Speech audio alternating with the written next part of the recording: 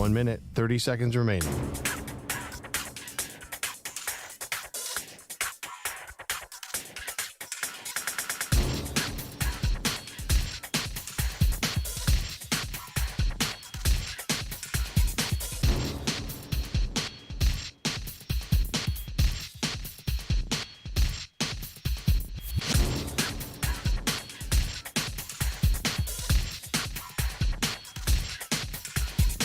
One minute remaining.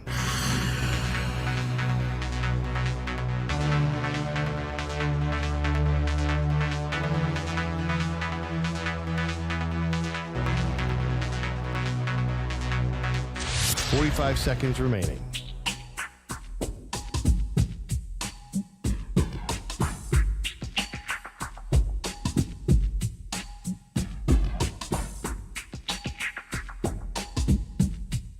Thirty seconds remaining.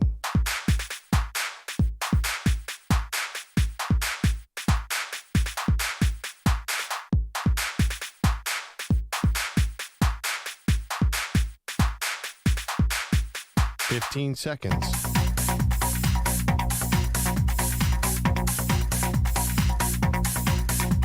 Break ends in 5 seconds.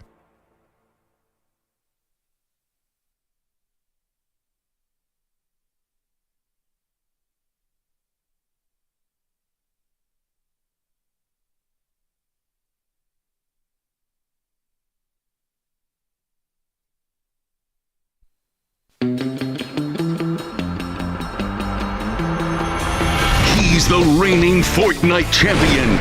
She's a Call of Duty legend.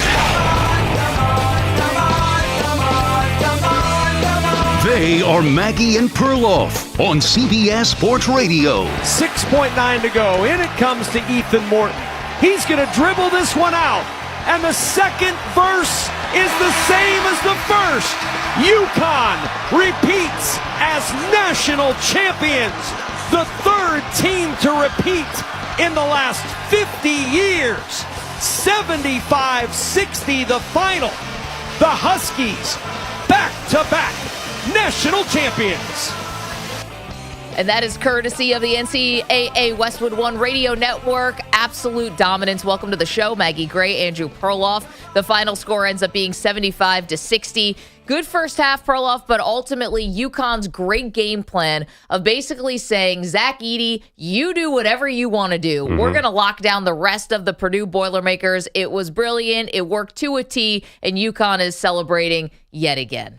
Yeah, it was a tough watch. I'm going to be honest, because nobody could hit a three. Yep. And also nobody attempted a three. Yeah, there were so many fouls. Eventually, the officials just gave up and all right, everybody just kind of run around and hit each other. So it was kind of, it was a low-scoring game, 75-60.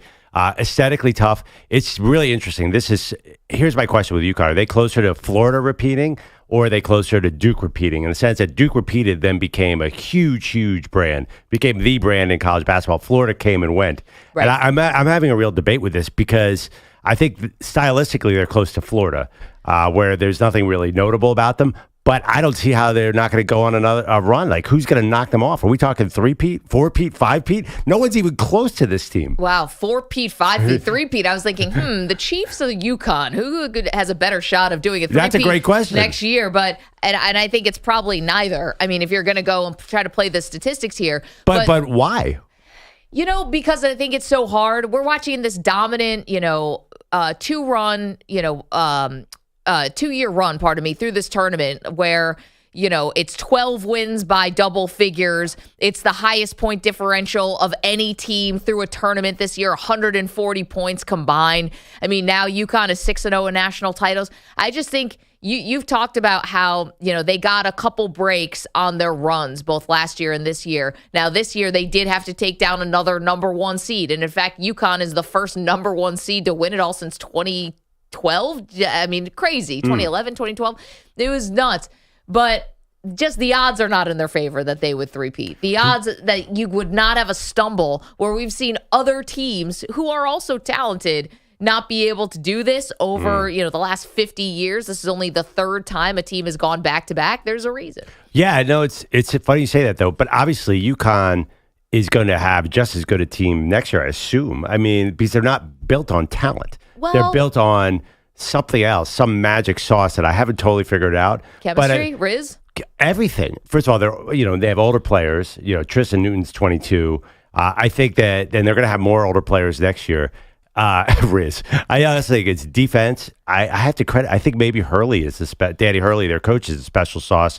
It just seems like they are way more than the sum of their parts. The whole is just very tough. And why would you think that a good college team is coming next year to challenge them? Is there going to be another old team that is going to be able to keep everything together? Because we don't see that team. Was there anyone else in this tournament even close? Well, no, and that's why this is remarkable. And I know that maybe this is not getting the buzz of years past, but I think it is worth it to stop and appreciate what UConn has been able to do over these past 2 seasons and to ask if anyone could stop them. I mean, you have Cooper Flagg coming in to Duke, who is the number 1 recruit in the country, except we've seen that freshmen are not really the thing anymore. This is not Anthony Davis's college basketball. Right. It's tough. The very, very talented players are younger going against a team. It reminds me a little bit of Jay Wright at Villanova, who never really had the number 1 guys. There was a lot of debate. But he couldn't back-to-back. Yeah, he couldn't back. It's true, but UConn just back-to-back. It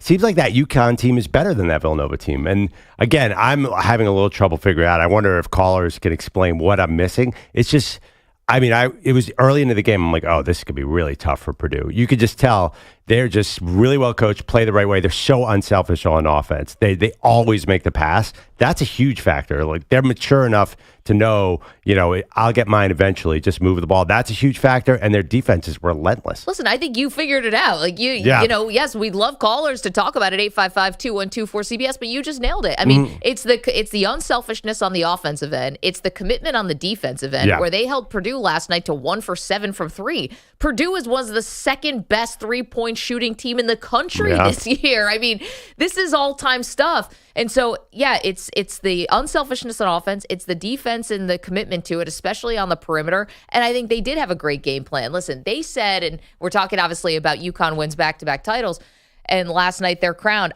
They said last night the Purdue's efficiency or their outcomes really don't change whether Zach Edey is elite, good, or great.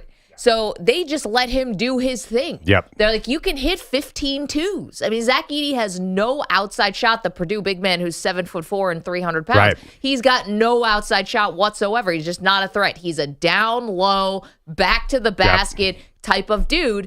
And they said, all right, 2-point us to death. And it's not even that UConn hit a lot of threes. They were actually... they couldn't shoot either. It was not a great shooting night from distance. Yeah. But and I think it was 6 for 22 or something. It was pretty bad. But here's the thing.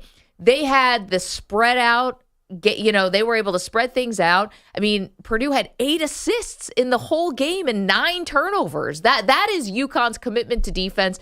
They just had this in every phase, and I do think the coaching definitely favors UConn. I think Danny Hurley is the best guy doing it now. Yeah. Also, too, the backcourt, UConn's backcourt was, I don't know if there's a measurement to describe how much better they were than Purdue's backcourt. They are just more talented, they're faster, they're more physical. Purdue's backcourt did not belong in a title game. The thing about Edey, they did send a couple double teams after he got off to that hot start. They sent a couple he clearly ran out of gas. I mean, he was just...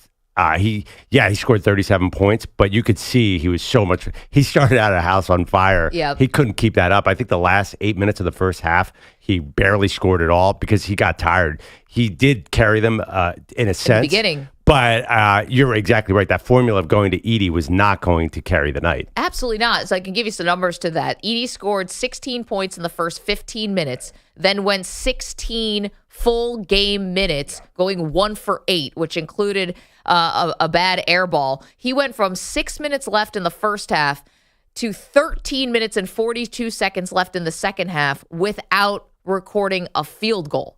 A couple free throws in there, but no field goals scored. I mean, this is the best guy in the country, and this is the best guy in your team, and he was a non-factor. Absolutely. For too long in the middle of the game. Yeah, credit Donovan Clingan, the big UConn player.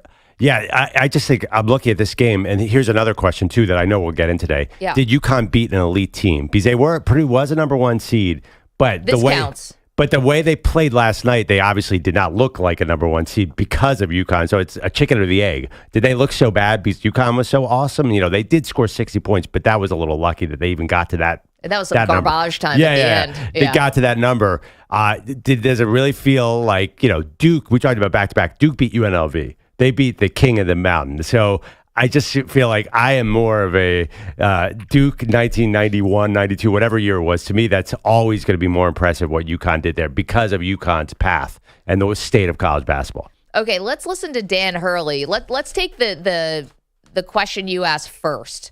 We're talking about the UConn men repeating last night. Will they be more like Duke or will they be more like Florida? And I think what you're talking about there is Duke's back-to-back championships created basically a us versus them, where Duke became the thing that you loved or hated, and they in a lot of ways became the focal point of the sport. And in many ways, I think they are kind of still the focal point of the sport, along with Kentucky and and others. But Duke really, that put them in a different stratosphere Definitely. as far as how we talk about them and where they are in sports, as opposed to Florida, who I think we remember great players, great team. Joakim Noah, Al Horford still playing in the NBA. I mean, Billy Donovan, these are great players and memorable people, but Florida basketball never became a thing. Yeah, you're right. Florida football is memorable. Florida basketball just came and went with that. I mean, obviously, UConn's not going to come and go like Florida, but I do wonder, you know, will this be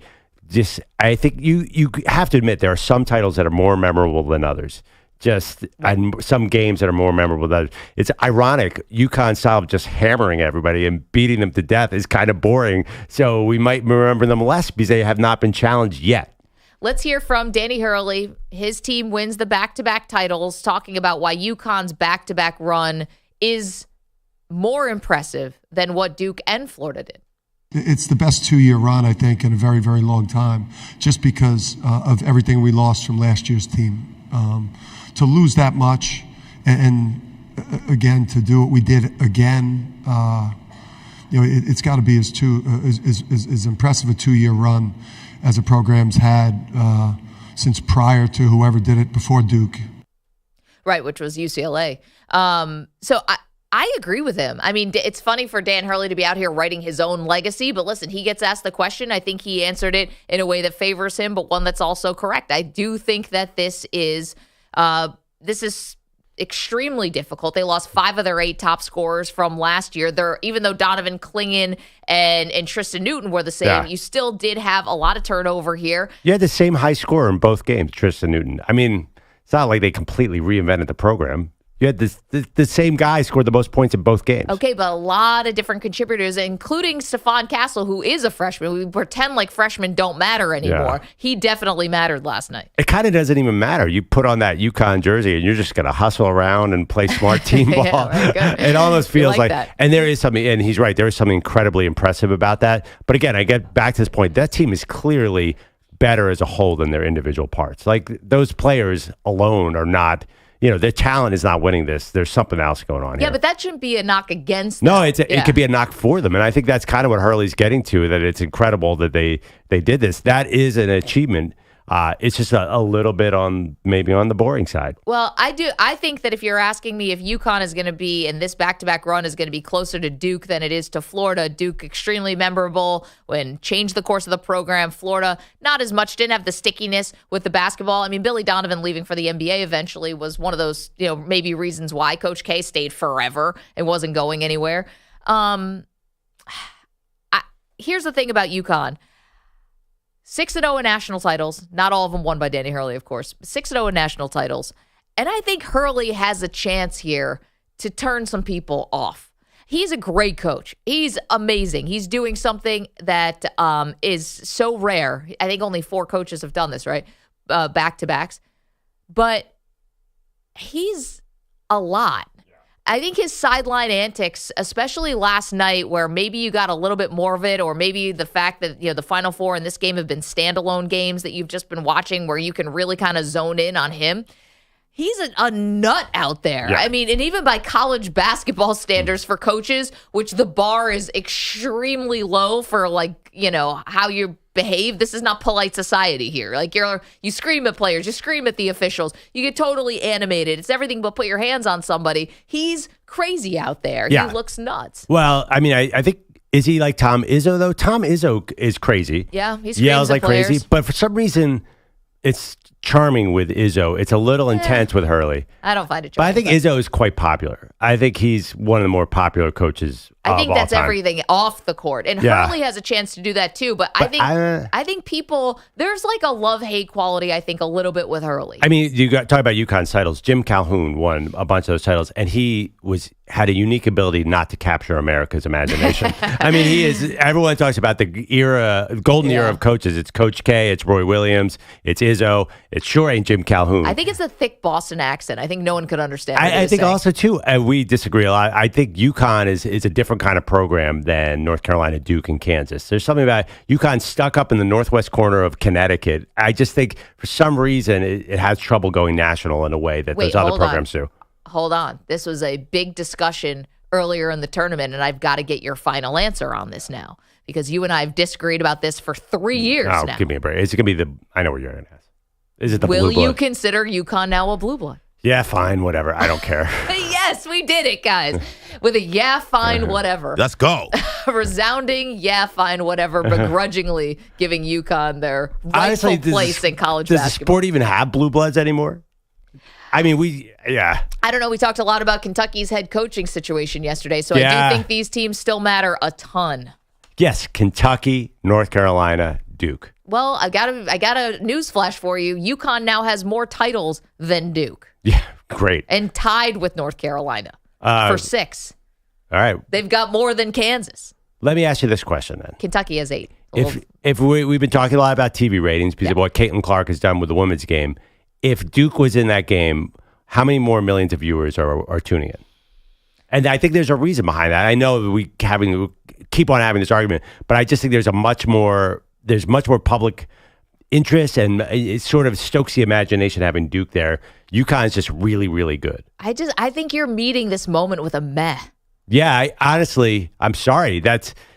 It's really not what you're supposed to do in this industry, but meh was a word that came to mind last night during that game. Were you more interested in the eclipse than the national championship game? If I was going to watch one game over again, I would watch South Carolina, Iowa 100 times out of 100, or even better, Iowa, LSU over that game. I could not. If you made me watch that game on Classic channel, ESPN Classic or whatever, I don't think they really do that for college basketball. It'd be tough. It was a very physical game, and UConn just put a stranglehold, and you could see it coming, right? It was close early, but did you have a feeling that, oh man, Connecticut's doing their thing. They're going to win, and they're going to cover. Yes. And I thought some of it was, Danny Hurley, again, whose antics are noticeable on the sideline. I think I'm being kind there.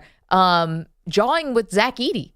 And I think it took Edey a little bit out of his game. I thought it was right after that, either he got tired or whatever, and he was just sort of ineffective on the offensive end for like 16 game minutes. And I think the coach maybe got into his head a little bit. Yeah, I mean, would you rather watch the hour and a half you spent with the eclipse last night or that game? Oh, the eclipse was awesome. The eclipse we will see once every 60 years or something. We're probably going to see UConn in the same game next year. Well, it's only 3 programs have repeated in the last 50 years. I mean, okay, let's be honest. It's still rare. The one play that everyone's going to remember is when that Purdue guy made a deal with the devil and somehow jumped out of the building to dunk. What was that, by the way? Putback dunk was pretty amazing. I mean, that was the craziest thing. Like, Purdue is not even showing up to this game, and all of a sudden some kid jumps out of the building and dunks the ball.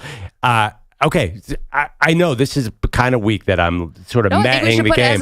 Matting the game, but come on, I think there are a lot of people like me. I just think people in the media are a little afraid to say that was boring. No, it's not about like the media or being afraid. It's what you feel, and you're saying that you thought this game was met with a meh. You're saying you thought that Iowa, South Carolina was good. You thought LSU, Iowa was good. It's not like you're poo-pooing this whole March Madness, both tournaments. I think I can appreciate just how difficult this is, what UConn did. This feels like the toughest thing to do back-to-back. Just because you go to the NFL, NBA, whatever, okay, it's a lot of teams in the playoffs. It's not 68. You have to win 6 games to get to the championship. It is, there's so many roadblocks and stumbling blocks that are put in your way. And to do it back-to-back and to do it as dominant as they have with double-digit wins throughout 2 tournaments, you're right. Amazing. You're right. It's impressive. They're an incredible team. Oh, man. Who are they going to play next year? Is it kind of a mid-major or like a big conference team posing as a mid-major? 855-212-4CBS. All right, couple poll ideas out there. Did you meet this game with a meh? EJ's offended by that. EJ's so mad at me right now because he has a terrible take. We'll get into it. Pete, you're mad. Pete, but you guys are New Yorkers who think UConn matters. It doesn't. Leave it up to you to not cheer or be into the winning teams. So six championships in 25 years. It's a meh for you. Of course. Perloff is not easily impressed. Oh, come on. Oh, come on. This is regional bias. You think anybody in Scottsdale, Arizona is walking around with a UConn jersy from today 2000? Well, there's probably don't thousands know. of them today, Perloff. Yeah, Scottsdale's the wrong city to pull out there Yeah, because they played in Phoenix is everyone Oh, yeah, at yeah, UConn's good in point. Phoenix right now. Yeah. That's probably why it was in my head. I just think that Scottsdale might be the highest per capita UConn shirts outside of the state They're of still Connecticut. partying right now. I know. So what do you think? Like, that is the real question. Like, where do you put UConn? So you guys really think UConn is as fascinating as Duke or North Carolina or Kansas? Because I think that's what I'm hearing. What is fascinating about Duke right now? Everything. Like what? Like, they have this super recruit class coming in next year, and they're Duke. I mean, I will hate Duke till the day I die. I have no feelings about UConn. So I mean, that's what I'm saying, though. It's like, okay, they have Cooper Flag coming in. Did you see that NC State game where they beat Duke in the ACC? Actually, in the regular season, they beat Duke, and everybody in America was like, "Go NC State!" That's when the run started because they beat Duke. That's what UConn needs. They need to beat a Duke, or they need to beat a North Carolina, or they need Kansas or Kentucky in the final game. If they do that, then they're an all-time program for 25 years. They have 6 titles. Those teams, Duke has only 3 in that time. North Carolina only has 3 at that time. Kansas has 2.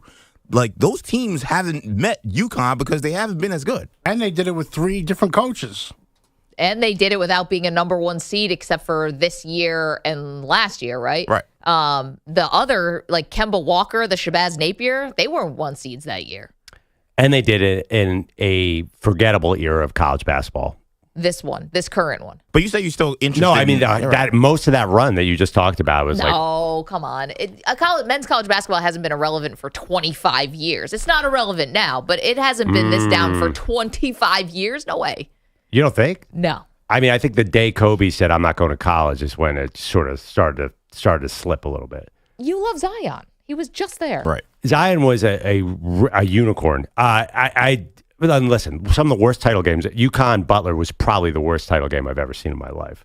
What was it, like 53-40? Yeah, but Butler Duke was a great championship yes, game. that one was great because Duke was in it. No, it came down to a final shot that Gordon Hayward missed at the buzzer. That game was also, like, terrible. Like, you're talking about shot making. And that game was like 52-51 right, as well. Exactly. That game was not well But still, played. the UConn game was all-time bad. And last night's game felt closer to that. That was just an offensive mess. So I think the question is, how do you feel about this back-to-back championships for UConn? Are you impressed? Is this, the story? Or like Perloff, are you saying, they really didn't beat another blue blood on the way to these titles? They beat a Purdue last night. They beat a number 1 seed. They beat the team with the back-to-back Naismith Player of the Year. Hold on to it. But it's not their fault. They Hold on, we'll get to it. 855-212-4CBS. Pete's upset. Yeah. You've gone and angered Pete. Because they're Perloff. winners. They're winners. We're talking about winners here. We're not talking about a bunch of losers. We're talking about winners. A team that's won 6 titles in 25 years. I mean, come on. Can we give them some praise? God, I'm going to need smelling salts if we're going to talk about this 6-0 UConn team. 855-212-4CBS. 855. There we go. 212-4227. Don't move. We've got more from the national championship game next. You're in a 5-minute break.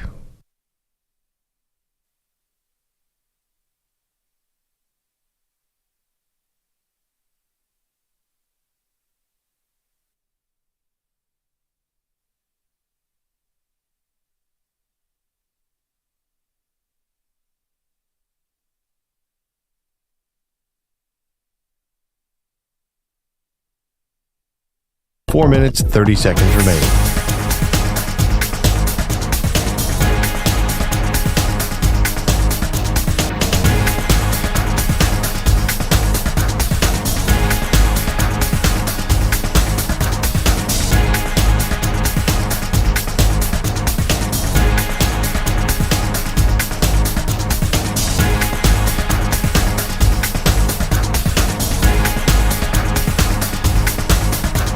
Four minutes remaining.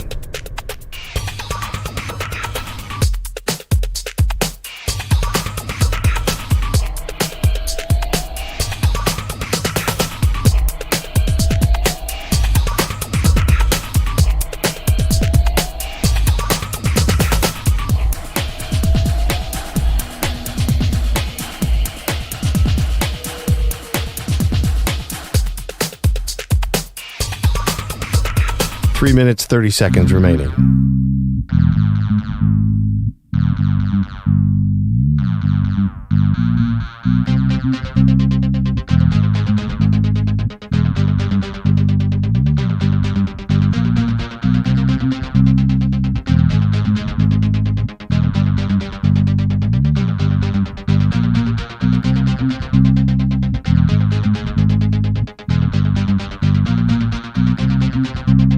Three minutes remaining.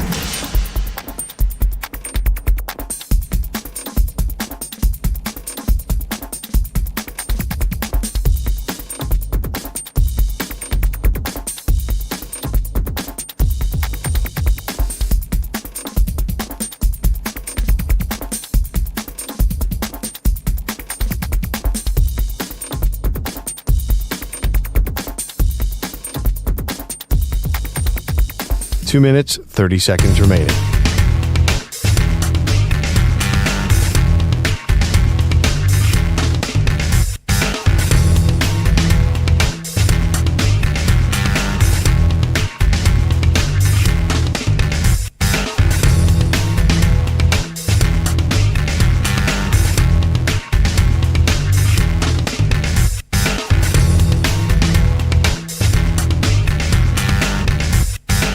Two minutes remaining.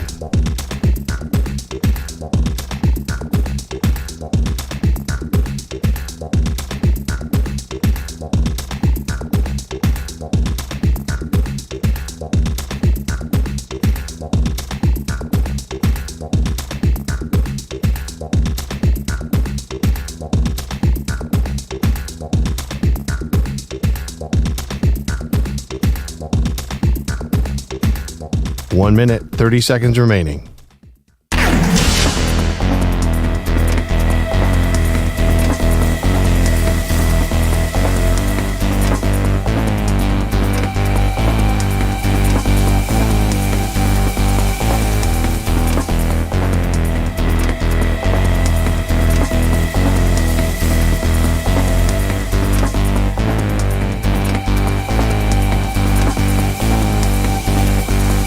One minute remaining.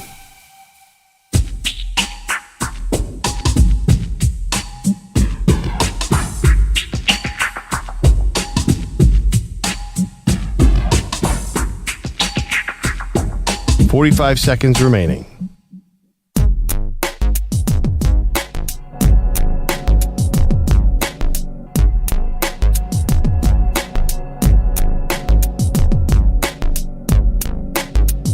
.30 seconds remaining.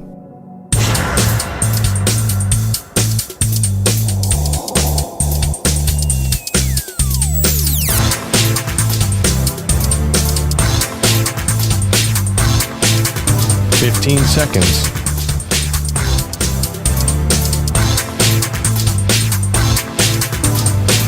Break ends in 5 seconds.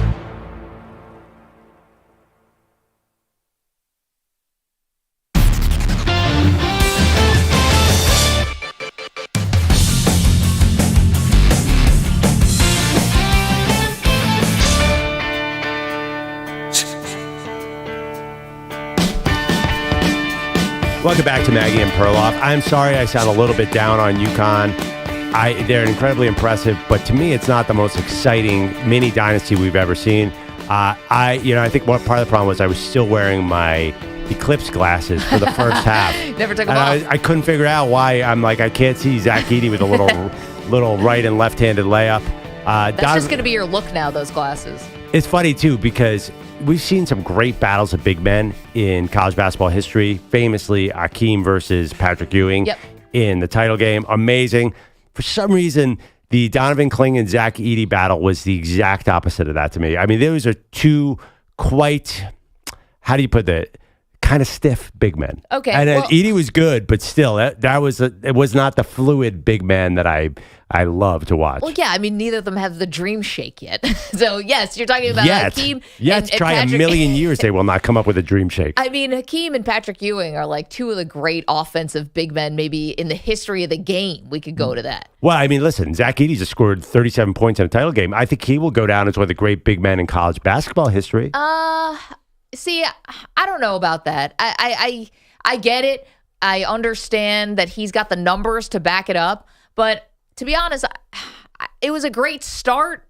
He scored 16 points in the first 15 minutes. But UConn, was letting him do whatever he wanted to because they knew that was not a winning formula. And so, yeah, I guess a good individual talent, but his lack of a shot and his lack of, he's got some moves, I guess. He's improved for sure. A little floater, I guess, but when I think of Zach Edey, I don't think I'm going to think of him as one of the all-time great big men in college. And I know that he's got the hardware, and I know he's got the numbers, but I mean, that's interesting. Yeah, no, I agree with you. I think he's a very good player, and I think his growth was incredible. His growth was amazing. And just recently, he's kind of been at a career high pace. It is incredibly impressive. You talk about this formula of letting Purdue score 2-pointers. I remember my Sixers. Brad Stevens was coaching the Celtics, and he's like, we're going to give Joel Embiid every 2-pointer he wants, and we're going to win the game by 12 points. It is a 3-point game. You saw it in the women's game. The women have it figured out, and just the fact that they strangled the 3-point line, it says everything about that game last night. Let's hear Purdue head coach Matt Painter talking about Zach Edey and the legacy he leaves. When you look at a lot of things, I think the separator normally comes to how successful somebody was, right?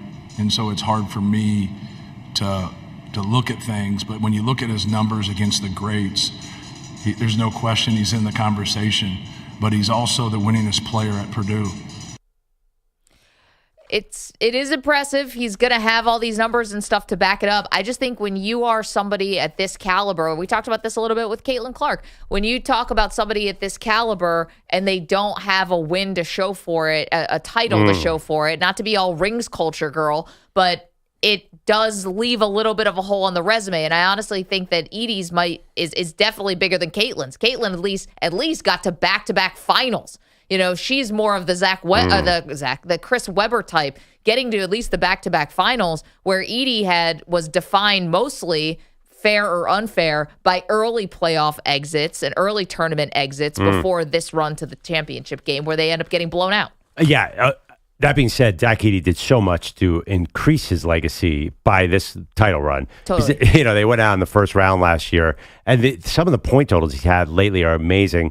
For me, the fascinating thing is what's next for Zach Edey. How does he translate to the NBA? I think it's nothing like CaitlinClark to the WNBA. That's going to be a gigantic. That's going to be a gigantic story. But I think as a basketball fan, aren't you curious how Zach Edey last night? Klingon is a future pro too. But what's he going to be like when he goes against Rudy Gobert? What's he going to be like against a smaller, fast team? He is still a very interesting player in the sense that there's no real prototype for him. Like, who is he? I don't know. He's certainly not Shaq, but is he a backup? Yao?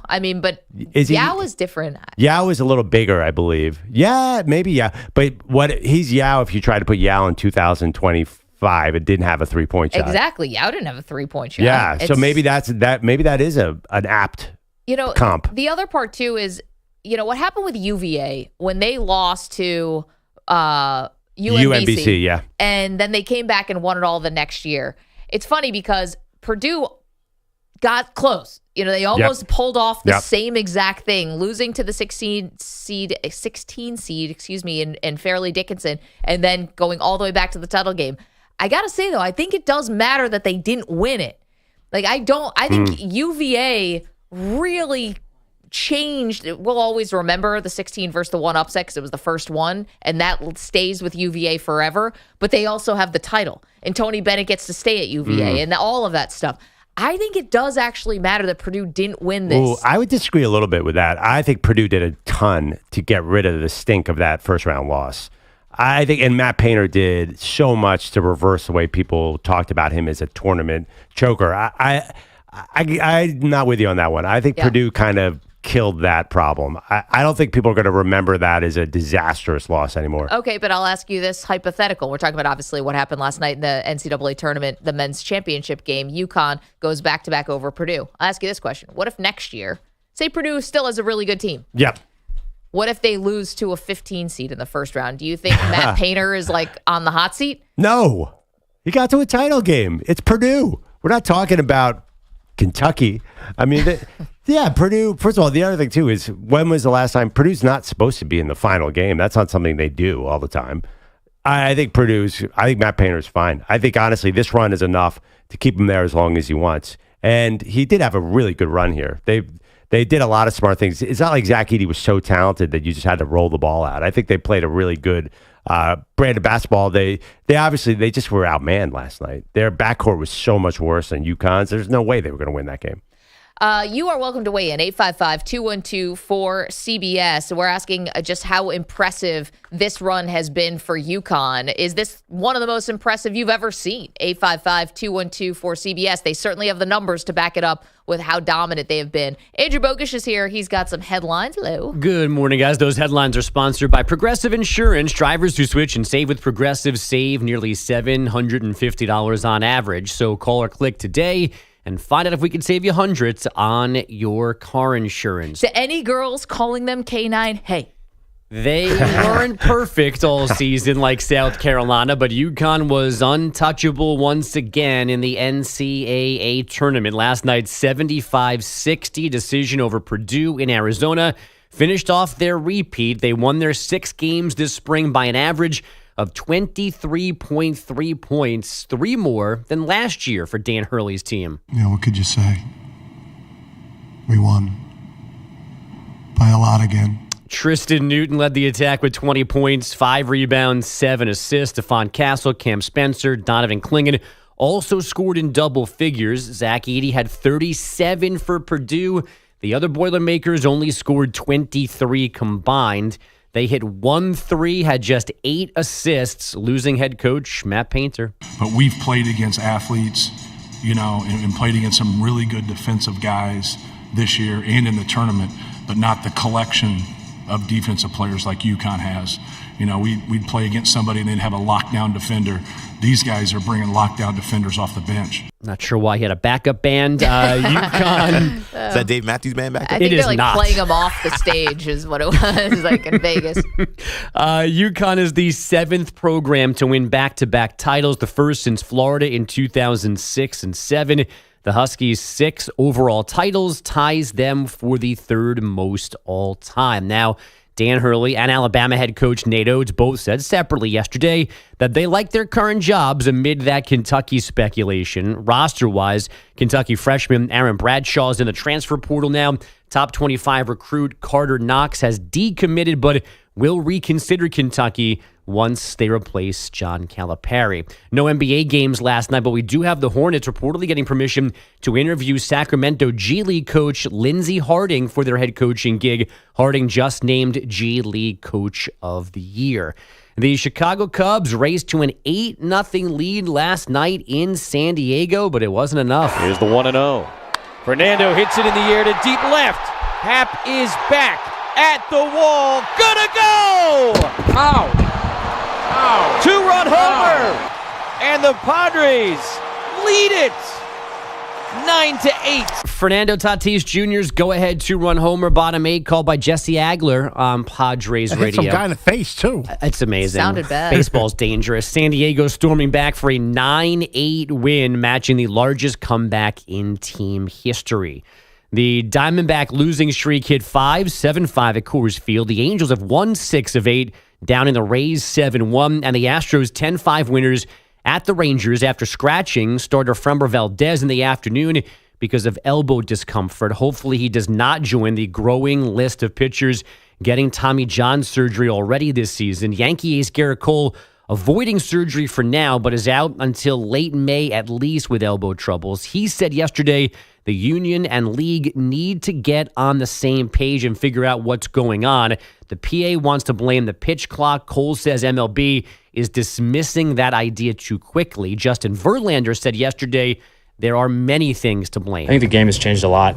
I think it'd be easy to sit here and blame the pitch clock. I think in reality, you put everything together and everything has a little bit of influence. I think the biggest thing is the style of pitching has changed so much. Everybody's throwing as hard as they possibly can and spinning the ball as hard as they possibly can.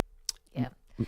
Sorry, I thought that was pretty interesting. I think this whole arm issue thing is really interesting. And it's funny because, I'm watching yesterday. Do you know that Yankees-Marlins game was 2 hours? You can't get rid of the pitch clock now. We've become accustomed to a certain lifestyle here, and I'm sorry if people are getting hurt, but you can't definitively say it's the pitch clock. I think the PA has been looking for a reason to push back on this since the moments they started implementing it. And it's the stuff, right? Isn't it just as easy as it's the stuff? Guys are trying to throw these ridiculous pitches these days at max velocity over and over and over again. Of course people are going to get hurt. Am I crazy? No, you're right. I think you're right. Yeah, and also they start young throwing like crazy too. So that probably, I saw James Andrew talk about it. He does so many high school surgeries now that it's out of control. I think it's also they're throwing harder for a shorter amount of time rather than stressing the fact of strength rather than length with pitching. And I think that's hurting arms. I think instead of throwing 7 innings and working out and throwing your pitches across 7 innings, you're throwing them over 5 innings, and there's more strain on the arm, and that's what's causing problems. I really feel like pitchers and starting pitchers now, they're being coached to do what they're being coached to do. But they better be careful. They're going to go the way of the NFL running back if this continues. Because with how they're going to get paid. If you think about it, you could have a guy, you bring him up from the minor leagues, he's not making any money. He comes out throwing 100 miles an hour for a couple of years. He's dominant. And then he's going to go down, and guess what? That value deplenishes. I really think that this is a watershed moment for starting pitching, really all pitching, but especially starting pitching in Major League Baseball, because why the hell would you pay a guy if you know you can just get another guy and develop him for 2-3 years and have him throw 100 miles an hour and have awesome stuff and not pay him anything? It doesn't make any sense. The guys at the very, very top, the Gerrit Coles, the Shoheis, the dudes at the Verlanders and Scherzers who are really at the top, you will probably find someone to always pay them. But the other part you're missing about this is it takes these guys so much longer to get to free agency. Yep. God forbid you want to play 3 years of college. You're not a free agent until you're 30. So you're going to get paid after that? No shot. Everyone should be taking these deals probably early on. Even Scott Boras can't get his clients paid. So I agree with you about the salaries are going to get suppressed with the starting pitchers, even though I think the guys at the very, very tippy top are still going to get something. Just like, just like a Saquon Barkley or a Christian McCaffrey, for those guys will get money for running backs, and then everybody else will get scraps. It's going to be, I think, the exact same thing. Yeah, no salary cap, though. They don't have to, That'll help them, but they don't have to fit together this puzzle, in baseball. Bogusch, back to you. NFL draft visits continued yesterday. Marvin Harrison Jr. was with the Bears. Rome Odunze was with the Cardinals. And the Maple Leafs outlasted the Penguins 3-2 in overtime. Austin Matthews scoring his 65th goal, the first player to get there since Alex Ovechkin way back in 2008. Guys, back to you. Well, Bogusch, you froze your butt off at a baseball game the other day. I have 3 games over 2 days, yeah. I'm sorry. Amateur. By the way, I think I'm liking what I'm hearing about this Toronto Maple Leafs team. I think that should be our playoff team, right, Bogusch? No. He's already got a team. Listen, you're already off into a bad start in the first 40 minutes. Don't start throwing hockey terms around. I was just laughing. I have a friend who's a Maple Leafs fan, and there is no more doomed franchise in the history of the world, right? I mean, beg to differ. No, the Mets. Yeah. The Mets are the 27 Yankees compared to what the Maple Mets Leafs have been to a got. World Series. Yeah. In This the is a Bills reference by you there? it was. Yeah. I mean, again. Oh, no. I think the Toronto's way worse, right? I mean, they're not that far apart from each other, so I think geographically it actually kind of lines up pretty Yeah, there well. are probably a lot of Bills fans who are Maple Leafs fans too. And at least the Bills got to the finals, and not Right. Maple And the Leafs. Bills, as much as we all love them, they are not the historical franchise that the Maple Leafs are in hockey. Like And they're a singular franchise. Yes. Yeah, I know what you mean. It's just funny that you would do that highlight because it's that annual right of them disappointing right now. Fingers crossed. I'm looking forward to it. Counting down. So disappointing because I want to root for Austin Matthews. Like I'm a Rangers fan, obviously, so I want the Rangers over anybody. But like you have an American dominant superstar, and he's doomed to get knocked out in the first round of the playoffs every year. It is sad. What a shame. Have You fun, can tell- John Tavares. You can tell you're all broken up. Wow, still with the John Tavares. Well, a decade ago, I'm glad wasn't he's it? really losing and sucking over in Toronto. How That's long it. ago was that, Pete? There's got to be a statute of limitations on this thing, no? No, he left, and he left the Islanders high and dry, and that's it. And then he's dead to us. I would like to know, and maybe we can just come up with this on our own. Is there a statute of limitations on how long you can be upset about somebody who leaves your team in free agency? Until they retire. I mean, Cavaliers fans got over it when LeBron did it, but he did have to come back and win the title. That helps. Slight difference. First title in like 60 years. Yeah, many other finals appearances. Well, as well. it took Favre about 9 years, right? Until Green Bay welcomed him back. Depends if you go to the rival. That's bad.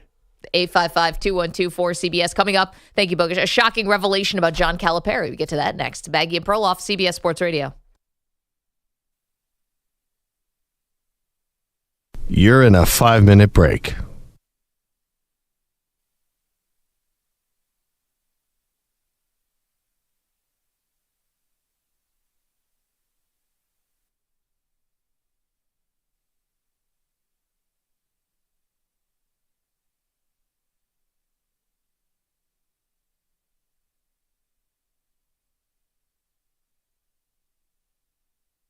Four minutes, 30 seconds remaining.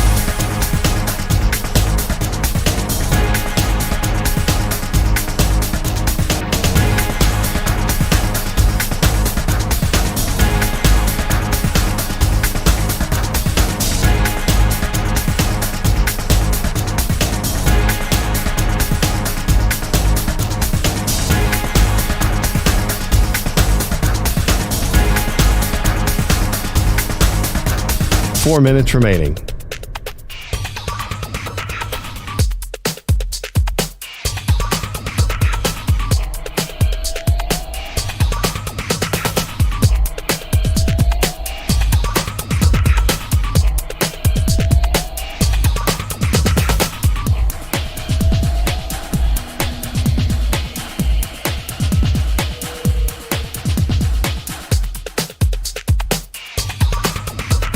Three minutes, 30 seconds remaining.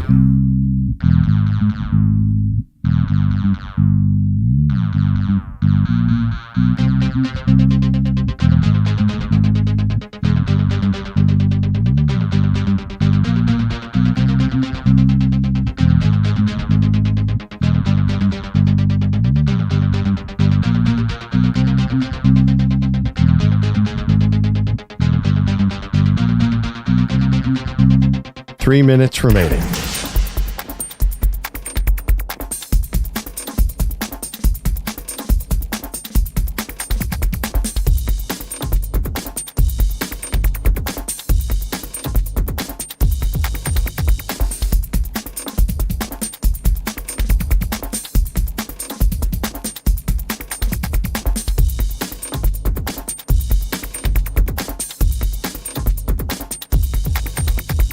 Two minutes, 30 seconds remaining.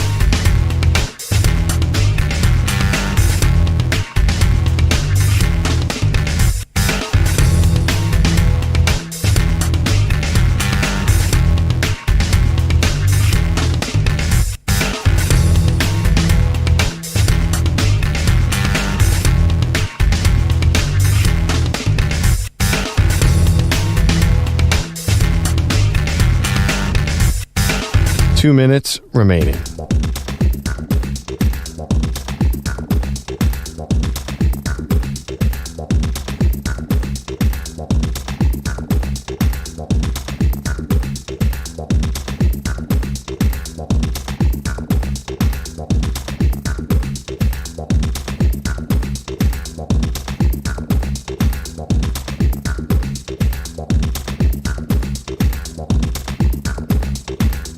One minute, 30 seconds remaining.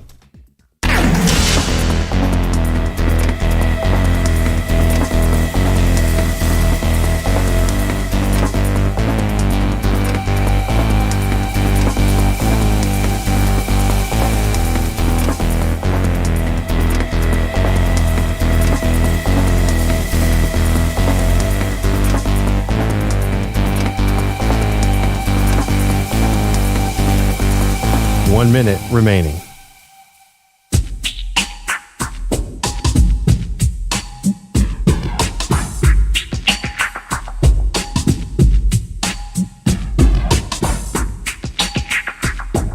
Forty-five seconds remaining.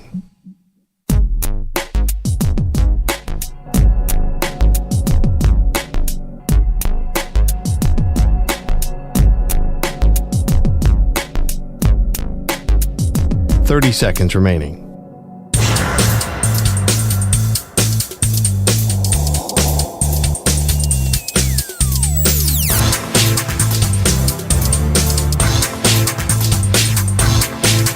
Fifteen seconds.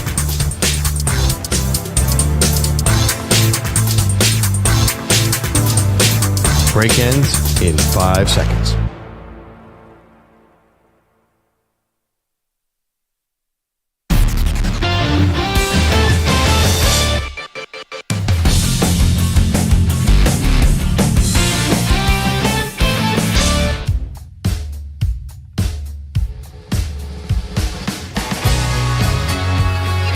Welcome back. Maggie Gray, Andrew Perloff, UConn back-to-back titles. We've been talking about the relevance of UConn men's basketball. Perloff's not overly impressed with what they did. I'm impressed. I'm not overly impressed with their ability to capture America's imagination. I think there's something going on here that happened on the women's side too, which is we are just right now about the stars in college basketball. We're not as much about the teams. Right now, I think always. I don't know. Yes, stars drive sports, and stars drive basketball specifically. NBA is famous; it's the star sport, right? Right. Nobody wants to see an efficient team that passes the ball well that doesn't have a star, do they? Ever? I mean, name a team that's. I think you hit the problem. To really be exciting in basketball, I think you need a star. I mean, honestly, I think I'm not even going to say it as far as it, like the Spurs are the most boring dynasty of all time. And anybody who I just think, but at least they had a start. Yeah, but nobody enjoyed watching them. They tanked NBA ratings for a 20-year span. Can I give you the Detroit Pistons? I know Chauncey Billups just got into the Hall of Fame. You mean the Bad Boy Pistons or the 2004? The 2004. That was Pistons. A one-off. Well, they did go to back-to-back finals. Yeah, they just lost to the Spurs. Yeah, no. I mean, honestly, yes, they definitely did not capture America's imagination, but they had way bigger stars than this UConn team. We knew Rip Hamilton, we knew Rashid. Well, okay, but again, we knew Rip Hamilton because he won in college. They didn't win a title though in college. No, he did. He won at UConn. Right, exactly. So I think we did. Like the reason why we know Rip Hamilton is because it started off in college. Right, but I think if you look back at NBA history, you remember the star-driven teams. You remember Michael Jordan's Bulls. You remember Kobe's Lakers. You always put a player in front of the team. And even the Spurs, as boring as they were, they had Tim Duncan. So I think you need a star, right? Like even college basketball, like obviously Christian Laettner and Duke. But Chris Webber and Michigan. Like those are the teams I think you remember. But what about the coach being a star? Because a lot of times in college basketball, we're seeing that with John Calipari and some other really big, like Coach K was always even bigger than the stars. No, I don't think so. I think you need the stars too. Was Coach K bigger than the Duke stars? The Duke stars are the most famous people in sports. Grant Hill, Christian Laettner, Bobby Hurley. Those guys were massive. That's the 91-92. I would say Coach K was definitely more famous than Mike Dunleavy. I mean, no disrespect. Warriors GM and, Jay and I felt like those Duke teams, Williams. maybe I'm forgetting some of them. There were a lot of big stars on all those Duke teams. No, there are, but Coach K was the face. Yeah. So I think Danny Hurley could be the star of this UConn team. Maybe it's not going to be Tristan Newton, even though he should be a household name now with the two back-to-back MOP, most outstanding players. But and Klingon is interesting because he's so big. I think the coach can be the star also. And speaking of the coach, so yesterday we told you about the John Calipari news that he is set to leave Kentucky because he's going to go take over at Arkansas. And it was really shocking, and people were into it. So, of course, what happens, Perloff? The news media goes and hunts down John Calipari in Lexington. Right. Pushing a dog in a stroller down the street. Now, the dog it was pushing a dog stroller, let me be fair to Coach, and the dog was walking right next to him. That dog may weigh 4 pounds, 5 pounds. It was the tiniest little thing. He's a small dog guy. Looks like it. I had no idea. And you live in Lexington, Kentucky. You have plenty of room to let a big dog roam. I thought small dogs were more of a city thing, but I guess not. What's he doing with a small dog? I don't know. You guys really did not like that he was pushing a dog stroller. I think it's you're already making your dog kind of a wimp if he needs a stroller, unless it's really old. And that dog was not old. I actually watched to the end of the video and he showed up. He's fine. Walk. You're a dog. The bigger issue wasn't the stroller. Put your dog on a leash. Wow. Like, that was the issue. You don't know what animals are out there. You don't know if my dog doesn't like that your dog is not on a leash and has an issue. Put your dog on a leash, John Calipari. Well, John Calipari, and by extension his dog, are bigger than any other thing going on. I mean, he's the biggest star in town, no? But what if you walk by a dog in a stroller? That's not a problem. Like, your dog's not going to go after the stroller, is he? No, I don't care about the stroller.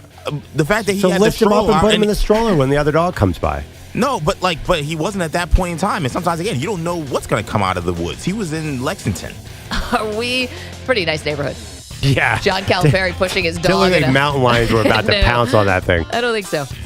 Coming up, UConn as a dynasty. What's next for them? Get to that next.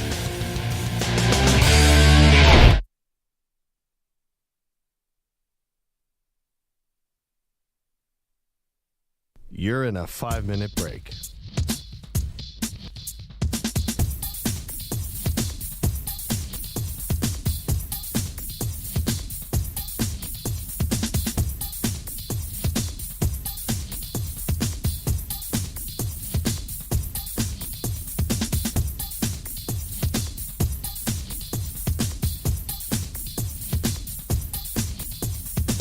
Four minutes, 30 seconds remaining.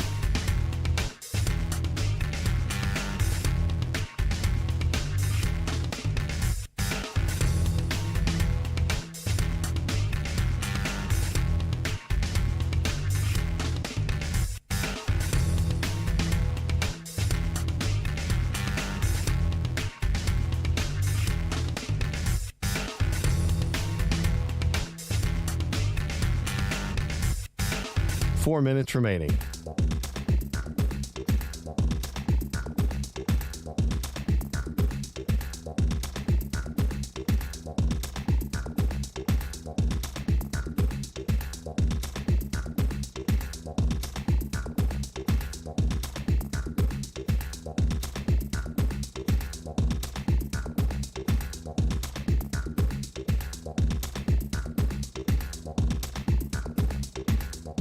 Three minutes, 30 seconds remaining.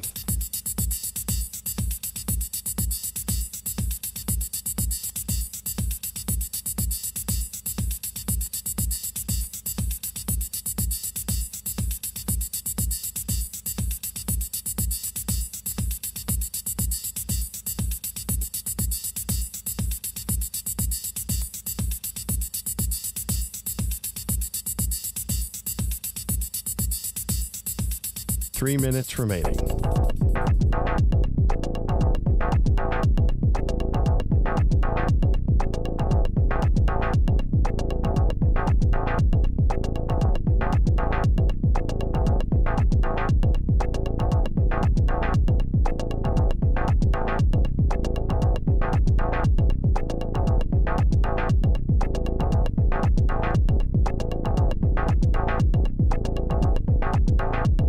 Two minutes, 30 seconds remaining.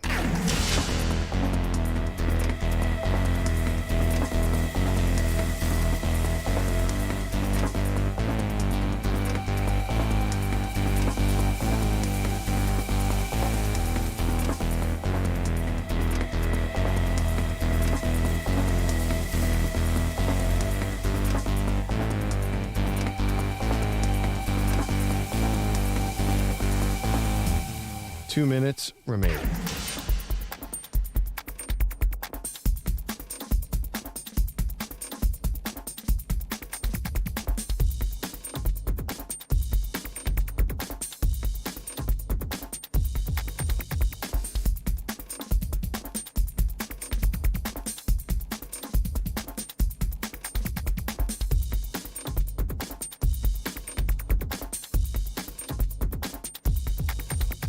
One minute, 30 seconds remaining.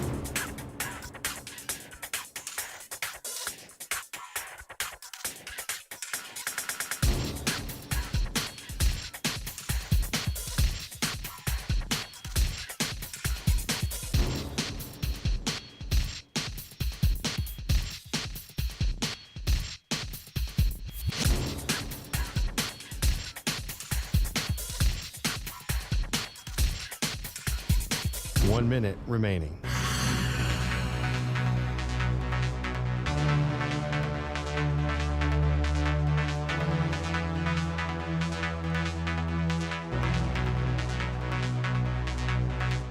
Forty-five seconds remaining.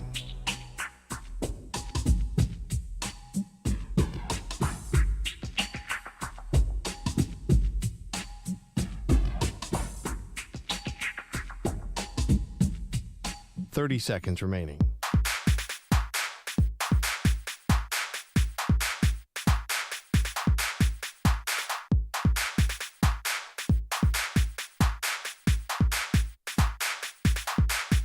Fifteen seconds.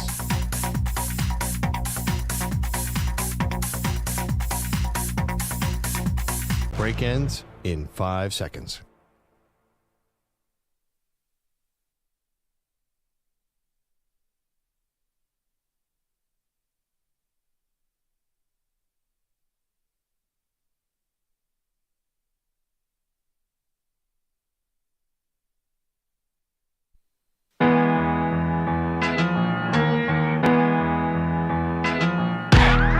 Can put away a large pizza by herself. He's allergic to cheese. They are Maggie and Perloff on CBS Sports Radio. Bring an offensive rebound, backs it out, deep three. Tristan Newton is good. He shot it from Tucson. 39-30. The largest lead of the night for the Huskies. And they would go on to win back-to-back. It's the Westwood One NCAA radio network on the call. Hey, welcome to the show. Maggie Gray, Andrew Perloff. UConn goes back-to-back, and they are now at the top of the pyramid in men's college basketball. But Perloff, we're not trying to turn the page so quickly. Last night really was a masterclass in game plan and execution. You know, Zach Edey, the big man for Purdue, was able to get his, but UConn said, hey, you take your twos, and we'll spread our scoring around. We're going to shut down everyone else basically on your team, and you can fill up the stat sheet with as many layups as possible. It's not going to beat us. It worked to perfection, and you're asking a big question. You can go ahead. How do we remember this UConn team? Is this going to go down as one of the great college basketball teams of all time, one of the great teams in any sport of all time? I'm just having trouble wrapping my head around that because really, at the end of the day, who have they beaten? This is a downtime in college basketball, and there's this weird disconnect between the NBA and college basketball right now. We were not watching lottery picks last night, and that's just hard. When I think of great college basketball, there's a continuity and there's stars. UConn is doing it as a team, which is incredibly admirable, but it's a little boring to see. I mean, honestly, I feel at this point, and maybe this is credit to Danny Hurley, you're going to put some different, a new group of players next year with that UConn jersey, and they're going to play the same way, and they're going to be very, very hard to beat. So that's really admirable and cool in a way, but it's also like, oh, okay, I need a star. I am that shallow sports fan who loves the slam dunk contest and needs the pizzazz. Sure. And I need Chris Webber at Michigan. I need Zion at Duke. I need, give me some other big college basketball stars. I need You want Anthony Psycho Davis? T at North Carolina. Okay. Yeah. No, Anthony Davis at Kentucky. I need future pros, and I need some continuity. What am I going to see next? Like, where are these UConn players? Am I going to see any of them in the NBA? Maybe one or two, I guess. Stephon Castle's the biggest NBA prospect. Yeah. But generally, though, it's an interesting dynamic where this team is and where the sport is now. The fact that I don't think it's an accident the women's game is now challenging the men's game for popularity. There's something that is a little different with the sport right now. Can you argue against that? No, I can't. There's definitely something different about where men's college basketball is than maybe where it was when I was younger, where you were younger. However, I can still appreciate what UConn is doing. And in fact, it's making me more interested in the sport. See, I like the fact, and I think in sports, we generally kind of gravitate towards, teams that are the excellence, right? Teams that are amazing. And then what inevitably happens? Then we start getting a little bit of the backlash to those teams. And then it's, hey, can you beat this team? And you were asking me in the break, is Dan Hurley, are they going to win next year? Are they going to keep going and going? Is Dan Hurley the new John Wooden? And maybe taking advantage of a moment in time where I'm not saying it's easier. I think that would just be a real slap in the face to everyone who plays men's college basketball. I don't think it's easier. But could Dan Hurley be coming along at a time where he could rip off a few different titles if he just keeps recruiting the same kind of guy who, as you said before, and you were right, very unselfish on the offensive side, because it's not like, oh, I've got to fill up the stat sheet so I can be the number one overall pick in the draft next year and I have this expectation to live up to. Very unselfish on the offensive side and so locked in and committed on the defensive side. But how can you argue it's not easier? There are obviously less pros in this game. If you look at a mock draft, it's all France and G League and who knows where. You're not, I mean, Duke back-to-back, they were beating the number one picks all over the place. They were beating Larry Johnson. I mean, there's nothing, you can't point to UConn doing anything like that. Okay, but I think that you're looking at the more complete teams, right? Are we looking at, okay, they might not be together forever, but I'm also playing against guys who are 21, 22, have been around for a long time. And I know that in college basketball back in the 90s, guys were a little older. They were staying a little bit longer, but those guys did have a little more continuity. I think what Danny Hurley just did, they overturned 5 of their 8 top scorers from last year. Yeah. It felt like a run it back year, but it really wasn't when you dig into it. You had same most outstanding player back-to-back years. Okay, Tristan Newton. That's a big deal. It is a big deal. It's kind of your star. But it's not like he's not going top 5 in the draft next year. It's not like you have Carmelo Anthony back for 2 years. It's very different. Yeah, but I can't say it's a completely different team. That feels weird to me. Well, because you had the big man Klingon, who was not a starter last year, even though he was big in the Final Four in the championship game. And you have the most outstanding player in Tristan Newton, and you have the coach. But a lot of the other stuff around has really changed. Yeah, I just think that we're not going to remember it the same way. I just think the sport is way different. Listen, I think of the great college basketball moments of my lifetime. Rumeal Robinson in Michigan and Seton Hall. And maybe I'm wrong about this, but I feel like there were pros all over that court. You had Glenn Rice, and it just like you had these stars. I remember Glenn Robinson at Purdue. Yep. I remember Vince Carter in North Carolina. Sure. I remember all the great Kansas players, all the great Kentucky players. It's just hard for me I will admit, maybe more of a casual college basketball fan when you don't have the stars. You don't have Carmelo. You don't have Derek Coleman, Billy Owens. You don't have like all these great future pros in the sport anymore. And maybe it comes back. But right now, you cannot argue that they are not bereft of super talented players. Let's hear Dan Hurley last night after winning the back-to-back titles on what it would take to go for a three-peat. We graduate some players. We'll lose a couple potentially to the NBA early entry. And we're going to dive in and put together a roster that can play a comparable level of basketball to the one that you guys have witnessed the last 2 years. I know what our mindset will be. We're going to be focusing on trying to put together, a 3-year run, not just a 2-year run. I mean, that puts them in a completely different stratosphere. I think the back-to-back already is enough to put them in the all-time category. And, is it going to be like Duke where it's, they become the faces of the sport in a lot of ways, and maybe they become the villains of the sport and people will tune in whether they love them or hate them? Or is it a little bit more like Florida where we remember the run, the players got famous from the run, we did watch some of the guys in the NBA, and of course Billy Donovan moved to the NBA eventually. But it didn't really have the stickiness, maybe Florida basketball, that obviously Duke had. I think UConn becomes more like Duke.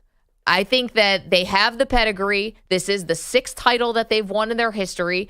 You have to put them now in the category with the North Carolinas and with the Dukes and with the Kansases. You still have UCLA and Kentucky who are, further ahead of the pack. But let's be honest. I mean, UCLA was doing their major damage in the 60s and the 70s. So it's different. UConn deserves a seat at that table. What they did is unreal. I can't imagine them winning 3. How is something not going to trip you up in a single elimination tournament? But Danny Hurley, I mean, how could you not believe him today? Well, it's funny. I looked at it last night. ESPN put out a way too early top 25. And fortunately for the sport, they have Duke number 1 next year and UConn's 4. So that would be good for the sport. But I think if UConn keeps this run up, I think the women's game is going to keep on making moves on the men's game because I just don't think America cares. Man, 855-212-4CBS, 855-212-4227. So you are welcome to weigh in on what are we watching right now with UConn. I think, Perloff, even if you appreciate UConn, you appreciate what they're doing, you just don't think it's going to stick. You don't think... I just don't think they capture America's imagination yet. And 3 in a row would be something. But I do think, it's not an accident that we have this era of men's. I think women's is really benefiting from the lack of stars in the men's game. Can you argue against that? There's obviously, I think there's 5 women's players who are bigger stars than pretty much anyone except Zach Edey. And maybe even bigger than Zach Edey. So I think it's a matter of star power and individuals. Basketball is a sport where individual means everything. Not just college, the NBA too. It's winning is one thing, but I think to have superstars in basketball, because it's not like football, there's no helmets. You really get to know these guys. And I think you watch the game for individual stars. LeBron, Michael Jordan. You go through the list where college basketball is just lacking that right now. You saw UConn play the ultimate team game last night. I can't think of one offensive set where they didn't make the right play. It was amazing to watch, and the game plan on Edey was phenomenal. Was it amazing? It was a 75-60 foul fest where nobody could hit a three-pointer. Why was that amazing? Because I can appreciate the pressure that they're feeling. I can appreciate how much they've won by. I can appreciate that dominance. I think that sometimes you just got to tip your cap to the best team out there. They never faltered. They never even, I guess Alabama got a little close because Bama made some runs in the Final Four. And I think we ask ourselves when we love sports, can we watch greatness? And I do think we are watching a great team, an all-time great team. That's fair. So what are we in this for? Yeah, we're in it for the stars and the dunks and all that, but are we in it to watch the greatness? And what more can we ask? The Spurs were great. Yeah, they were. And they're remembered as a great dynasty. That nobody cared about. Well, but here's the thing. You have to admit there are some dynasties that are more exciting than others. Well, or are they all the same just because they won? Not everyone's the Showtime Lakers. I'll agree with you, but I think that every dynasty, and I don't know if UConn's necessarily a dynasty yet, but I think every run that's like this, even if it's not as pretty or whatever, and even I might even argue that, but the dominance has to be respected. Whether it's the most exciting buzzer beater, Villanova winning on a buzzer beater 3-pointer for the tournament, I can't give you that. But I do think that watching dominance, hell, it didn't hurt the Dallas Cowboys. The Dallas Cowboys were the most exciting team. They had so many characters. They were thrilling in every way. And they would beat down teams, especially my Bills in 2 Super Bowls, and people love them more for it. Yes, but I'm saying people love to watch Michael Jordan fly into the air and switch the ball from his right hand to his left hand. Never got to a Game 7 and nobody cared. It didn't have to be the spiciest. But I'm saying, and in the 2000s, we just saw clutch Tim Duncan with a bunch of 8-foot bank shots. I think that turned people off. Did the shots go in? Did anyone watch? I think they did. Nah, you see, then we just see it differently. If you can't see the Spurs as a boring dynasty, then we just watch basketball very differently. No, I get what you're saying because they were boring by design. I never thought the play was actually boring. Manu Ginobili wasn't boring to watch. He was exciting. I don't think it was about that. I think that they just, first of all, Tim Duncan was not like a spotlight hog. And secondly, I think they were boring by design. I think while everyone else is trying to grab headlines, the Spurs were just quietly doing their thing. And I think that was appealing to a lot of people. I don't think so. People I think it was the opposite of appealing to a lot of people. What, lunch pail mentality? Yeah, I don't think so. I'll bet you if you looked at those TV ratings, the Spurs probably performed much worse than the Lakers. Okay, so there's 2 things here, right? And we're talking about UConn winning back-to-back titles. We talk about this a lot with entertainment. Are you a critical acclaim or commercial acclaim, right? Are you exciting or are you boring? No, that's not always it. are you somebody? Are you Marvel and you break records all the time with like big time? Are you an indie film that is respected, that wins awards, that people believe is true art? And I think that you can respect both. You can respect the critical acclaim as much as the commercial acclaim. Does that make sense? So you can have the broad, wide, impact like the Chicago Bulls, or you could be the Spurs. It's a little bit more of, the artist versus the surgeon. Yeah, for me, if you want to do movies, like I will watch a Marvel movie over, like, remember there was a movie called The Artist that won the Oscar? I've never gotten through it. I will watch How about Marvel. like American Beauty, like something like that. That was a critical acclaim. But that was an interesting pop movie too. I'm just saying, like, Versus, I think Roma. Spider-Man. Remember Roma came out and won? I think it won the Oscar. It was a black and white movie about a small town in Mexico City. Yeah. Yeah, I mean, you're saying that was as good as Ant-Man? I don't know. I'll take Ant-Man. I don't know about Roma. Who else Can I would give be? you Coda? I don't know. Now Yeah, give me Coda. Give me all that crap. Coda was a great movie. It was a critical acclaim, just like I think UConn is a critical acclaim, even if they're not a commercial appeal. Trying to use the movie metaphor here. I just think most people. It's Game of Thrones versus Blue Bloods on CBS.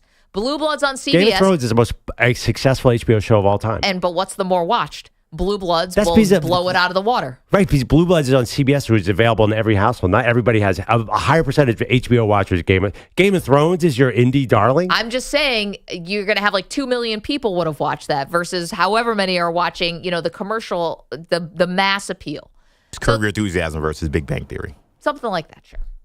I think this works because Game of Thrones was a phenom. That was the biggest show HBO's ever had.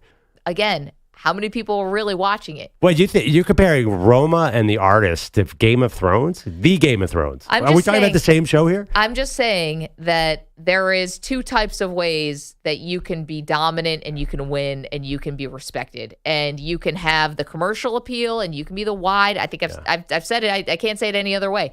You can be the ubiquitous and everyone's fans and everyone loves you or hates you. You could have a little bit more subtle brilliance and greatness. Not that anything about UConn's been subtle. They've been beating the doors off of all their opponents. And maybe you can be appreciated in a different way, even if you're not a household name. Yeah, and I'm saying you can have Kobe Bryant with a sort of around the basket dunk, or you can have Tim Duncan hitting a 9-foot jump shot to win the title. Listen, I've gotten in the form of this argument a million times. I think history has proven I'm exactly right. The San Antonio Spurs was not a fun dynasty. They were amazing. They were great at basketball. But I just think everyone's going to look back at me and say, wow, that was a little bit boring. How many titles does Kobe have and how many titles does Tim Duncan have? So Kobe has 5, right? Yes. And how many Tim does Duncan had 4? 5. 5? So yeah, you can do it with a bank shot or you can do it with a dunk. Either way, you get it done. Right, but nobody wants to see the 6'11" guy with the bank shot. I mean, honestly, Tim Duncan, anybody who's buying a ticket to see Tim Duncan, I just don't relate to you as a basketball fan. I think that there are people, I'm not going to say the word casual because they get offended by that, but there are people who are inspired by the entertainment of the game, and then there are people who are inspired by the competition of the game. And I think that if you're into the entertainment only, yes, maybe UConn or say the San Antonio Spurs aren't for you. I think if you like competition and you like greatness, I think that everybody who likes that would appreciate what UConn has done and would appreciate what the San Antonio Spurs has done.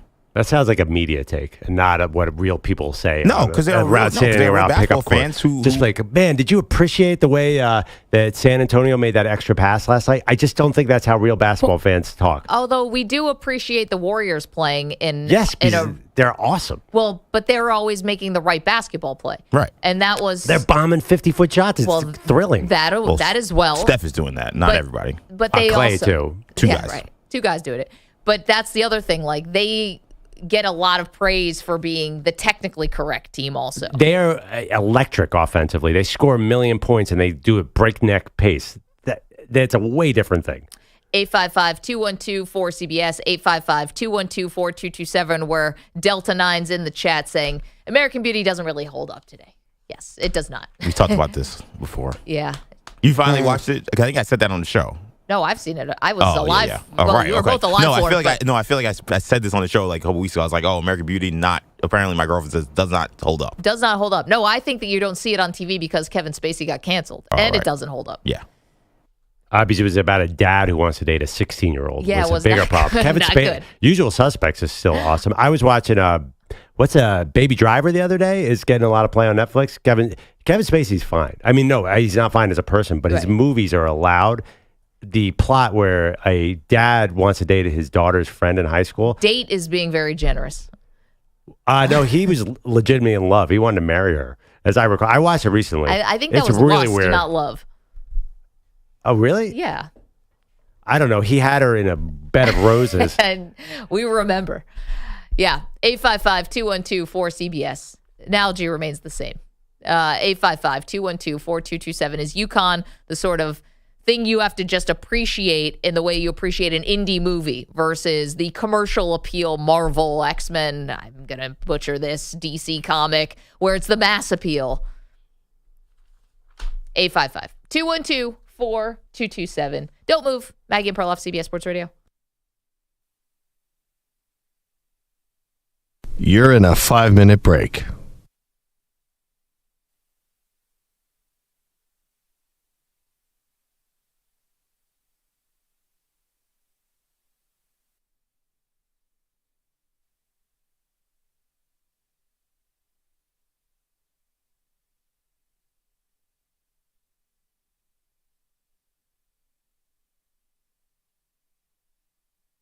Four minutes, 30 seconds remaining.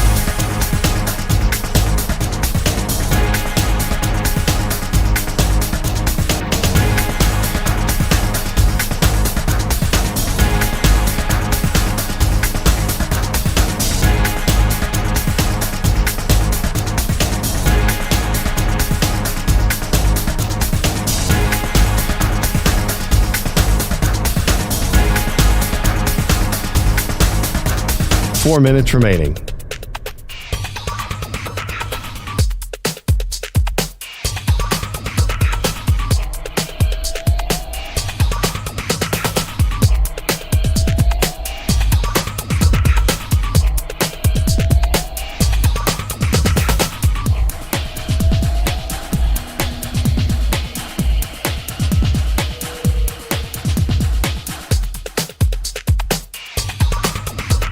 Three minutes, 30 seconds remaining.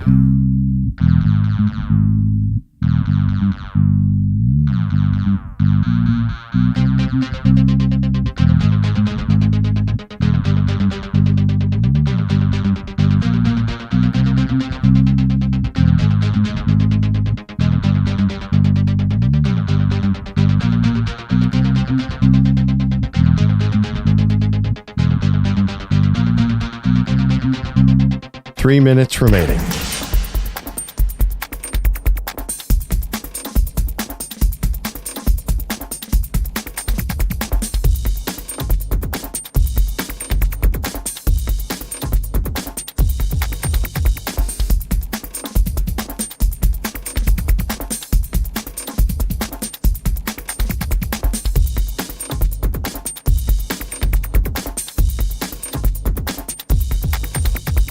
Two minutes, 30 seconds remaining.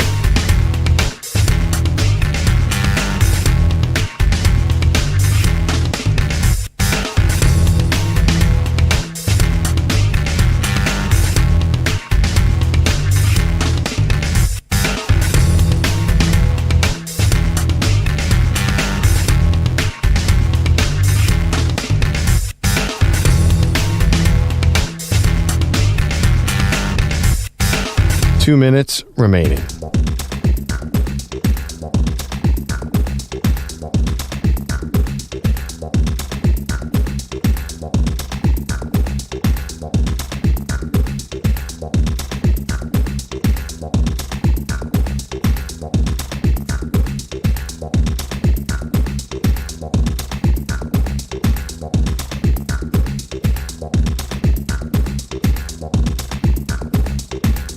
One minute, 30 seconds remaining.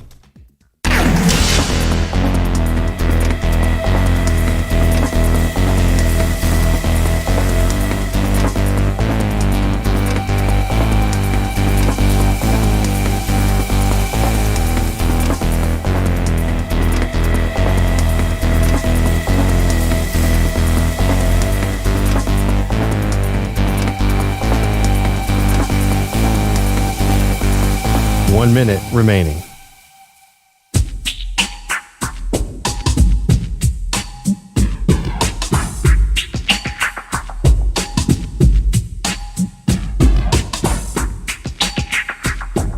$45 seconds remaining.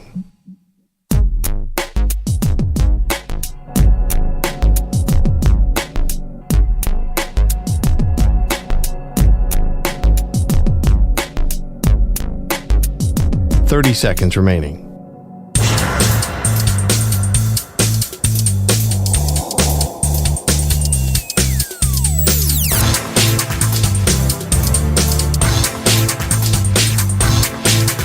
$15 seconds.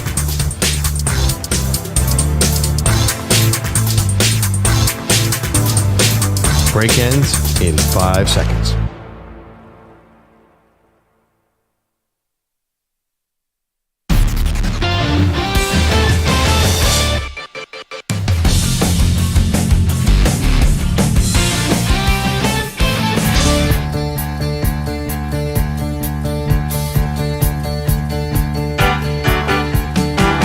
Welcome back to Maggie and Perloff. We're debating sort of the interest level around these UConn Huskies, back-to-back champions, but are they more like the Florida Gators in 2007, 2008, who won back-to-back and sort of disappeared, or are they Duke in the early 90s who formed this dynasty that became the singular focal point of the sport?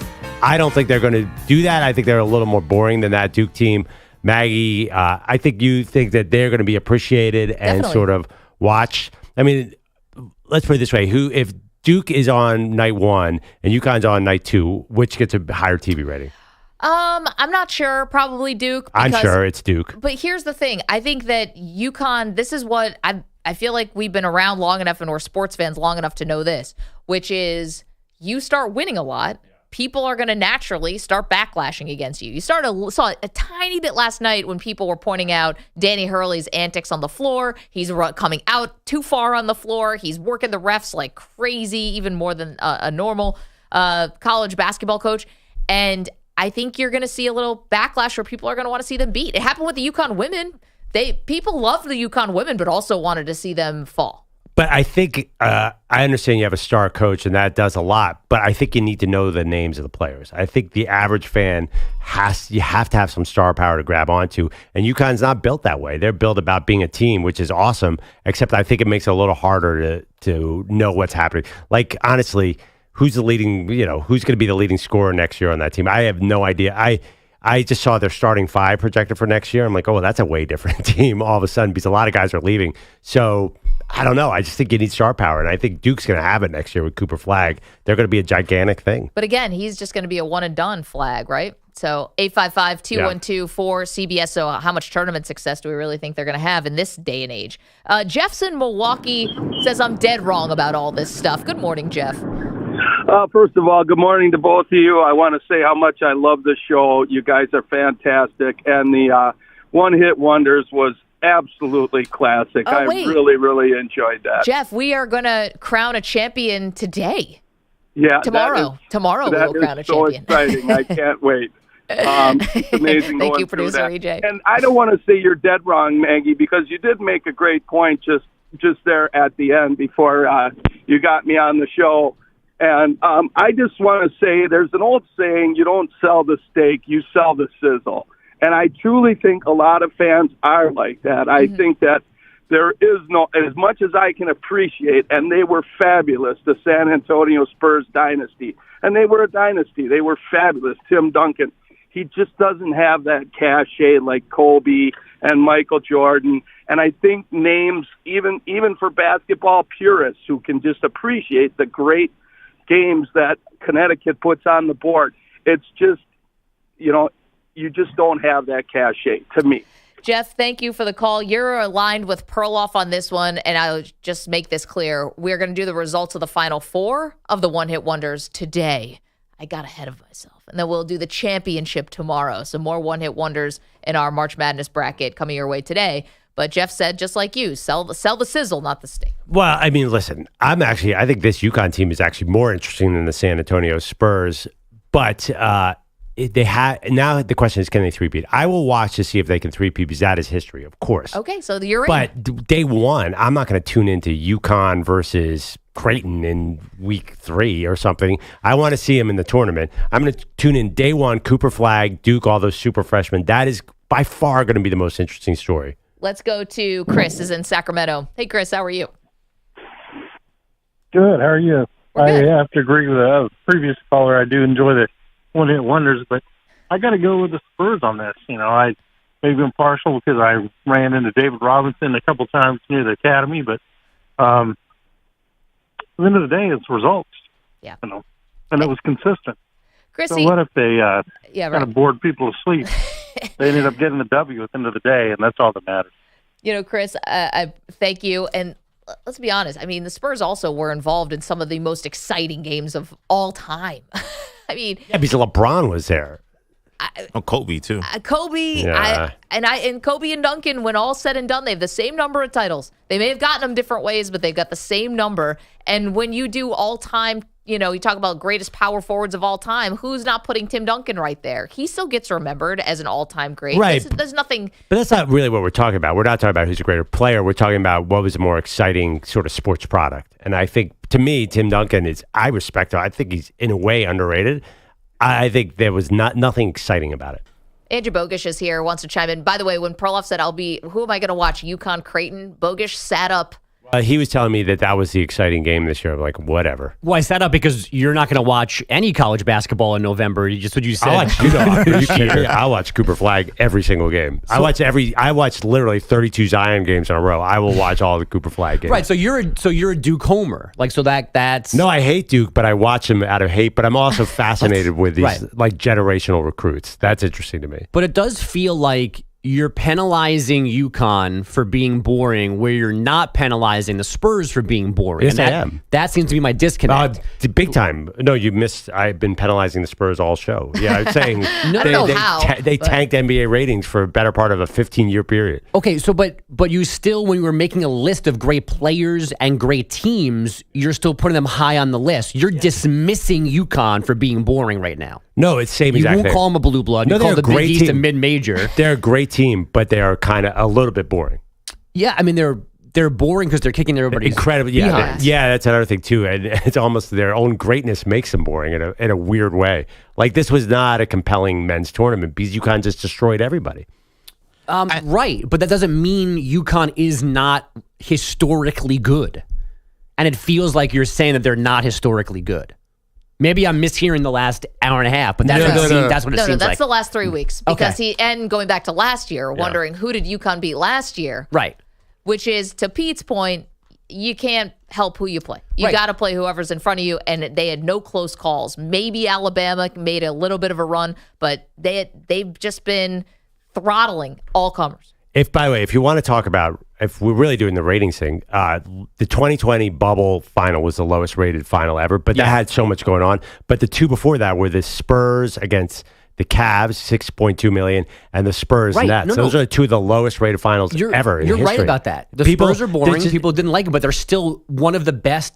One of the best mini dynasties of all time. That's what I'm saying too. I think UConn is amazing, but I do think that it's not an accident that these women ratings are blowing up because I don't think people are interested in watching UConn. I think that if they continue this run, the women's game is going to catch up with the men's as far as eyeballs. Now, we don't know what the ratings are for the Final Four yet, but the men's tournament has done just fine with ratings. So there hasn't been necessarily the pull from, I'm going to leave the men's game to watch the women's game. I think there are people that are just running to the women's game that have added to it, but we can't look at the men's ratings and say, oh, well, look at the numbers dipping from last year. They're going to the women. That's not been the case so far. Well, I saw 18.1 million for the women. That's the highest rated basketball game of any form in 5 years, and you're telling me the men's game isn't dipping? It feels like it is. Well, no, but the ratings, again, we don't know. But up until the Elite Eight, there's been increases every single round. So we have not seen people leaving the men's game to go see the women. Now, again, are people going to the women's game? Totally fair point. It's a completely fair point. Maybe the two lift each other. I mean, let's be honest. It's because everyone's betting on these games. Let's get to Bogusch. We've got headlines. And the one other rating point, I think EJ found this. I'm pretty sure the UConn Final Four game last year did really well. It did better than against San Diego State, and that's a UConn audience. So we're going into blue bloods, and who cares? UConn brought people to the TVs for that game in the Final Four last year. Really? 14 million. Yeah, 14 million. We did this last. Is that week. good? Yeah. Well, it was more than the women's game last. What was like Duke, Wisconsin? Okay, but still, it's like I the happen Yankees. to know it was 26 million. Okay, great. So Duke being the blue blood doesn't mean UConn's not a blue blood. Like the Yankees, the Yankees outdraw the Dodgers, but they're both historically legitimate franchises. They're both blue bloods. But a Yankee World Series would probably do better than a Dodger World Series. But will you give me there's tiers of blue bloods? Will you give me tiers? No, Okay. you need to give us that. You're the one that seems to be like it's all or nothing. No, I think there's the top tier, Kentucky, North Carolina, Duke. Then there's a second tier. Kansas floats between the top tier and the first tier. Second tier, which is UConn. Help me out here. Who's the other? I mean, do you want to put UCLA in? UCLA, Indiana. The historic. Yeah, ones? historic. Yeah. Syracuse. Yep. Yeah, unfortunately. How about Villanova? Villanova. Yes. Is Villanova a blue blood? I would actually, even as a Villanova fan, I would argue UConn is more of a blue blood because they do have They've 6 won a titles. lot more. Definitely. Yeah. They've won a Well, lot Villanova's more. got 3, right? And UConn's got 6. Yeah. Spread out a little more than Villanova's. Yeah. Little run. Speaking of all of that, here's Dan Hurley talking a good game, post-game last night. For the last 25, 30 years, UConn's been running college basketball. And I see all the former champs over there. And we've been running college basketball the last 30 years. Let's go. UConn winning Yes. its 6th national title, all in the last 26 years. Last night in Arizona, 75-60 over Purdue. That means the Huskies win all 12 games of this two-peat by double digits. Tristan Newton, once again, the most outstanding player, just like last April. He had 20 points, 5 rebounds, and 7 assists last night. It was a tough evening, as expected for those Boilermakers. They had to deal with UConn's relentless defense and balanced scoring, plus mixed messages from the media. The same E.J. Stewart who thought Zach Edey didn't care enough yesterday went to bed criticizing Purdue fans for crying after losing a game that he demanded was for immortality. What's a Boilermaker to do? I have no problem with this take. Your team lost by 15 points. Why are you crying? You said yesterday the game meant everything. They should be crying if they lost by 1 or 100. No, that game was over at halftime. Like we said it was. You should have been crying then. Like That was a good game in the first half. Yeah. okay. That was a good game in the first 30 half. minutes in, you're down by 15. The game is over. The best I didn't dunk, understand the best clock dunk hits, of the tournament the happened. clock hit 0, and then the tears. This result was inevitable for about 30 minutes of live time. Like, that was my point, is EJ. why are you crying when your team got blown out? EJ, it's first of all, it's called the long goodbye. We've all been on both sides of it. Oh, and gosh. secondly, this is your worst take. The culmination of everything that's happened with Purdue. Listen, I was the big Purdue hater this entire tournament, and even I understand why people were emotional that it was ending. I mean, look at all they've been through over the last 2 years. Like, It wasn't how emotional it was ending. It ended already. It ended when So you're Stephon supposed to Castle cry hit a 3 and they were up by 15, and you're like, oh, this game is over. I've seen my team, unfortunately, lose so many championship games, and unfortunately, they're usually pretty close. So I know what it's like to feel that pain. When the Mets lost Game 5 of the World Series, we were down 3-1. I'm not going to be shedding tears. We were getting blown out in the series. We needed to come back. Why is it different? Because that's a series where you know it's going to be almost impossible to come back, where this is a one-game This moment. was impossible to come back. We didn't watch the game. EJ, what are you, an actor? Like, you can't turn on the tears sometimes. You get a little delayed. Maybe you're wondering if the team's going to go on a 15-0 run, some kind of miracle. Someone turns an ankle. You cry when the game's over. Definitely. No. I think you guys are off. To me, if you're in a close game and you lose a heartbreaker, I understand and I could sympathize and empathize with tears coming out. I can't see you're down 18 points and people are shedding tears as the clock strikes 0. The season's over, dude. The season was going to be over regardless whether they won or lost. They didn't lose in the Elite 8. They didn't lose in the second round. We knew the season was going to end. Okay, but yesterday, at this almost exact same time, you would not accept the argument from me and Perloff that this loss was inevitable. They were gonna lose. So to say we've got nothing to lose is not a big deal. You were unaccepting of that. But now at 10:45 last night, the loss became inevitable, and therefore Purdue shouldn't be upset. No, I had a problem with there we go. having the problem. That was my issue. Let's move on to some more headlines. All right, here is Edey coasting to 37 points and 10 rebounds in defeat last night. You can say whatever you want about me. You can say however I play. You can say whatever. But You can never say that I didn't give it my 100% every single time I stepped on the floor, every single time I went in practice, and that's what I always hang my hat on.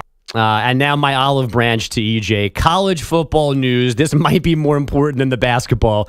July 19th is a reported release date now for the much anticipated return of EA Sports college football game.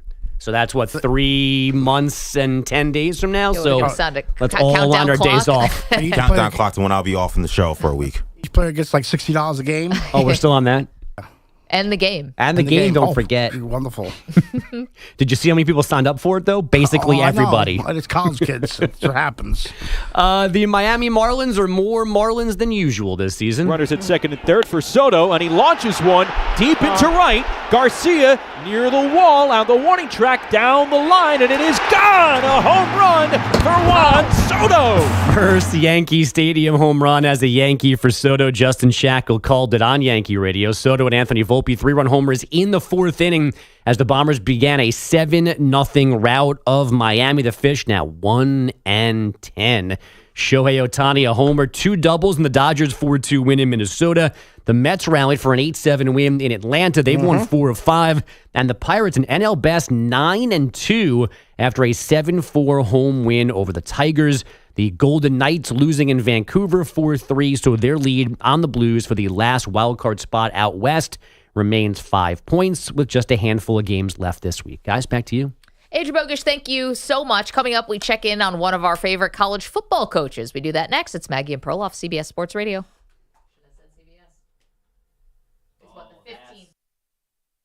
You're in a 5-minute break.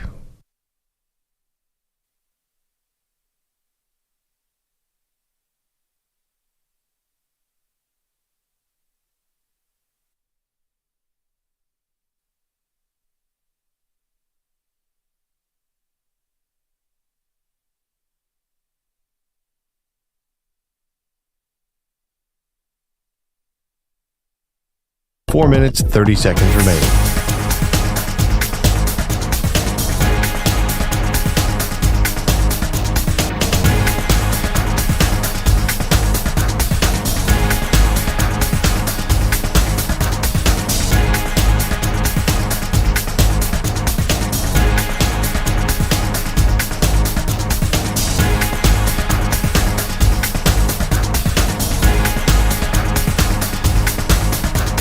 Four minutes remaining.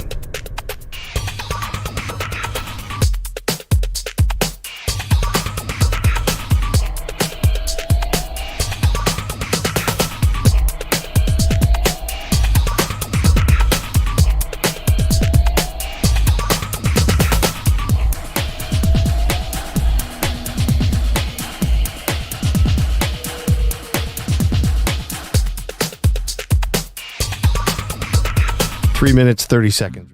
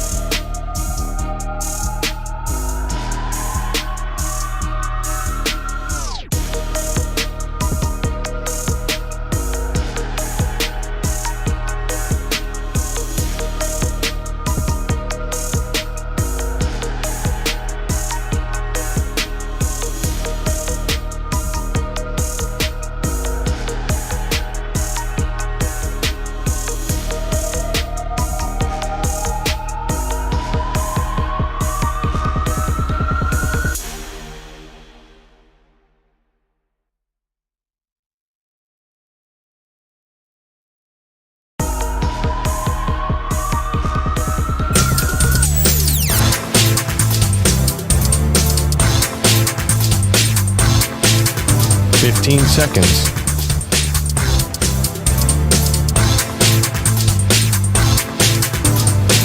Break ends in 5 seconds.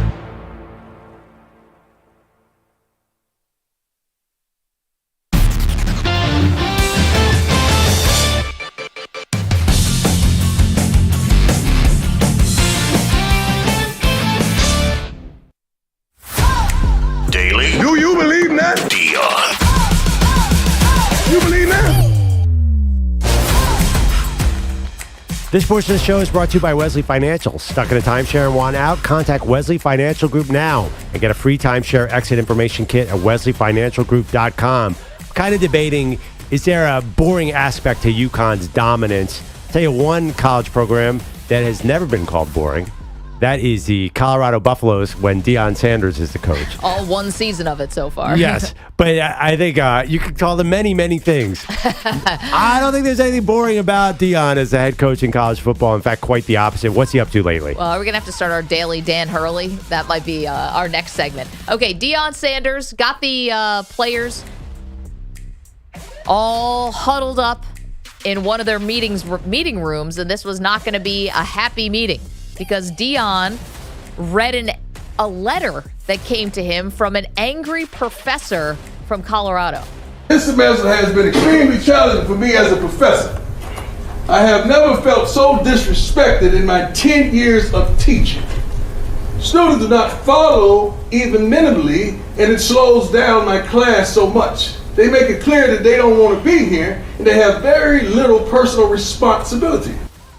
Okay, so this is also not like someone recording in the corner and then leaking this audio. This is actually Deion's YouTube page. This is his own approved YouTube page where his son is like the executive director, basically, of all of his media. There's more. Deion says his players are not being attentive in class. You present, but you ain't really there.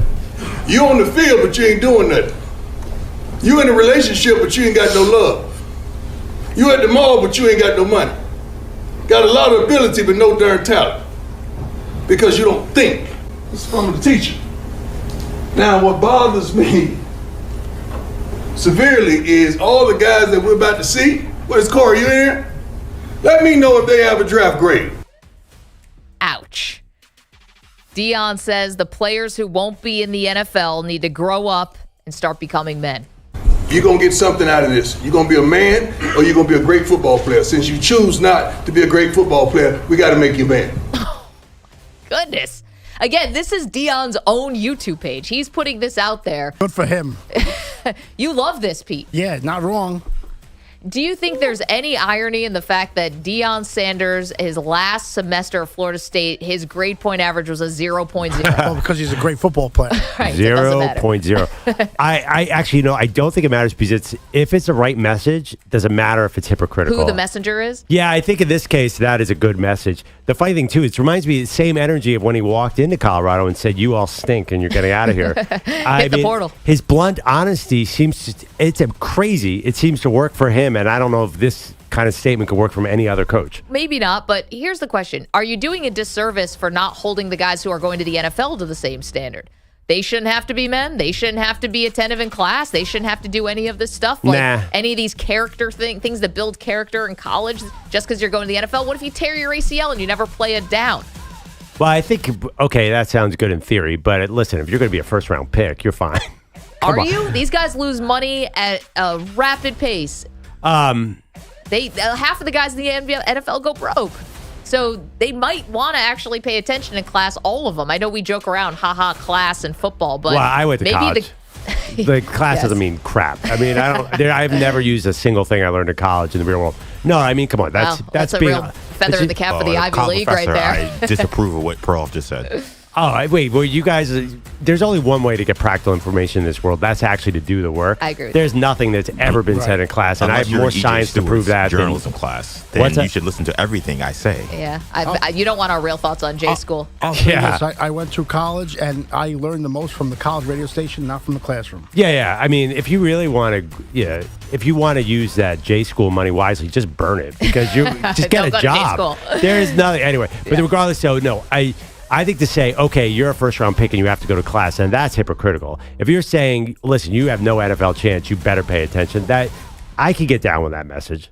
There was more to this, not just about the Colorado players who are not holding up their end of the bargain in the classroom. Deion also not happy about the state of the locker room. Very dirty. We know whose locker those were, correct? Yes. But we're a team, correct? So all of us gonna pay for that. It's our house. Why would you leave the crib? Some of y'all was raised like that. Your parents let you get down like that. I'm not one of those parents. So that was Deion showing video of the locker room was a mess, and he said there's going to be punishments after practice. So we're going to take care of that after practice today. Normally I would take care of it before, but I want a good practice out you. We're going to take care of that after practice, and if one of y'all quit, you off the team. One of y'all shut it down or come up with a certain illness of a certain ailment, your locker going to be clean as well. We're not going to live like that. Am I wrong for that? Okay. I got to point out another one here from Deion, which is if you're going to say the guys who are going to the NFL don't have to go to class, but the guys who are not going to the NFL do have to go to class, then the guys who are going to the NFL shouldn't have to clean up the locker room. Because if you've ever gone into an NFL locker room or any sport, which we have had the privilege of doing over our years covering sports, it is the most disgusting place ever. And who's cleaning it up? Not the players. It's definitely not the players who all the tape and the disgusting equipment and it smells in there and all of that. And I've never watched, these star quarterbacks cleaning up their own stuff. I don't know. They have people for that. I'm not sure I totally agree with that. I've actually noticed sometimes in an NFL locker room, like a lot of guys really organize their locker. They kind of make it a little display case. Okay, maybe their stuff is up in a nice, but what do they do with all the tape and all the cleats and all the stuff? It's all strewn around everywhere. Right, well, that's the what towels. Oh my gosh. Yeah, I kind of get what Deion is saying there. I think Deion, of course, is one of the great players in NFL history. I'll bet you he had a fairly neat locker. I understand this. I'm down with this. This is tough parenting. I really like what Deion is saying here. There you go. Deion Sanders. Yeah, by the Daily way, Deion. I don't think he's talking about the tape. I think he's talking about like clothes and people hanging underwear and cleats and tape. Like the equipment staff has to do that. Where are you going to put used tape? No, but it's all just on the ground. Yeah, that's fine. They'll have like in a locker room, basically in most NFL locker rooms that I've been in, after the game, they'll have huge laundry bins. Yeah. That as a place for the towels. And not everybody's Kobe. They don't all get the towels, shooting them into the bin. They're all over the floor. Again, I think the floor is fine. I'll bet you guys had messy lockers. I think that. I've seen that too. I bet you that upset him. Well, he showed a video of like kind of everything. We're talking about Deion Sanders calling out his team for having a messy locker room. He also called them out because apparently they're not being very attentive in class. And he said the guys who aren't going to the NFL better get on their P's and Q's about class. I kind of think everyone should, even if you go to the NFL. But guys who have like, sometimes you'll see dudes who have a locker and they'll have two lockers. And one might be everything all displayed nicely, and then the other one is just like 25 pairs of shoes. Just cleats, just in a pile. Not nicely, I think that Deion is in a funny way, like, you can't criticize him for saying any of this stuff. He's acting kind of like a parent, which I think you would want your coaches to do. Totally. I just think that this is recruiting by Deion. He's saying, parents out there, this is what you'll get. Sure. There is just, I think it'd also be fair, though, to point out the irony that Deion, at least at Florida State, his transcripts, he was not exactly making the honor roll. I hear you. The other thing, too, is like, college football is not, they're not student athletes. That's crap. They're obviously minor professional athletes. But I think Deion is wisely pointing out, hey, if you really don't think you have a pro future, you better pay attention to class. Again, I'm totally fine with this. I have no problem with anything Deion did, and I think that it's effective. It's working. He's getting a lot. We're talking about it. Parents see that. They're like, yes, I like what I'm seeing. I think if Deion wants to stay Colorado, he could build something out of this. It's amazing. I don't think anyone else could get away with this, though. I think a normal coach would not be able to say this. I don't think so either. I think you saw Rick Pitino, who was calling out players in a post-game press conference, which, again, this was Deion's YouTube channel, so it's not like this was video that got leaked of him calling out his teammates, his team, rather. He was putting it out there. Rick Pitino got shredded for calling out his players after a game this year and said, you don't move well laterally and all this, and, people got on him big time. So, yeah, I think you're right. I don't think a lot of coaches could Well, they could did call out the players. But they criticized him. But at the end of the day, I think there was sneaky respect for what Pitino did too. Because didn't the team start playing well? Well, that was only after the fact. But again, that's like taking. Well, after the fact, by definition, did they react to that? Yeah, but they were. So that's just playing the results, not playing the process, because people didn't like how he did that. Well, but then now it's like, well, I guess it's effective. That's very Machiavellian and to justify the means. I still feel like all of a sudden Pitino is like a real player for the Kentucky job, and I think the two are connected. I think Pitino's Q rating has gone up in a more surprising way than anyone I can remember because it was low. He's hot right now. He's not getting that Kentucky He's job. a thing now, though. He's and not getting that Kentucky job. I understand people criticize it, but I think people secretly like that.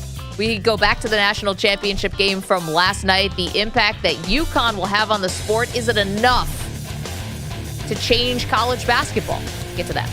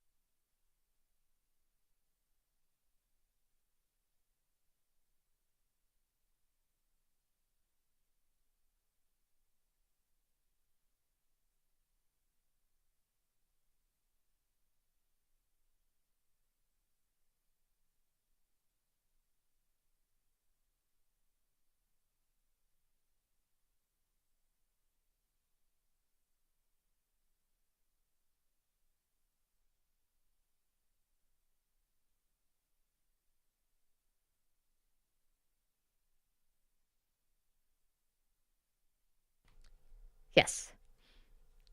Okay. This is Maggie Gray with an Odyssey Sports Minute. This is Maggie Gray with a CBS Sports Minute. Congratulations to the UConn Huskies. Back-to-back titles, and they won by pure domination.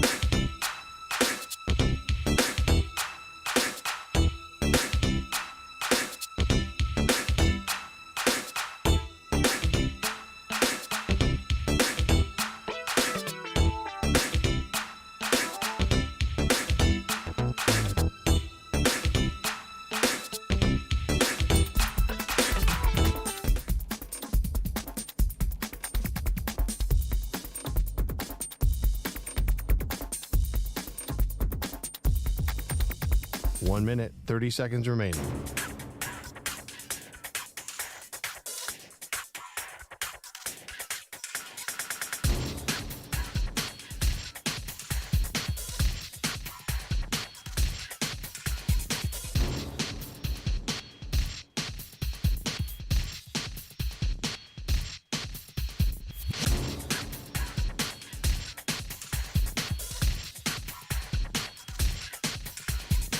1 minute remaining.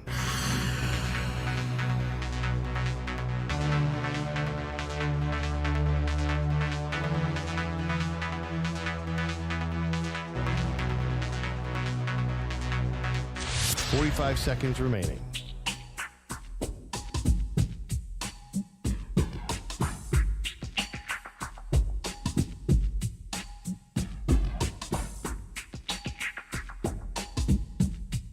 Thirty seconds remaining.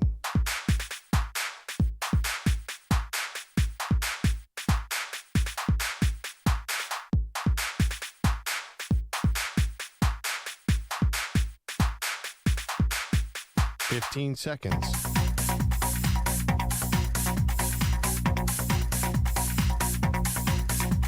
Break ends in 5 seconds.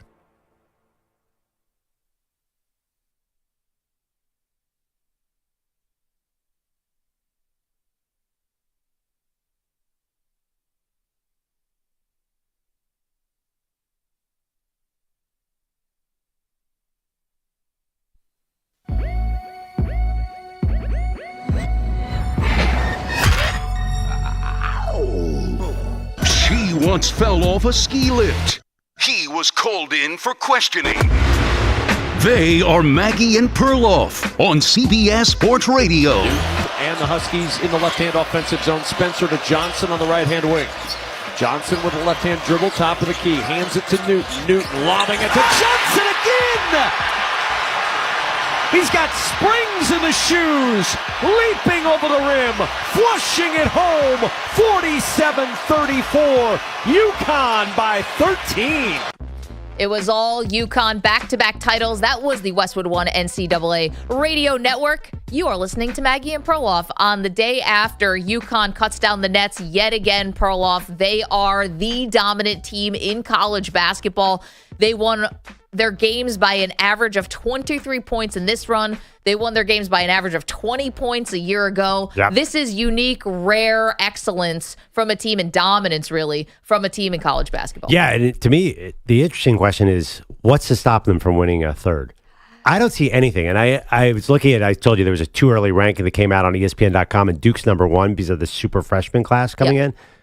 I mean, really? Freshmen and just this day and age, just look at the old players. Yeah, in this economy, UConn's got the formula. They're obviously, whether you like Danny Hurley's histrionics or not, and complaining constantly, that dude can coach. They make the extra pass. Everybody buys into the team. And they remind me.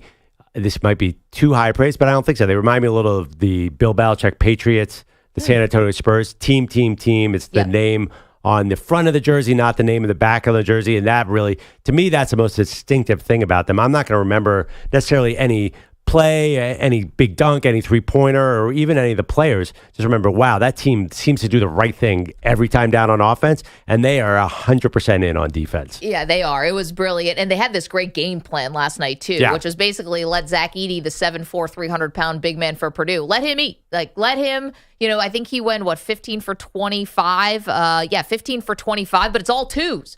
And they weren't calling the game like Zach Edey has been called by the officials in past games. So he goes to the free throw line for 10 attempts, making 7 out of 10. Sure, he's a good free throw shooter, but we've seen games where Edey gets every call under the sun, lives at the free throw line even more, and it does a lot more damage. And they weren't calling the game that way last night. So it was a brilliant game plan. You sort of shut down everyone else. You let Zach Edey do his thing, and he can't score 70 points. That's that wasn't happening. I also think you have, it's not just game plan. You do have Donovan Clingan, who could do at least after the first sort of quarter of the game. Could at least bother him. And I know they got in foul trouble, but still, I think you had the players to match Edey in a sense. Yes, and I know he scored 37 points and he did dominate, but it didn't feel that way. And how many of them were after the game was decided? Because I would argue that game was decided really quickly into the second half. So it was a furious start for Edey and for Purdue. He scores 16 points in the first 15 minutes, but then went an entire 16 minutes of game time going 1 for 8. I mean, he scored a field goal with 6 minutes left to go in the first half and then didn't score again until 13 minutes and 42 seconds in the second half. Talk about field goals, not free throws, but field goals. It's too long of a stretch to go through for a guy who the offense runs through you. And then there was no one else who could really pick up the slack. You had, Braden Smith, but he scored 12 points on 4 of 12. Also, it didn't seem, in the second half especially, they didn't seem scared of Zach Edey on defense at all. There were little guys who were taking it right into his chest and scoring.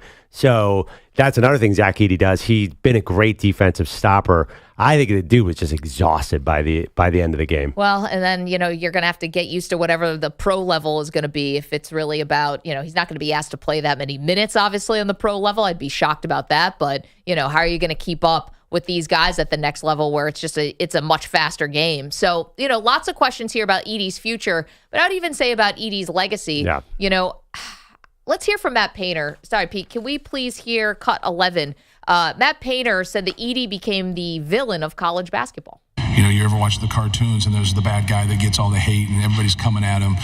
Like the best player in college basketball, the best player in your conference becomes cartoon bad guy. And so, that's just, it's the way it is. But it's also a backhanded compliment. There's millions of basketball players out there that would love to carry that burden. Not everybody can do it. Very few get that. And, he's done it and he shows up. Yeah, listen, I think there's massive expectations on somebody who's 7'4" and 300 pounds. In this game, when you are just so physically, I know Klingon is tall, he's a lot thinner, but you are just so physically superior. And I know Edey came to basketball later than some, but he is so physically superior. Of course, we're going to expect him to be dominant. I mean, but I don't agree. He cut down the nets without standing on a ladder in the Final Four.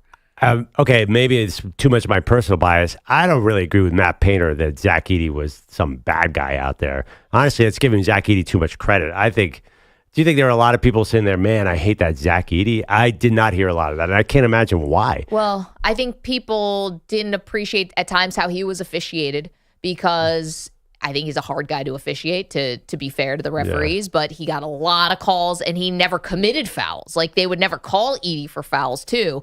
So I think there were people out there that kind of like Christian Laettner energy towards Zach Edey. Well, he never stepped on somebody, but I don't think he wasn't so brash in your face. But yesterday during the championship game, definitely drawing back and forth with Dan Hurley. I don't think that's a reason not to like him, but I certainly think that he was the focal point of your opposing fan. Yeah. Who are you going to write a sign about? Who are you going to do a chant about? Who are you going to call out? The big dude in the middle. Yeah, I don't see it. I don't see nationally. I think a lot more people dislike Danny Hurley than Zach Edey. Zach Edey to me is just sort of taller Frank Kaminsky. I think he's a little bit more neutral, but I don't know. Maybe I'm missing this. A lot of people be like, God, I'm so glad Zach Edey went down. I've never heard anybody say that. Maybe not the personal ire, I don't know. But he's the focal point. And then it starts asking, how successful was this college basketball career for Zach Edey?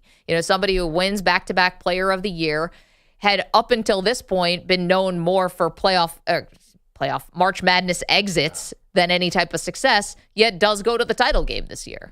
Yeah, I mean... But then you get blown out in the title game. I think that he could not have ended his college career on a more positive note. I think he's been an incredible story of improvement. Yes, but I mean, his improvement is I think nobody's going to say he left anything on the table or there was any disappointment with him. I think it's incredible where he started and where he got to. Unbelievable. In fact, it's one of the great college basketball stories because I think if you saw him as a freshman, I saw highlights on this special the other day. I mean, where he came from and where he is now, to me, he should be completely celebrated as maximizing his talent because I also don't think he's going to do much in the NBA. He's just not the current style of NBA player. I'll agree with you on that one, but there was definitely way more meat on the bone for his college career. I mean, how do you say that? And I get you can, be very he should be proud of the the evolution of his game and how much he has developed over his 4 years at Purdue. But you were the National Player of the Year last year, and you lost in the first round to a 16 seed. Yeah. I mean, he took Purdue to their first Final Four since 1980. I mean, I can't watch last night's game and say, man, Zach Edey, if he had done more, they would have won. There's nothing. He scored 37 points. And they lost by 15. There's nothing he could have done. He had an inferior team around him. Well, be that as it may, the team did not show up last night. There are parts of his game that, while he still did develop a lot, if he had any kind of an outside shot, which is what big men have in today's game, You can't just be down low. And so if he actually does want to play on the next level, he's got to develop something like that. He made it not easy for teams to game plan, but a little bit. I mean, Fairleigh Dickinson did it. They didn't have a guy who was over 6'4". Right, but he's not even a top 10 pick probably. So he just didn't have that kind of talent. I think you can't kill. I think he got the most out of what he had. He scored 25 points a game, 12 rebounds this year, 2-time Naismith. He's really, he's got to be the weakest 2-time Naismith winner as far as overall talent to play. I think it's a credit to him that he did all this. In fact, that he got this Purdue team to a finals, that's a huge accomplishment. I think he should be very proud of this, not say, oh, man, if I just done more. 855-212-4CBS, 855-212-4227. Well, the one thing about Zach Edey is we just sort of switch gears for a quick second. You're welcome to weigh in on Edey and about UConn. Got a poll question up here. I put one up on my personal social media. I'm basically taking a page from your book, Perloff. Yeah. Has UConn's run been boring? I don't think so. Perloff, you think so. It is tight.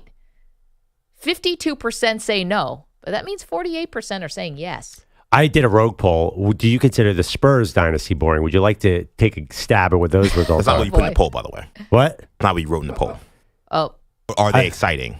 Did you find the San Antonio Spurs dynasty exciting? Right, that's different than did you find them boring? In other words, EJ doesn't like the result. You could tell. Well, this is your move. Well, he called me a casual fan because I wasn't so thrilled about watching Tim Duncan, little turnaround 6-foot jumper. What's your result? Of course, 70% said no, they didn't find the Spurs dynasty exciting. Well, what's the difference? I don't understand. That seems like you're that goes back to nitpicking. how we do polling in America. It's how you lead the witness. The witness is how you will get answers. So it's funny when you do your rogue polls. It happens a lot where I'm like, oh, we know what direction that's going. Why do you think he does the rogue poll? It's just so that the official Maggie and Perloff poll results don't generally go the way Perloff wants. Is that way? So you're saying it's not a neutral question. If I said, did you find the San Antonio Spurs dynasty boring? You think it'd be a totally different result? I think you would say something like, do you find the San Antonio Spurs dynasty boring or exciting? You would get a different result.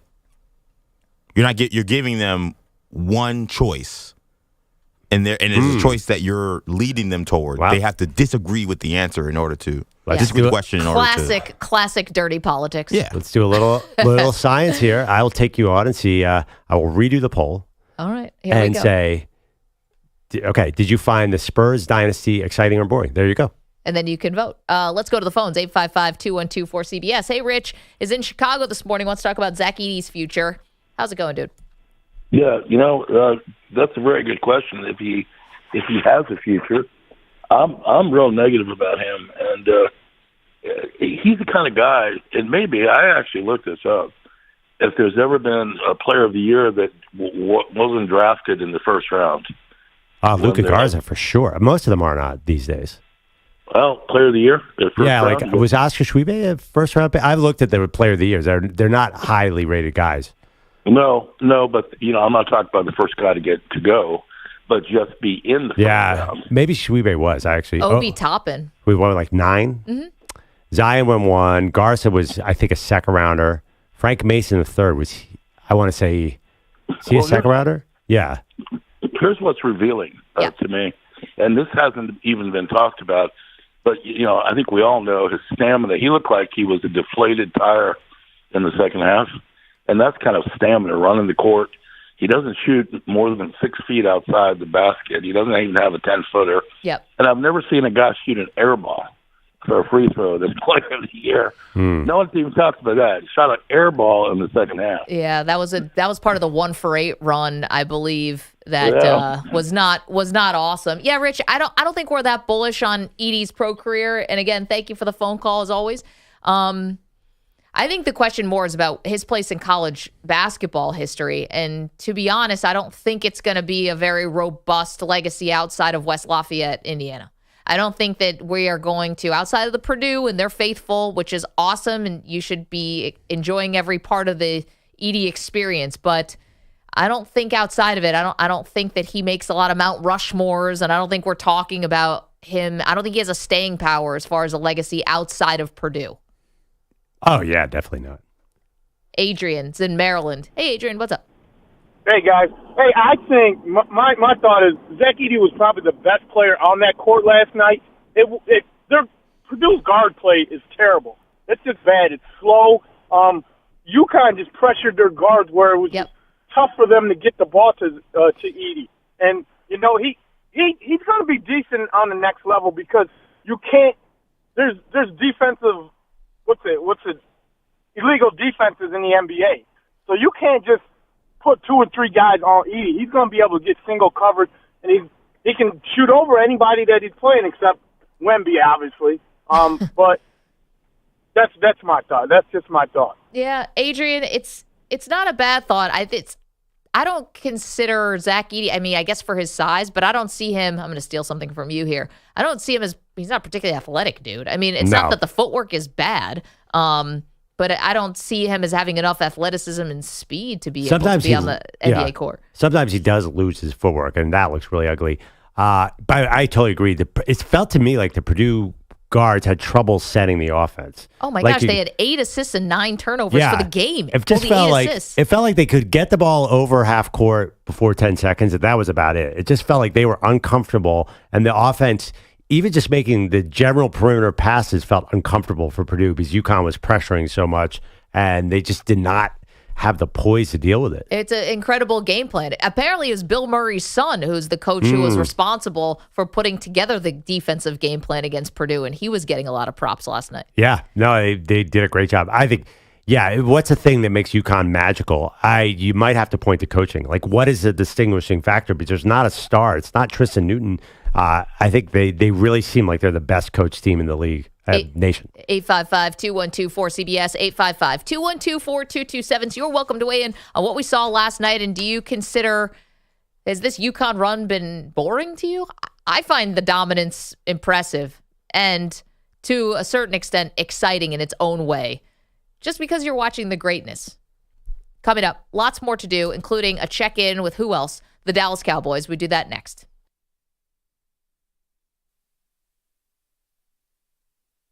You're in a 5-minute break.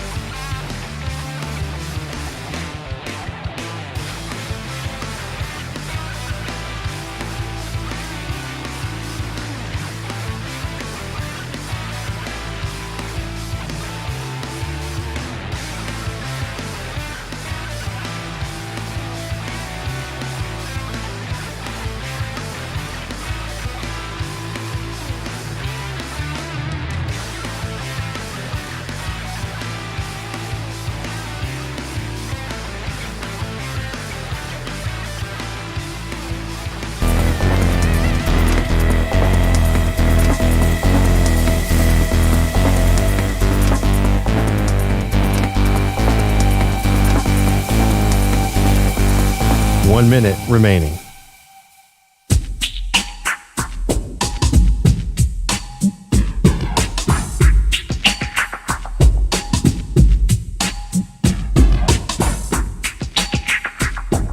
.45 seconds remaining.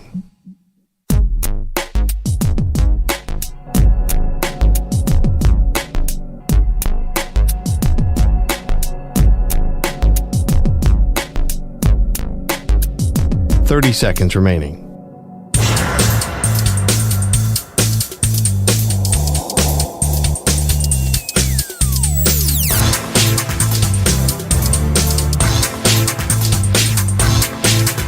.15 seconds.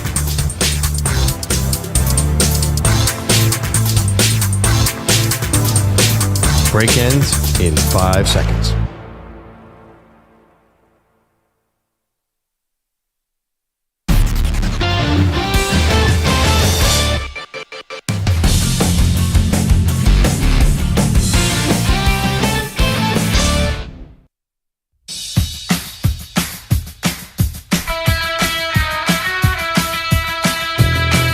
So, I was accused in the last segment, welcome back to Maggie and Perloff, of poll rigging because I put up the question. You're basically like Richard Nixon with the dirty tricks. So I said, did you find the San Antonio Spurs dynasty exciting? Question mark, yes or no. 68% said no. So EJ suggested to make it more fair, you make it a choice. Did you find the San Antonio Spurs dynasty boring or exciting? Now I'm up to 73% boring. So it went the opposite way. The only reason why we're even talking about the San Antonio Spurs dynasty today of all days is because you have compared them to UConn. Yeah, UConn's got a big Spurs vibe. Like, they're going to win a lot of championships, but the ratings are not going to be high. Or that people aren't going to grab on in a way that they did to Michael Jordan or to LeBron James. Right. It's They're like, not going to want to watch. That's what I meant by the ratings. Just, I think people understood what I meant when I said the ratings. You're trying to help me out. I'm not sure what you meant exactly. And I just think the fact that I was called a casual fan because I want to see a high-flying, exciting, superstar-laden team, I don't know. Just the purest of basketball thing, that's never been my thing. Well, I just don't like... not that I don't like it, but great team basketball, setting the extra pick, getting in a three-point stance on defense. Like, none of this to me is so easy to grab onto. Like, I could easily see myself flipping during these games. I mean, the look of disdain just dripping from Andrew Bogusch's face right now. Yeah. You couldn't be. See, I think now you should be rethinking this whole thing. Perloff has to drive to San Antonio later this summer to apologize to Victor Wembanyama for calling him Wembustiyama when he's going to win Rookie of the Year. Bogusch wanted to go on this road trip. Perloff said no. Yeah. Then Perloff was like, no, come with me. And Bogusch was like, no. I never said come with me, but okay. Well, maybe alluded to the fact that you softened a little bit. You might want some company, and then you're like, no. No, I definitely don't want company. I think that Bogusch would probably be asked to get let out of the car somewhere around Pittsburgh. No. I don't even think you guys make it to the Midwest together. I have rescinded all requests to go on this trip with you. When I said that one of the reasons UConn was less exciting because they play in a mid-major conference, man, Bogusch got mad. Yeah. I know. This is just not true. Bogusch actually calls games for a true mid-major, and I think wears that proudly, the Atlantic 10. I just love America just laughing at everyone in the Northeast complaining about the Big East getting jobbed in the tournament. Is so entertaining to me. Well, but look who's standing at the top of the mountain. They have UConn. And by the way, I know they have the best team, but come on. This was a flip side, too, if you're keeping score at home. The Big Ten. This would be the 8th time in a row that the Big Ten has played in a final and lost in a final. Oops. So just a little FYI. Let's keep giving them 10 teams every year. Yeah, was it? Aw, you guys are sad because your little St. John's didn't make it? No, the Big Ten is overrated. I don't care about the Big East. We keep giving the Big Ten all these teams because they have a million teams in their conference, and then they get to the tournament and they suck. Like, Purdue did their thing. Good for them. They did their thing, and they stood on business. I respect what Purdue did in this tournament. The rest of those teams, they all complain about how we got to get 8, 9 teams in the Big Ten every year, and then they don't perform in the tournament. Like, at what point do we say, you know what? Forget about these Big Ten teams that are average. Maybe put in an Indiana State. Maybe put in someone from the A-10. Or, maybe put one more Big East team in. Like, it's not going to be that big a deal. We don't need 8 Big Ten teams who went 10-10 in their conference and then lose in the first round. Yeah, you realize this is only going to get worse when college football expands, and you're going to get just more of those types of teams. Bogusch has headlines. Hello. Zach Edey scored 14 points in a hurry in last night's national title game, but then he made just one shot for 14 minutes of game time, and that's when UConn methodically took control of the evening, eventually going back-to-back 75-60 in Arizona. Edey finished with 37 points and 10 boards, but it wasn't enough. I just got to play better. This is one of those games where I can't go through stretches where I'm not effective, and I had a few of those stretches today, and that was the game. The 37 points, the most ever scored while losing the men's championship game. Part of the problem for Purdue, the other Boilermakers combining for just 23 points. Only Braden Smith also reached double figures. Meanwhile, 4 Huskies scored 10+, led by Tristan Newton's 20. UConn, the first program since Florida in 2006 and 2007 to repeat. Their 6 total titles, tied now for the third most all time. While he wasn't talking smack post-game, Dan Hurley was quickly dismissing questions about the pending Kentucky opening. Alabama's Nate Oates also linked to that job. He issued a statement yesterday to say he loves Tuscaloosa, and don't worry, he's not leaving, which might mean he's leaving by Thursday lunchtime. I was going to say, what does he think? What's that statement worth? It's got to be worth something. I think it's worth a lot. I don't think he's going anywhere. I think he's staying too, but you're right. We've been around long enough. I mean, we just saw 2 weeks ago when Cal said, I'm staying. Yeah. And now he's gone. I mean, and even it just feels like Louisville a little bit, right? EJ, like Kentucky as a state has just scared off people. Like they don't want these jobs because you take them and your life changes mostly for the worse immediately because the immediate pressure of having to win. You get rich. It's crazy. Yeah. But these are 2 programs that guys should be saying, yeah, I'll go. Where do I sign? And instead, they're racing to say no thanks. I mean, again, even like Arkansas was on a third. Cal was the third choice at Arkansas. Well, that was timing. Yeah, but still, again, everyone's moving around and going, nah, I'm good in here. I'm fine. And Kentucky's one that you should be racing for. It is wild to think the Alabama basketball coach is not killing to get the Kentucky job. That is state of college basketball big time. People saying no to Arkansas makes sense. People saying no to Kentucky doesn't. And especially, no, you're right. I get it. I can't argue with that. I do think there's just some circumstances, though, that just are in the way, you know? Yeah, that's true. Timing is obviously weird. I mean, but honestly, not in the men's game. Men's coaches will change jobs at any moment. But wouldn't Kentucky have been in better shape if they just fired John Calipari the day after the season and had a shot at other guys? I think they didn't want to pay that $33 million buyout, which I know people are like, oh, that's pennies. True. It's Kentucky basketball. I do think that was part of it. Here's some versatility. Red shortstop Elly De La Cruz, a 450-foot homer, batting left-handed last night. He came up right-handed later on. Bomb. First pitch, center field. Freelick was deep coming on. He slides, it gets by. De La Cruz can fly. He storms to second. Churio gathers into the track. Windmill is on. Relay to the plate. De La Cruz save!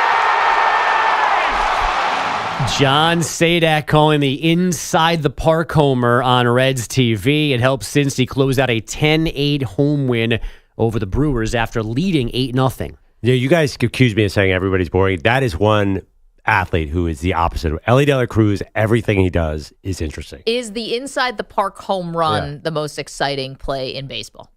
I go the 500-foot home run is still like the gigantic historic bomb. I know, but you know it's gone the moment it leaves the bat. This is drama because you're usually getting a play at the plate. The most exciting play in baseball is stealing home, still. See, my only pushback is rare. Yeah, my only pushback would be that neither one of them happens enough. Like, they are exciting, but they're not like... So going, to me, lamely, like, going from first to home on a double is exciting because that's going to happen. A triple is exciting. Right. Because that's going to happen. And generally, there's a play at the plate. All these have that in common. Yeah. There's going to be a play. Any play that involves a guy running for a long time, trying to beat a throw, to me, is as exciting as it gets. I think the walk-off home run is tops. That's a good one. But I won't I'll share a tweet of like a gigantic Bryce Harper home run that's just. Well, because it's Bryce Harper, nobody cares. Well, or just Ken Griffey, or just like whatever, especially or a Shohei. Sometimes, definitely. I'll share that tweet with my friends. I'll be like, "Did you see this?" Where inside the park is usually just the right fielder and the center fielder collided or something. Yeah, this one was a missed dive by the center fielder. It's always. I like that though. It adds to it because then the guy's got to scramble, and it's like creates this urgency. Dude hits a 500-foot home run. It's like. And it's gone. And now it's just, all right, we admire the home run, but there's no doubt about it. To Perloff's point, though, I think I had the most engagement for a baseball tweet I've ever had was showing Barry Bonds hitting a 500-foot home run in Yankee Stadium to like the top of the upper deck. And people being like, yeah, you know what? Steroids weren't so bad, I guess. Like, God. that is still a thing. Don't worry, they're back. That is a thing that people still really are enamored by. His home runs were the ones that went into the water. I mean, Majestic. There is nothing like that. Yep. I know, but I think part of it was the urgency, the people rowing over in McCovey Cove. Yeah. Again, you need a little competition who's going to get the ball. But Elliot Cruz, oh my God, if he was sort of in a bigger market, I think he could take over baseball. How old is he? He's still very, very young, right? Yeah, I mean, this is his second full year, third full year. I mean, he can't be more than 23. Yeah, I'm in. And he's 6'7". Yeah, he's awesome. Hair's going everywhere. He's remarkable. 22 years old. Unbelievable. And he plays in a hitter's friendly ballpark, so a lot is... will be flying out of there. On a sneaky good team, too. They could be in the playoffs this year. Yep. The Cubs completely lost an 8-0 lead last night, losing in San Diego 9-8. Fernando Tatis Jr., a go-ahead 2-run homer bottom aid. The Guardians won their home opener 4-0 over the White Sox. Cleveland's on a 5-game win streak, 8-2 overall. And the Astros down the Rangers 10-5 to split their 4-game series in Arlington. The Charlotte Hornets will reportedly interview Lindsey Harding for their head coaching job. Harding is Sacramento's G League coach, was just named the G League Coach of the Year. They've tried everything. I think every man under the sun has been the head coach of the Charlotte Hornets at some point. Maybe it is time to try a woman just to shake things up a little bit. And connected to your point about Dawn Staley in Kentucky, this to me is a better spot for this history to be made because it's already going to be tough enough for any woman to coach a men's team. Yep. You don't need to sign up for the extra degree of difficulty of Kentucky. Of title contender? Because people are gonna root for her to fail. And if she fails, it's like, does it set back the whole movement to get a woman on the men's side? So like go to a place like Charlotte where you have a little bit more insulation to outside forces. Yeah, but it'd be nicer to take over a little more talented team. Sure, maybe a little bit more, but yeah. I'd rather be the Hornets head coach than Kentucky's head coach if I'm a trailblazing woman. And to me, though, the perfect person for this job is Becky Hammon. Becky Hammon has the WNBA experience, has the experience of the pop. This first one should be Becky Hammon, in my opinion. I know. The only thing is you guys want a woman to take over something that's totally irrelevant. And I get the fear of failure and you don't want the backlash to come on women. I think it's coming from a genuine place. But why not, if you have shown you can win, why not be in the mix for the top job? I guess it is just a fear of it not working. Well, that's assuming it's not going to work. But it might not work for regular reasons. And it might not work for any men. Kentucky's not working for anybody right now because of the pressure cooker that it is. But you wouldn't tell Nate Oates not to take it. Because of that fear of failure. Feels like a different calculus to me because Dawn Staley's had so much success. Well, there's also that too. Yeah, I mean, just she's at the top of the mountain. For Nate Oates, it's a little bit different formula. I will say this though: if you ask any coach in any sport, they'll always tell you, "Give me the best players, and I'll figure the rest out." So to Maggie's point, if you go to Kentucky, you're gonna have better players than if you coach Wichita State. It's just a fact, and you're probably set up to succeed better at Kentucky than at Wichita State. Sorry to Wichita State, that's just a team that could jump to mind. Like, I think that while those pressures come with the territory with Kentucky, I think if we're making things all equal, I think you'd prefer to have the more resources, the better talent, because at the end of the day, that's what's going to matter winning. Right, but Kentucky obviously has the wrong formula for winning in today's game. They maybe Dawn Staley would fix that, but right now they're specifically built not to win in modern college basketball. So I don't know if that's a great spot. But it's basketball. It's not like college football where you got to. You could actually change over a roster in a year, and you could be the right get kind a lot of team. Transfers. Exactly. Yeah.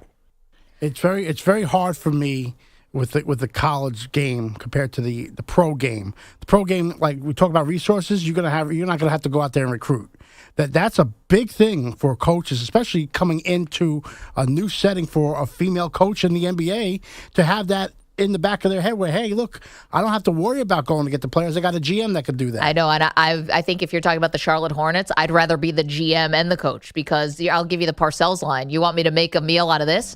I don't know. Who trusts any Charlotte? Is it still Mitch Kupchak? I mean, no, they fired him. They fired him probably 3 GMs ago. But do you want to do that right away, though? Because I think I have a better shot, not to interrupt you, I think I have a better shot if I am picking the players, or I'm recruiting the players, not picking them. I'm recruiting them, as opposed to I'm going to let some dude who's probably going to get fired also, I'm going to let that guy for the Charlotte Hornets pick the players. Well, at the same time, though, coaches who have been GMs in the NBA never works out. It's usually bad. The Stan Van Gundy's in Detroit and stuff like that. Isaiah Thomas, I get that. But if you're doing it on the college level, I think her learning curve, Dawn Staley, we're talking about if she took over Kentucky versus if Lindsay, what's her last name? Harding. If Lindsay Harding took over the Charlotte Hornets, I think you like being in your lane, like a little bit. I think Dawn Staley coaches college to keep coaching college, men's or women's. Lindsay Harding's been coaching G League players, pros for pros.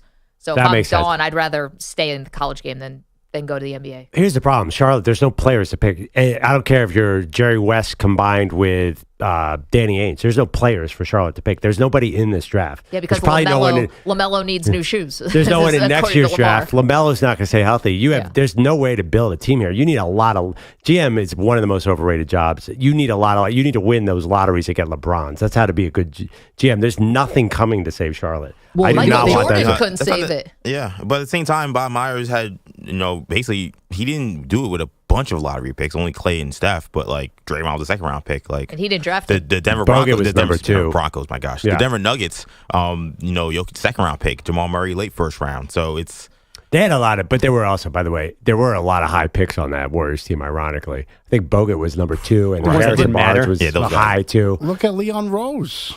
They haven't had a number one pick, in Knicks history since like Ewing. So, and they were able to rebuild the franchise. I know, but so far they haven't won Jack Squadouche. But it's in a better state than it was 5 years ago. Well, it took 25 years for them to be, it's taken a while. But a guy has never run a team before. I think coming back to the Dawn Staley part of it, because I got a lot of backlash for that one. I was really surprised considering, and again, I wasn't even saying it as, women breaking glass ceilings, women of color breaking glass ceilings. Yes, that is part of it. But I thought just the basketball fit would have been a good part of it too. And I was generally surprised actually about how much backlash I got from this one. People could not see this. I mean, unfortunately, this is where we are today. No, I get it. I wasn't that surprised. And I think it's gonna have to happen before we accept it. I don't think it's gonna be a thing. Welcome with open arms. Right, roll out the red carpet, pushing forward, and like it's gonna happen. Everyone's gonna be really excited. I think it's gonna piss off a lot of people when it happens. And that woman, that person that is that trailblazer, they're gonna have to go through probably a lot of crap. But hopefully, when they get on the other side of it, you'll see a winner, and it'll open the door for other women to be head coaches for men. Did anybody, maybe it was hard to see, did anybody say, because I had this thought yesterday, that Dawn Staley doesn't need the Kentucky job? As crazy as that sounds, she doesn't need it. It was, why would you, it shouldn't be seen as a validation or a career step up the ladder to go from coaching women to men. And that was my fault because I was in this like misogynistic sort of cycle. Oh, she has to coach men to go to like have this next step in her career. I honestly wasn't thinking about it that way. I was thinking, this is Kentucky. It's not about you have to coach men. That's not it. Gino Auriemma used to get these questions all the time, and he would be going from coaching women to men, and I don't think people thought, oh, you have to validate. Yeah. I think that it was just, this premier program in college basketball is open. Who's the best candidate? Yeah, I feel like I don't think people think you're being genuine, that you really think Kentucky should hire Dawn Staley. I don't know how to because tell I think people that what I am. Bogusch said, there's so much involved with this Kentucky job. For Dawn Staley to take that job just feels kind of weird. I mean, I don't know. It just feels like she's going to go from winning a title in South Carolina to this winning 3 titles in 7 years to this messy situation in Kentucky. Really? I don't know. It just feels like an odd if career Gino move. Auriemma had been up for these jobs, I don't think anyone would have batted an eyelash, and I don't understand why. Because he's a man coaching women. I don't know if it would have been that simple. He used to get in the mix for all these jobs. Lakers jobs. Yeah. I mean, and nobody thought, oh, wow, is he really going to have a tough time adjusting from coaching women to coaching men? No one ever said that. If Gino had jumped, you don't think it would be a big deal if Gino had jumped from UConn to Kentucky? Well, I think he would have been in the mix. It's not the same as Dawn. The difference is he's a man. Like that is the dynamic of a man coaching a man as opposed to a woman coaching a man. That's what people can't wrap their heads I hear around. what you said, but I think that would have been quite a radical move too, especially if when UConn was on top. If he had left to go take the Kentucky men's job, that would have been one of the most unusual coaching moves in the history of the sport. Maybe unusual, but it wouldn't have been. I think people would have said, oh, Gino's finally taken one of those men's jobs or something. Has there ever like been that. an elite men's women's coach who's made a successful switch to men's? A man who's A man who coached women who had a lot of success and then jumped over to the men's game. I don't know that there's been success, but I'm blanking on a name of a guy who Harris do it? coached women like on his way up in his career. Maybe like a high school girls team, and then but not anyone that like won games Division I women and then switched that I can think of that switched to a men's side, or even the other way. But people have definitely coached both genders along like in their careers. Yeah, did Bill Lambier ever coach men? I know he coached women. I feel like Michael Cooper might have been an assistant coach at some Cooper point. Like, I'm almost certain he was. He was a head coach with the Sparks, obviously, and I think he was an NBA assistant. Well, either way, it seems like something that doesn't happen a ton. So that's why it is super noteworthy. And also, I'm of the take like Dawn Staley should build something amazing in South Carolina. She First of all, has. stay with the eyeballs. I mean, obviously, I think why are you going to have less people watch you coach Kentucky through round 2? But let's be real though, it's the eyeballs are there, but it's out of her control because the eyeballs are there in large part because of Caitlin. Let's be real. So the whole thing about stay with the eyeballs are, well, Caitlin's leaving. Is she going to go coach in the WNBA next year because she wants to follow the eyeballs? That's probably where she should go. She should probably go coach the Indiana Fever or coach one of these teams in the WNBA because that's a real conversation we got to have too if we're talking about following the eyeballs. Yeah. I still think they get 10 to 12 million for the women's title game next year. It's a lot. You know, it's a little bit though like what we're talking about last night with Purdue and UConn. You know, these where Purdue had the star, I guess, and Edie, and UConn is more just the complete team, right? It's like South Carolina. Yes, they had Camille Cardozo, and they've had some standouts, but Aaliyah Edwards, but it's a team game as opposed to CaitlinClark's kind of singular force here. And we're saying that it's bad for the men's side that they don't have these stars. Like breakout stars, wouldn't you think the same thing for the women's side? I don't know. I just feel like I do not feel like they're getting 18.1 million. I do think that they're going to get double-digit millions. So was 9.9 million last year. I think they're closer to that number again. I think a lot of people stick For the women. for the women's game. Yeah. And honestly, I think, if Dawn Staley called me up and said, which program should I stay with? I don't think that Kentucky's a great job. I would take another job. If I wanted to be a men's job, right now, Kentucky's not. Okay, my choice. but again, you're the blue blood of the sport, or one of them. You have all this history, and you're going to triple your salary. I mean, there's a lot of positives on that side as well. I'm sorry, we're flat out of time. Bogusch, thank you so much. Coming up, we do get to the Cowboys. You're welcome to weigh in on this, by the way, at 855-212-4CBS. We do have to check in on their star wide receiver. Get to that next.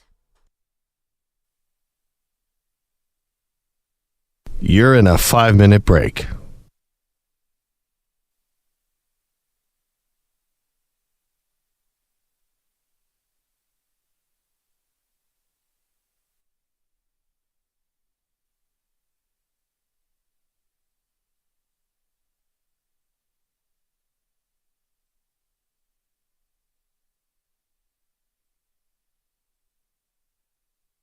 Four minutes, 30 seconds remaining.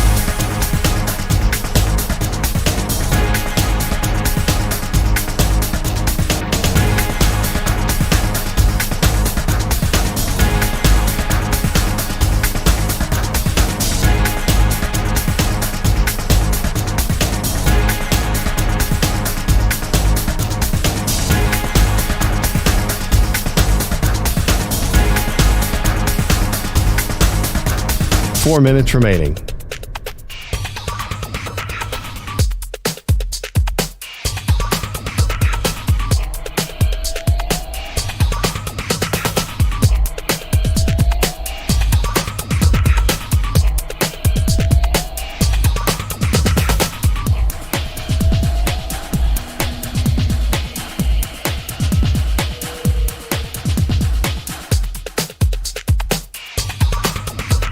Three minutes, 30 seconds remaining.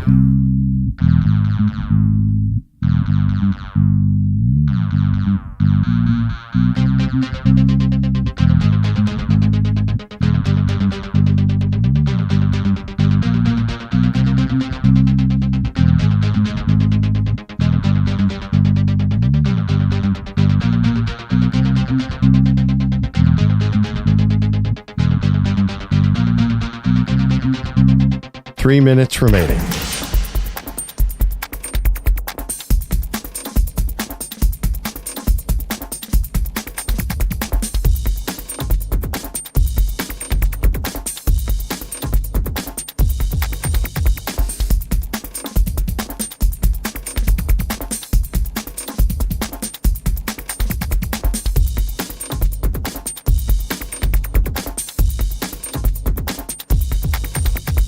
Two minutes, 30 seconds remaining.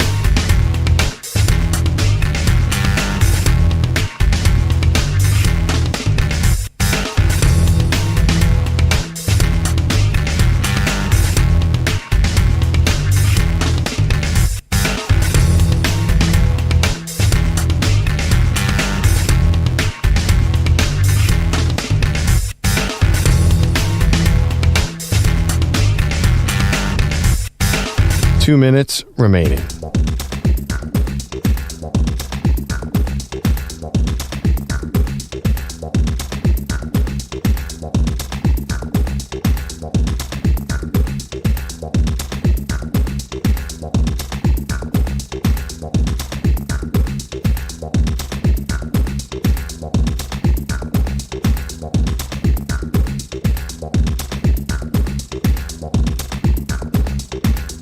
One minute, 30 seconds remaining.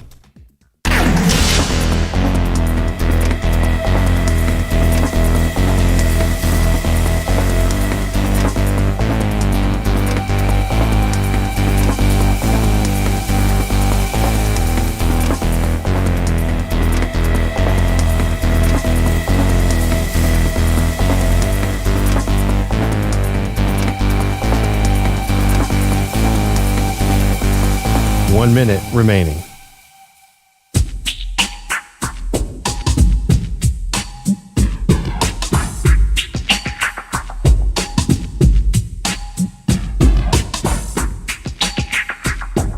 $45 seconds remaining.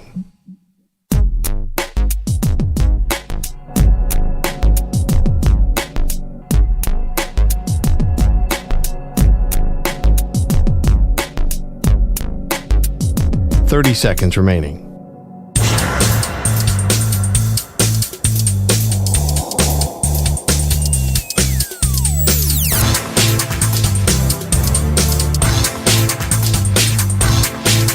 $15 seconds.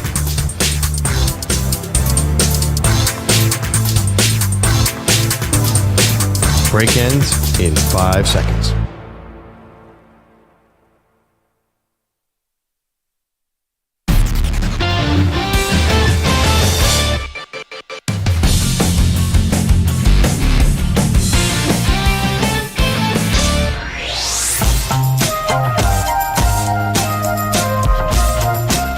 Welcome back. New experience for myself and Perloff over the weekend, which was our very first WrestleMania. We attended it. We were in costume. EJ's an old veteran at this thing. Pete, unfortunately, couldn't be with us because he had a wedding he had to go to and just could not get out of it, even though you tried, Pete. We know you tried. You got married again? No, not yet. Oh. He would have canceled that one. The Rock's back, Bogusch, and he's not here. And he turned heel. There's no way Pete would have been getting married on the same day. Call off the wedding. So, Pete, we were walking through the concourse, and all of a sudden, EJ says, "Wait a minute, we got to stop." I said, "What's wrong?" We've got to get something for Pete. So who's got the gift? Oh. Not me. And we left it on the concourse at the Lincoln Financial Field. That's right. So we got you something. Oh, very EJ nice. picked it out, and Perloff is going to bring it to you right now. It seems heavy, Pete. It seems like it's got some significance to it. We brought you a championship belt. No. They weren't even selling. I thought the merch was a little... That stand Subdued. was not the greatest. Sorry, Pete. We got you merch from the worst merch stand That's fine. they could I find. just thought that counts. That's very nice of you. Thank you. No problem. This was EJ said we can't go another step. So what do we get for you? You got a WrestleMania hat. There you go. Are you a hat guy? I like hats, yes. In Eagles colors? Everything Yeah. was Eagles colors. Eagles colors. That was the theme. And a nice WrestleMania program. All right. There you go. Thank you very much. Yes. All right. Now, we tried to get Perloff to get a T-shirt that is Philadelphia Eagles and WrestleMania together. I was like, dude, you got to get this thing. And you Yeah, I was walked thinking over about and you it. said no. When would I wear that? But also, you said something like because the color was a black shirt. Oh, yeah. You And I don't was wear like, what? black T-shirts. Yeah, I'm not a black piece. I'm so pale. Like black shirts make me look Wash like you out? It kind of looks like I'm walking around in black and white. But they had I the- do have some Look at black a floating t-shirts. head. They had the green, that green color. Yeah, but I was thinking about it. When would I wear WrestleMania gear? But it had the Eagles hat, the Eagles helmet on it. Yeah, I literally have 1,000 Eagles shirts. I went to his house or his parents' house. Yeah. There were thousands of Eagles shirts. There's in there, trust me. thousands of them. And my mom, every holiday, gives me a new Eagles shirt. Your mom gave me an Eagles shirt. I don't. Yeah. I don't know where she comes from. I think she's got a deal with somebody overseas. It's amazing how many sports guy deal happening. What's going on? Your mom Does she got- make baseball uniforms? Yeah, But Fanatics. okay, what is the occasion where Fanatics and Carol together. where you walk around wearing a WrestleMania? Like Pete, The Office. Yeah, being awake. Yeah, why not? I don't know. It just feels like a very specific event. I'm not a big go to an event. I don't wear concert T-shirts really. I'm not a go to event in I did wear a Super Bowl hat this year. But Maggie, do you wear like Super Bowl 52 shirts around? Well, no, no, I don't. But I wear branded stuff. I wear Bills T-shirts during the season. Why did you buy a WrestleMania thing? Because it had all the Eagles crap on it. No way. Well, if it wasn't in Philly, it was somewhere else. Would you have be wearing a WrestleMania hat today? I would have spent $1,000. No, I'm just kidding. Honestly, if they would have had something cool, I just didn't love the designs. You needed a couple. You needed a shirt with a star on it too. I feel like if you're going to wear a wrestling shirt, you gotta. That's be what I was looking for. Also, where are wrestler the chicks? oriented. Like I would have worn a Bianca Belair shirt, but there was nothing there. Yeah, this stand was it was an odd stand. It was all just like WrestleMania Philadelphia. Like, which is, I mean, great, and there were lines there, so people were buying it. But yeah, like I was looking for where's the Cody Rhodes thing, where's the Roman Reigns thing? Like that wasn't there, so that was a little weird. But still, I don't know. This is your first WrestleMania. That's why I thought you would have won a shirt.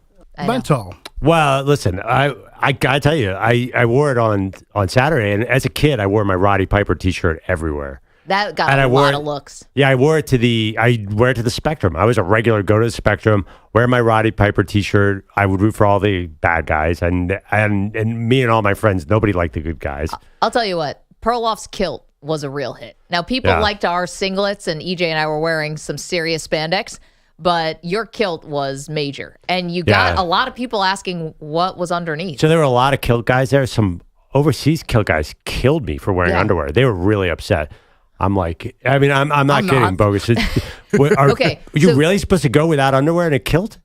Okay, so first Yeah. of all, it's kind of, you're supposed to. I think that's the traditional way to wear it. Oh. Now, and Pete speaks for everybody in the Change that 80,000. tradition up, maybe. All 80,000 people in the arena would have said the same thing. Now, here's the other part of the kilts that were different.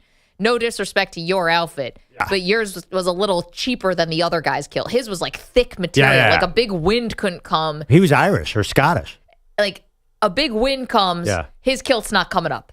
My kilt Yours, was- on the other hand, My kilt was fine. I bought a real kilt. There was no Roddy Piper fake costume kilt. I had to buy an actual kilt. But on Friday, when you were too close for comfort, it was hanging together by a thread. You did not have that knotted or clipped or belted Well, correctly. I made a mistake. I bought a size too small.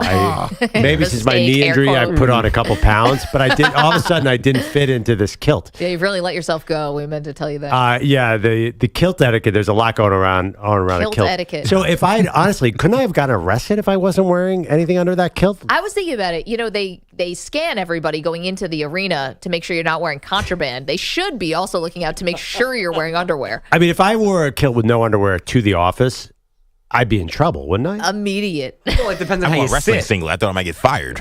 We were very worried about it. They were not happy with us. And ours was just skin tight. that was not a good reaction. At least you had something covering. Yeah, I mean. The ultimate prank would be someone to plant something that's steel in the kilt if you're not wearing underwear and go through that. Search me, I dare you. Yeah, if I'm wearing no underwear and they have to do that TSA style search. No, I want the pat down. I was told there'd be a pat down. I mean, Pete, I'll bring you my kilt. I'll bring you my kilt tomorrow if you want to wear that the next WrestleMania. I'll pass. I don't even have a ticket. I'm just here for the pat down.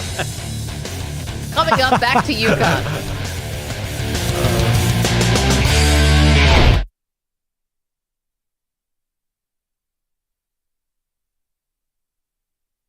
You're in a 5-minute break.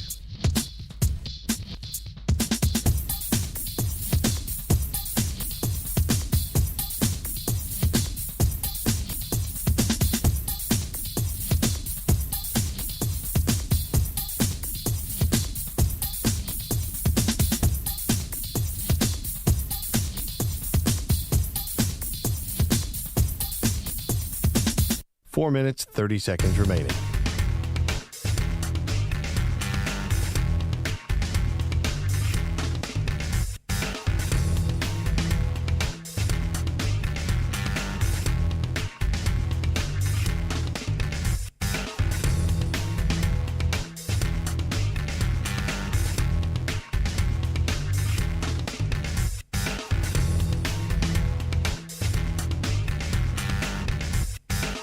Four minutes remaining.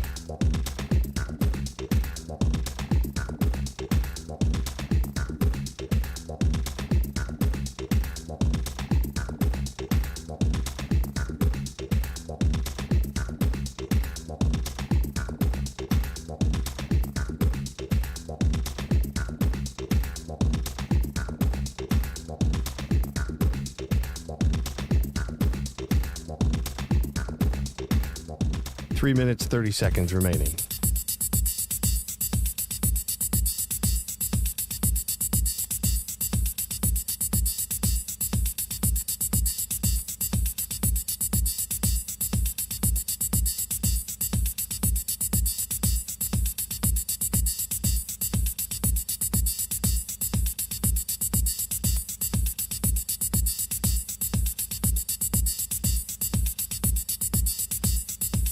Three minutes remaining.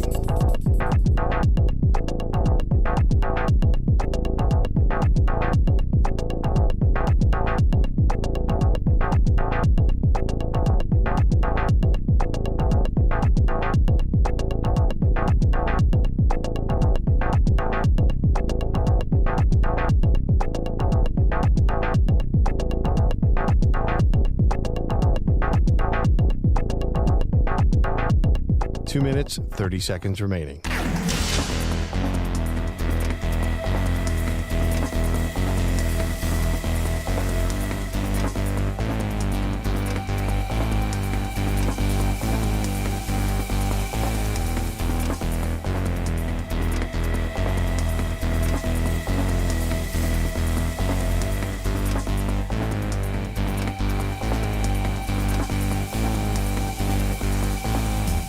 Two minutes remaining.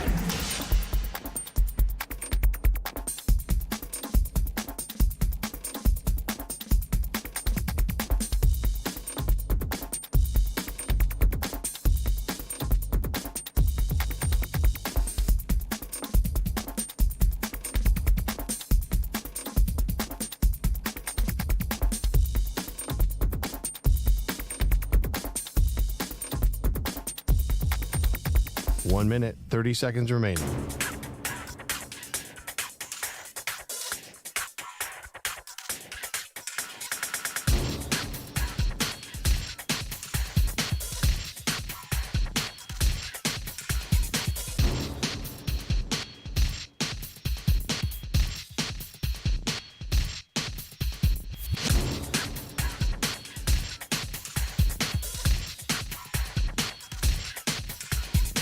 1 minute remaining.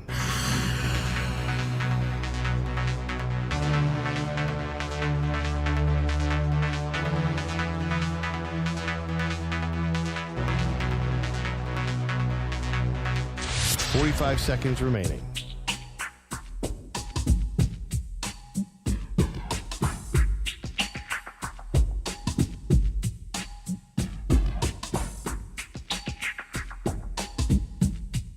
$30 seconds remaining.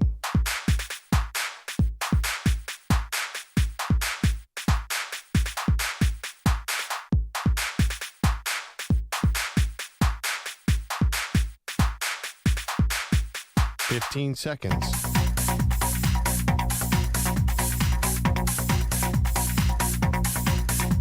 Break ends in 5 seconds.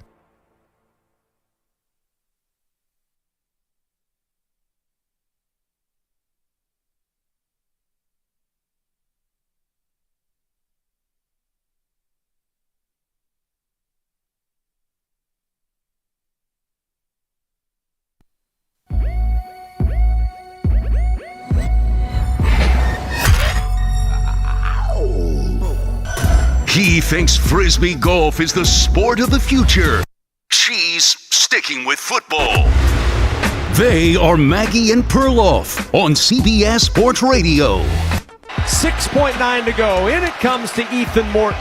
He's going to dribble this one out. And the second verse is the same as the first. UConn repeats as national champions. The third team to repeat in the last 50 years. 75-60 the final. The Huskies back-to-back national champions. And that is courtesy of the Westwood One NCAA Radio Network. It is something historic for UConn. Welcome to the show, Maggie Gray, Andrew Perloff. And add on top of it, this type of dominance, Perloff, winning by an average of 23 points in this tournament. Last year, they won by an average of 20. They had bench warmers finishing out these games each year. It is truly something spectacular. Is it flashy? Maybe not, but there's no arguing that this is total dominance of college basketball by UConn. All right. But answer a simple question. How do they do it? By being unselfish on the offensive end and locked in on the defensive end. Okay. I mean, that's it's easier to explain Patrick Ewing and David Wingate in Georgetown. I just think it's funny. Like, that's like, oh man, catch the fever of the unselfish play on offense and the lockdown defense. It's just an unusual team. And honestly, even with that, there's a lot of teams that do those things. It is amazing to me how they've dominated this because they're not, I will argue, they are not supremely more talented than their competition. And they are dominating their competition, right, though.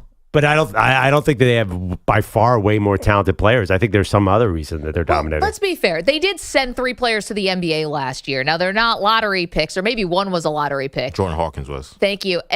But they do have talent that is going on to play at the next level. And I think that Dan Hurley, whether you like, the over exuberance on the sidelines and stuff like that, you have to give it to him. This is an amazing coach right now at the top of his game. Right. That's my point, though. They're not winning because they're more. Do you think they're more talented than their opponents? No, but I don't think it's like a lack of talent. I still think that they have guys who are going to play professional basketball at the next level. It's not just a bunch of like scrappy, guys pulling themselves up by their bootstraps. It is really talented players. Yeah, no, well, that wasn't my point, heavy. though. I just don't think that I don't think that's why they're winning, because they have such a 20-point-a-game edge and talent. I just don't see that team this way. I think there's a much different thing going on here. I think it's partly system. I think it's coaching. I think it's unselfishness. The way you kind of say it, though, seems like you're taking them down a peg. You're explaining why they're winning like it's not impressive. Is that what I'm picking up from you? No. I think it is. I just think that, I mean, honestly, they're winning, and it's not because their players are better. And I would stick by that.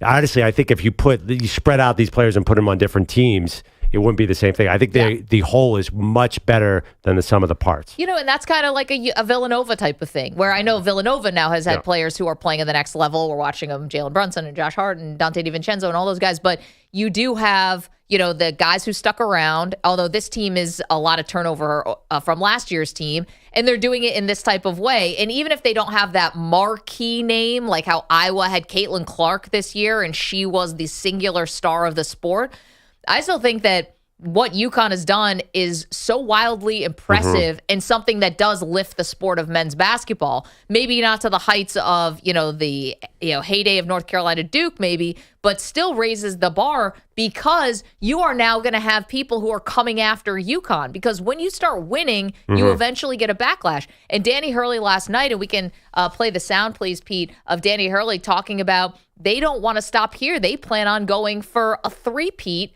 They want more. We graduate some players. We're going to lose a couple potentially to the NBA early entry, and we're going to dive in and put together a roster that can play a comparable level of basketball to the one that you guys have witnessed the last 2 years. I know what our mindset will be. We're going to be focusing on trying to put together, a 3-year run, not just a 2-year run.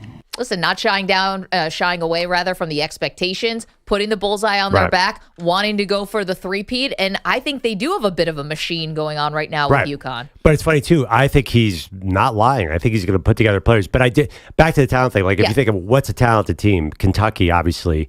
Kentucky going 7 deep with top 10 picks. That's talent. Duke with Zion, Cam Reddish. That didn't win a lot. No, I'm saying, I know. But I'm saying Duke with Zion, Cam Reddish, and RJ Barrett. That is the most talented team in the country. That's why I'm saying UConn is not winning with talent. I think that these guys, there are many comparable teams talent-wise, and I just think that UConn does something completely different. They're not better than you because they're better one-on-one basketball. They're better you because they're a team. And I think it's funny you see that as a pejorative. I think other people will be like, wow, they play great team ball. But it does sound like a bit of an insult to you, doesn't it? Because I know how you think. And I think I know how you think. Yeah. And you like flash. You like high flying. You like singular stars. And I think by extension, you also believe that helps the sport. If I can put words in your mouth, I don't think you believe UConn winning back-to-back in the way they have helps men's basketball be more popular. I think it's more boring. But I do think that I would take the older team full of second-round NBA picks 100 times out of 100 over the Zion Williamson, RJ Barrett, Cam Reddish team. But obviously, those freshmen-laden NBA superstar teams are not going to win. But I do think the problem with the sport right now is there doesn't seem to be a balance. It seems like old team after old team, and you can't really get the NBA superstars. I think the sport does need that. I think you look at what's happened with women's basketball with CaitlinClark. Everybody could rally around her. You want to watch her. There's some way you got to be able to have superstars in this sport who can actually win, and not just this team of guys who are going to go between 10 and 30 in the draft. You don't think the winning, we're talking about UConn, obviously, with the back-to-back titles. They get crowned again last night. But you don't think just the winning and the way they did it and the dominance is enough to kind of push them to the front, like where people will sit up and take notice and go, wow, what are they doing? That I got to pay attention to this. Right, sure. But I mean, I'd be shocked if like last night was some kind of record rating for UConn Purdue. So pay attention. Yes. Do I think they'll pay more attention to Cooper Flagg at Duke next year? Absolutely. Poll question up right now. Big debate. I put this up on my social media. Has UConn's run been boring? 53% say no, but again, 47% say yes. They think that it has been boring because of the lack of star power. Yeah, I think that's the issue. It kind of reminds me of Jay Wright's Villanova teams too. But Jay Wright became the face of that team, just like Danny Hurley is the face of this team. I don't think Villanova pushed the sport. You said push the sport forward. Yeah. I don't think anything Jay Wright at Villanova did made college basketball more popular. 855-212-4CBS. So that's part of the conversation today about UConn winning back-to-back. Now, in terms of who's going to move on to the next level from UConn, we know Donovan Clingan, the big man, he's going to be moving on. Zach Edey for Purdue, he will be moving on. But nobody is going to have more expectations than CaitlinClark. If we're talking about the men's side and the women's side, in terms of going pro, she will have the biggest expectations on her 10 times than these guys. And obviously, she's going to be the number 1 overall pick in the WNBA draft. Got to get to this because Diana Taurasi and Sue Bird were doing an alternate broadcast on Sunday during the final. And actually, this was from an interview with Scott Van Pelt after those games. And Diana Taurasi said that CaitlinClark is going to be in for a rude awakening in the WNBA. Reality is coming. Okay. There's levels to this thing, and that's just life. We all went through it. Of course. And you see it on the NBA side, and you're going to see it on this side, where you look superhuman playing against 18-year-olds, but you're going to come with some grown women that have been playing professional basketball for a long time. Okay, Diana Taurasi continued saying CaitlinClark's talent will translate, but it is going to take a minute. Not saying that it's not going to translate, because when you're great at what you do, you're just going to get better. But there is going to be a transition period where you're going to have to give yourself some grace as a rookie. And, it might take a little bit longer for some people. Okay, now Diana's being called like a hater for this. She's being called everything under the sun, that she is somehow, trying to knock CaitlinClark down a peg. I got to be honest, I think that's a bit overblown. I think that there is a lot of truth to this. It is hard as a 6-foot guard to come into the WNBA, I think, and dominate immediately. And I think that there's going to be massive expectations. I think Diana Taurasi was trying to give CaitlinClark a little reality, maybe the audience too, a little reality. Like, hey, it's going to be a growing pain, just like it was Caitlin going from high school to college, and just like going from college to the pros. Yeah, I mean, I think that's a great reality check. I mean, it's not a hot take at all to say that somebody's going to have an adjustment going from college to pros. I mean, it would be an incredible hot take to say that they were not going to have an adjustment. But I do think you're right. I do think people expect Caitlin to just go out there and score 27 points a game. Like Steph Curry didn't do that when he went from Davidson to the pros. It took a minute. But then again, CaitlinClark probably will have not a green light on this team, but I assume they're the number one pick, that they're not a great team. She probably will get a lot of shots up, probably could score 20 points a game. That's not unrealistic, is it? So do you think there was any read between the lines here? Like we've seen a lot in the men's game, which is the older generation of stars can sometimes be a little prickly towards the younger generation, right? Like the Charles Barkleys has been prickly to the Kevin Durant's, if you will. Yes, but do you think part of this was maybe there is like the NBA a little like, hey, we're going to bring it down a peg because, hey, we're the ones who have been here. We are the ones who have more skin in the game than you do. Well, I feel like the NBA was pretty welcoming to Victor Wembanyama. I feel like posing for pictures with him, for God's sake. I don't think that anyone's like, I'm going to show you, rookie. So I don't know. I guess, maybe is it jealousy that they're going to come after CaitlinClark? But that being said, what she's saying is, of course, CaitlinClark's going to have an adjustment. I don't understand why this isn't even a thing. Here's one thing I would say. I thought that Diana really was kind of giving the true reality of what the situation is going to be. But yet I would also add this on top of it. If there is going to be any like, hey, welcome to the WNBA type stuff, or if there are going to be people who resent Caitlin's fame as she enters the WNBA, it would be incredibly short-sighted. Because Caitlin is a force that if everyone in the league, I'm not saying don't play her tough. I'm not saying don't compete. I'm not saying roll out a red carpet and just hand her the keys to the kingdom. But if they don't understand the amount of interest that she's generating, then it would ultimately be a bad thing for the league. You have to understand what you have here. Right. And I think that anyone who would be sour grapes, I'm not saying Taurasi is, but anyone who would be sour grapes, you're only doing yourself a disservice by not embracing her. I totally understand what you're saying. I agree with that. I think it's going to be fine because she's going to go to the Indiana Fever. She's an outside shooter, and she's not going to be face guard all over the court. They're going to be able to get her enough. She could jack up enough threes to get to 20 points a game. Isn't that fine? So I think she'll be a big star. I mean, a lot of rookies, I've seen, it's not that unusual for a rookie to score in the high teens and 20s here. They could definitely do it, especially if you're not on a good team. It's easy to get points on a bad team. She'll be fine, right? Or people think, like when Diana says that, do you think she's going to go down to 10 points a game? No way. So we're talking about Diana Taurasi, who basically just gave CaitlinClark I'll say a warning, but, just sort of a reality check that, hey, this is not going to be easy, and you could be in for a rude awakening when you get to the WNBA. And I think she's right about that. However, can't come off as sour grapes on Caitlin, like, oh, the league's here to take her down a peg, because that would just be shooting yourself in the foot for the whole league. Now, the other part of this, Perloff, is if Caitlin, let's say she does struggle. You said she could average 20 points a game. Easily. In fact, I'll bet anyone here she gets to 20. I'll bet you on that. Okay, let's go. Let's take an alternate universe where she does struggle, right? And where teams are really loading up on her, which is going to be harder in the WNBA. Why would they load up on her? I'm just saying. Yeah, Let's okay, just but go ahead. Play out this scenario with me. You've seen other shooters who have come into the league and struggled a bit at first, like Sabrina Ionescu and others. So what if Caitlin goes to the WNBA and it does take a second for her to adjust? Do you think that fans will be patient and still continue to follow her if her rookie year doesn't look like her senior year at Iowa? I think so. I mean, listen, she's going to jack up a lot of shots here in Indiana. You got to make them, though.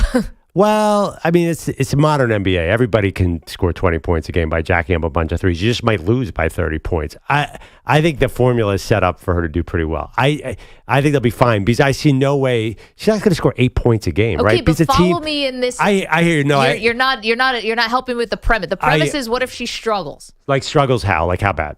Like she struggles and she doesn't look great, and she is averaging 10 or 12 points a game, and her shooting percentage is down to 29% or something. I do think they'll stick with her. The fans will. Yeah, I still think the fans are going to see CaitlinClark. They'll remember college, and even in the last 2 months of college, she shot about 22% or something from three. But they were still winning. They were still winning. They were playing for something. The WNBA is going to be a little different. Right, but I think she could go cold. I think people will they're not going to watch it with that critical of an eye and say, "Oh my gosh, she's struggling." I think they're going to stick with her. Why do you think that they'll jump off the bandwagon? I think that the eyeballs would go away, and then if she finds it and she gets back to launching those logo threes and she does do that thing that captured everyone's imagination the first time around, maybe they find her again. But it's not. I don't think it's a given that the audience sticks with her if she struggles her rookie year in the WNBA. We're talking about CaitlinClark, obviously. I totally disagree, and I don't think because there's no model too. I mean,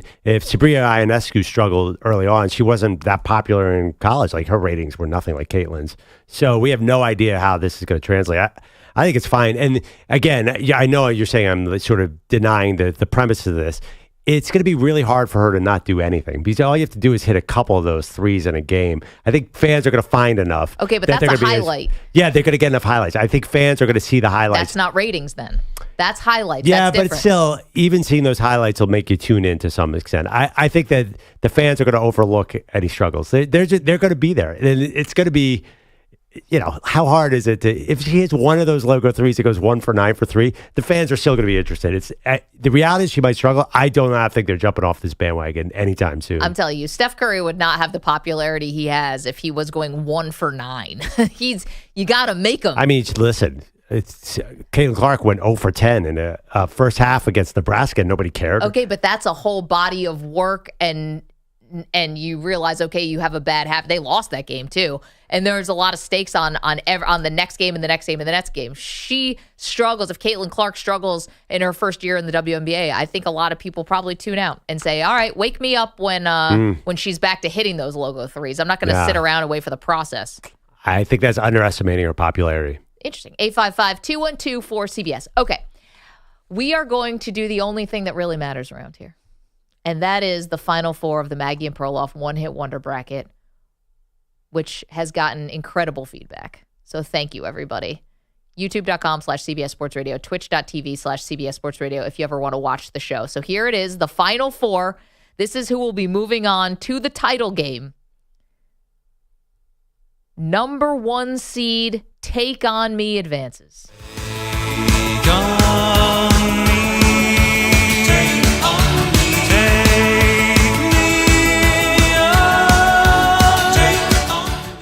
They took out the other number 1 seed in the Final Four, Rapper's Delight, who had a very nice run in this tournament, but goes home empty-handed. Okay, and who will Take On Me be facing in the title game of the Maggie and Perloff One-Hit Wonder March Madness bracket? The Cinderella themselves. The 10th seed, 8675309. 8675309.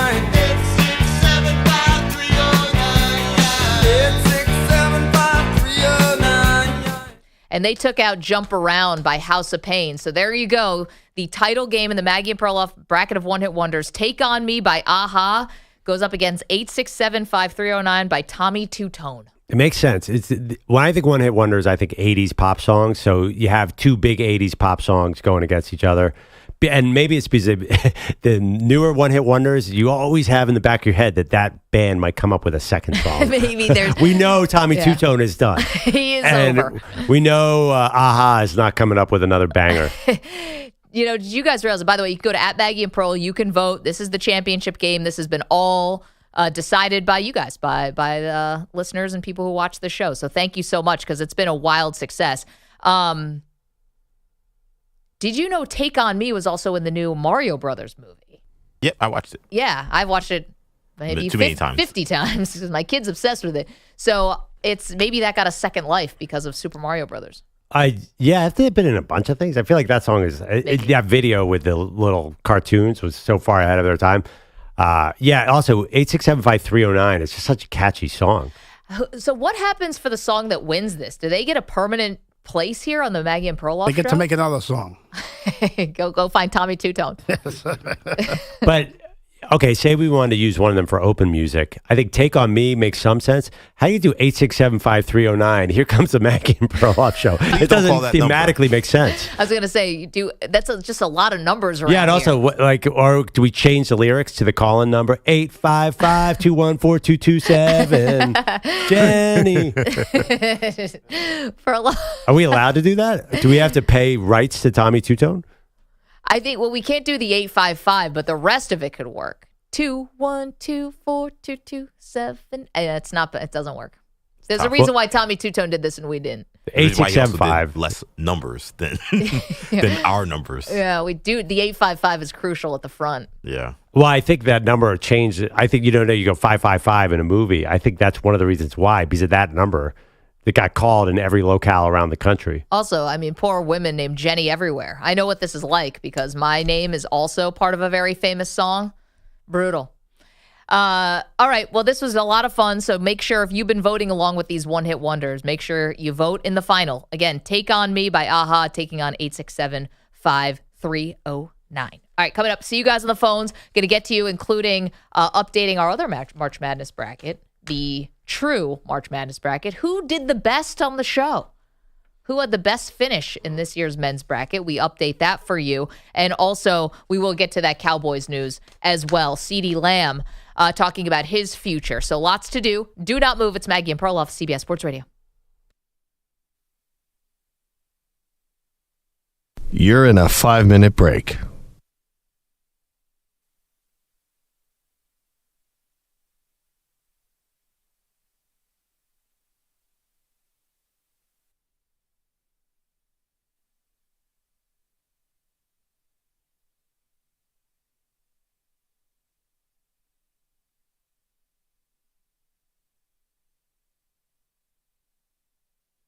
Four minutes, 30 seconds remaining.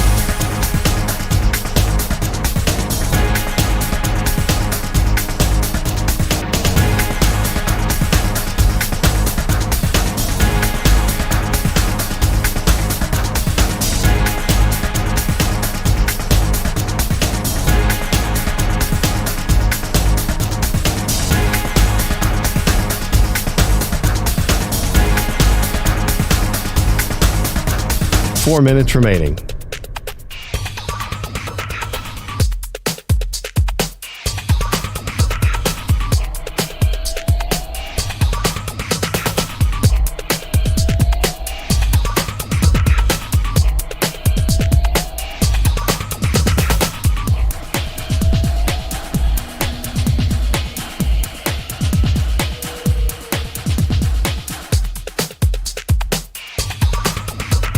Three minutes, 30 seconds remaining.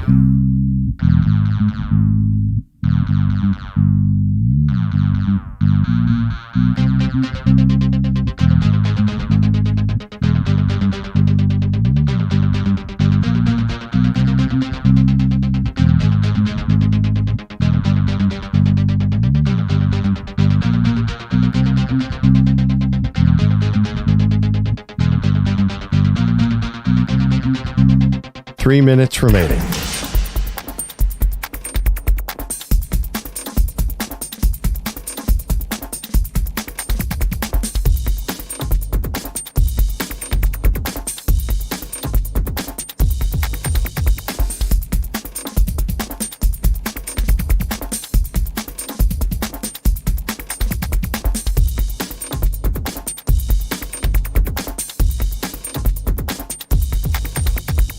2 minutes, 30 seconds remaining.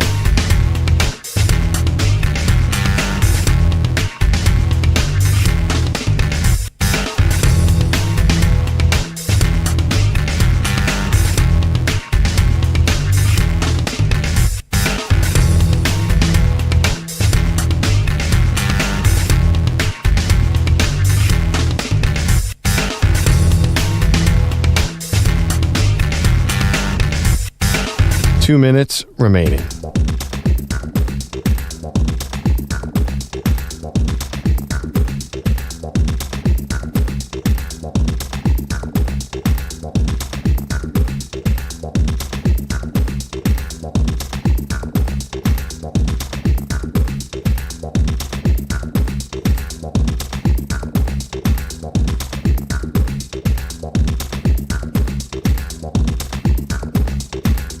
One minute, 30 seconds remaining.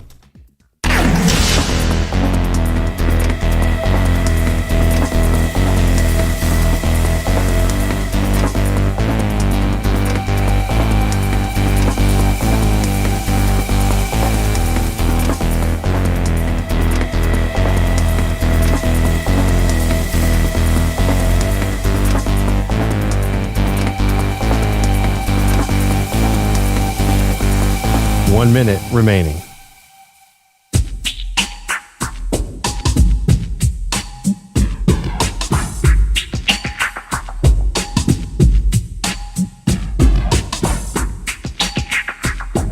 Forty-five seconds remaining.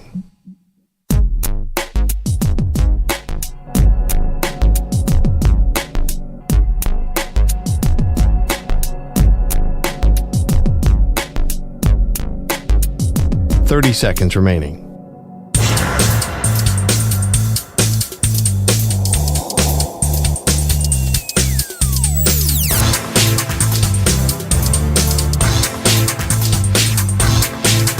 Fifteen seconds.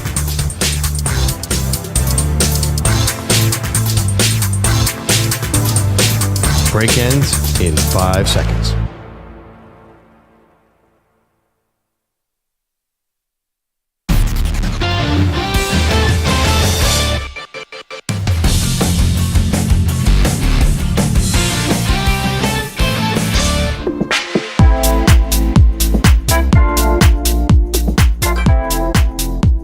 The Defensive Player of the Week is sponsored by the Navy Federal Credit Union, who proudly serves the Armed Forces, DoD veterans, and their families. Their members are the mission. Learn more at NavyFederal.org. Welcome back to Maggie and Perloff. Maggie had to step out, which leaves me to figure out who EJ went with for the Defensive Player of the Week, considering we just came off a national title game in which one team could not score the basketball at all. I'm assuming you're going to go with UConn and Donovan Clingan. Even though have you done him more than once before? I know you've done him once. I think I did Clingan once. I think you did him a second time here because I know you're a big fan of the defensive stylings of the UConn big man. It's a repeat Donovan Clingan. Bogusch, since you're sitting in right now, and I had to step out. I was going to suggest a little closer to home for you. One, Isaiah Hartenstein, however you say his last name. I believe he fell on an already prone Chris Middleton, knocking Middleton's tooth out, him out of the game, and then the Knicks beat the Bucks the other night in Milwaukee. Not your typical defensive game plan, but Hartenstein, whenever works.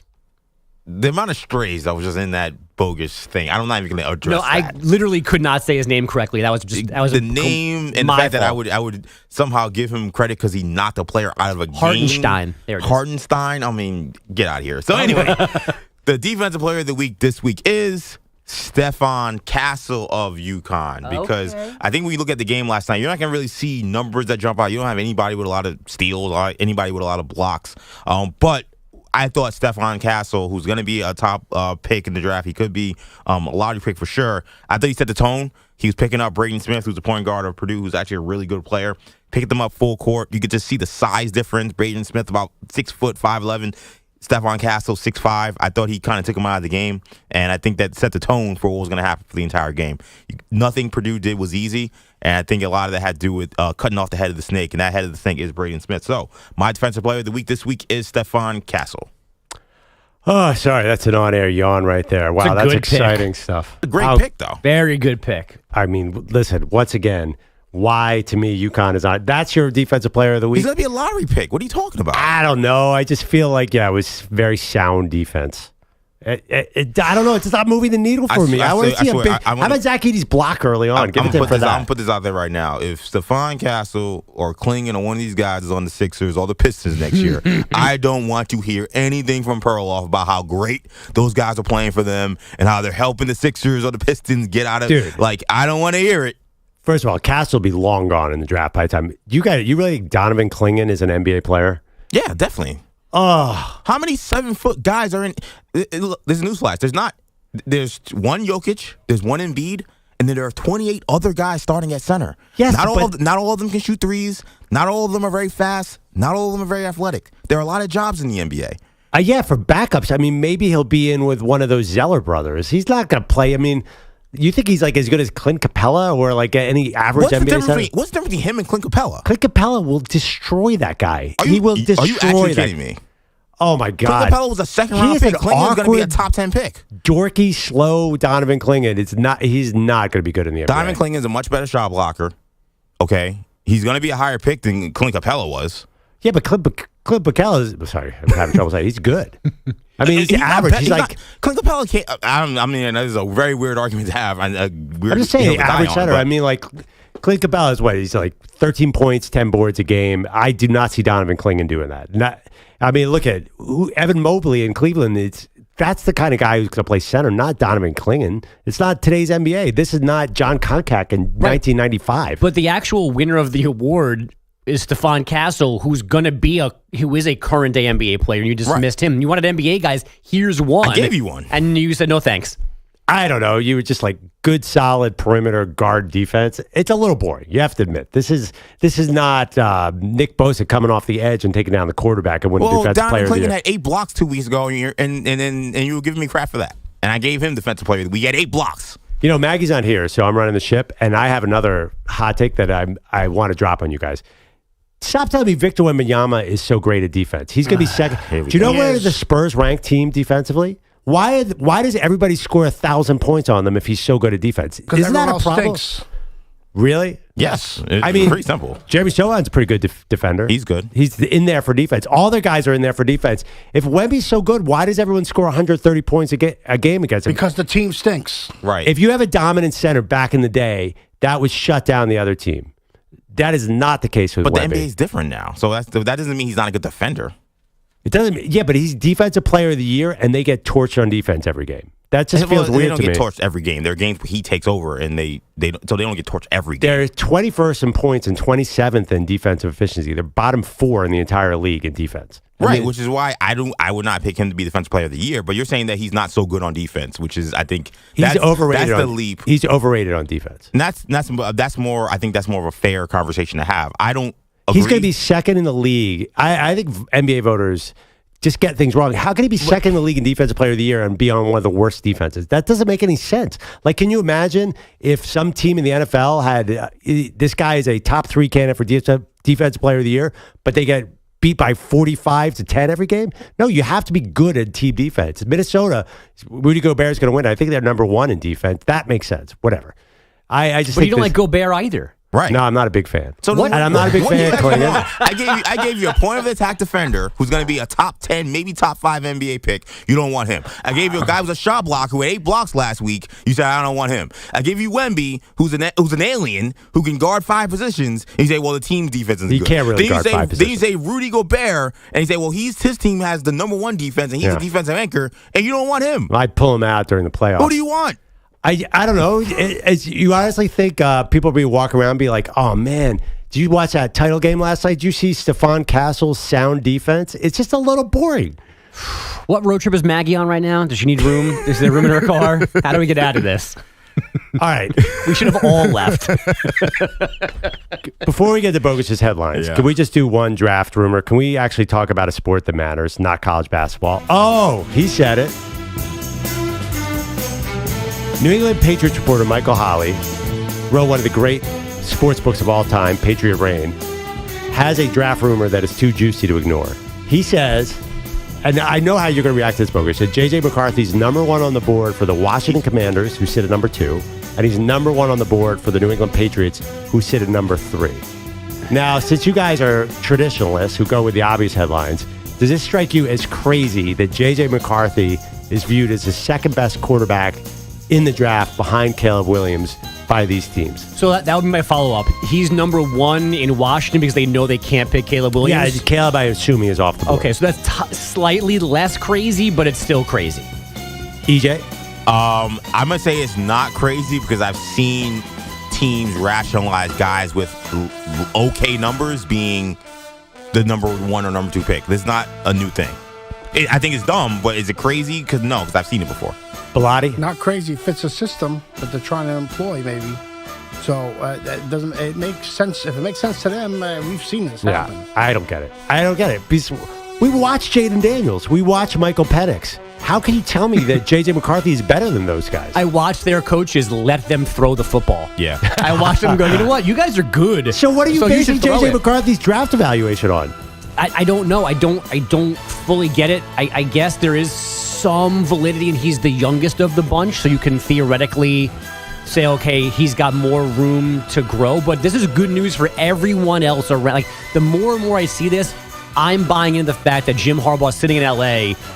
believing only half the things he says about McCarthy because he knows now he has talked JJ into a top 3 pick, which is only good news for his Chargers and everyone else because the good players will be left when they're on the board. See, actually, I'm going to Maggie in the break. I give her full credit for this. I think she had the smartest take of all of us, that it's pure smokescreen. And I think you're kind of getting that, Bogusch, that somebody is putting this out there so the better players will fall. Because there's no, if J.J. McCarthy goes number 2 to Washington Commanders, I will do some kind of crazy, outrageous bet here because that just seems like the most unlikely thing of all time to me. But look, I feel like you're going to win the Pete Gassers. No, there's you a don't lot. Think you're going to win now? The odds came down. There's the bet. The over/under on total number of quarterbacks that go in the first round is 4.5.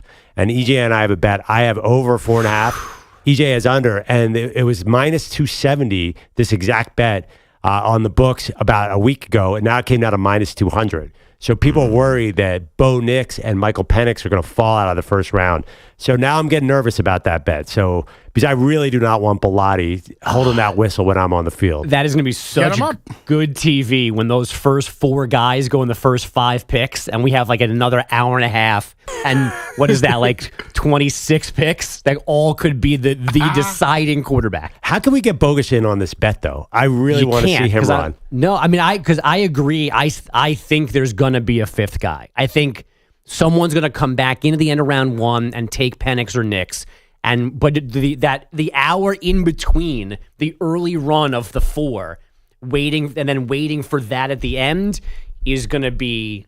I mean, that's a lot of tension for you sitting on sprints. Recent history is a little bit against me because Will Levis fell last year, even though he was the Vegas favorite to go with 2 overall, and Malik Willis fell a couple of years ago.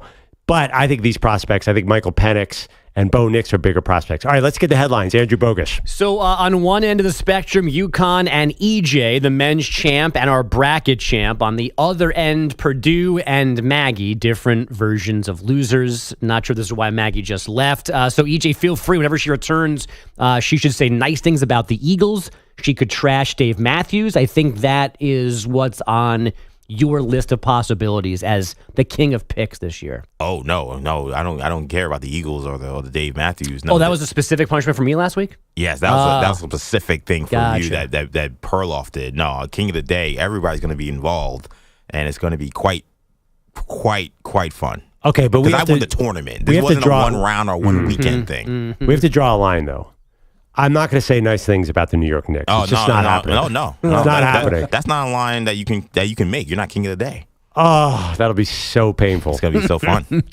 So UConn wins last night, 75-60 over Purdue. Back-to-back champs. You know that by now. Afterwards, Dan Hurley quickly dismissed questions about the Kentucky opening. Said you should ask my wife. She'll have a better answer for this. He did add that a divorce would come with a move to Lexington. Alabama's Nate Oates put out a statement yesterday to confirm his commitment to the Tide amid his own Kentucky speculation.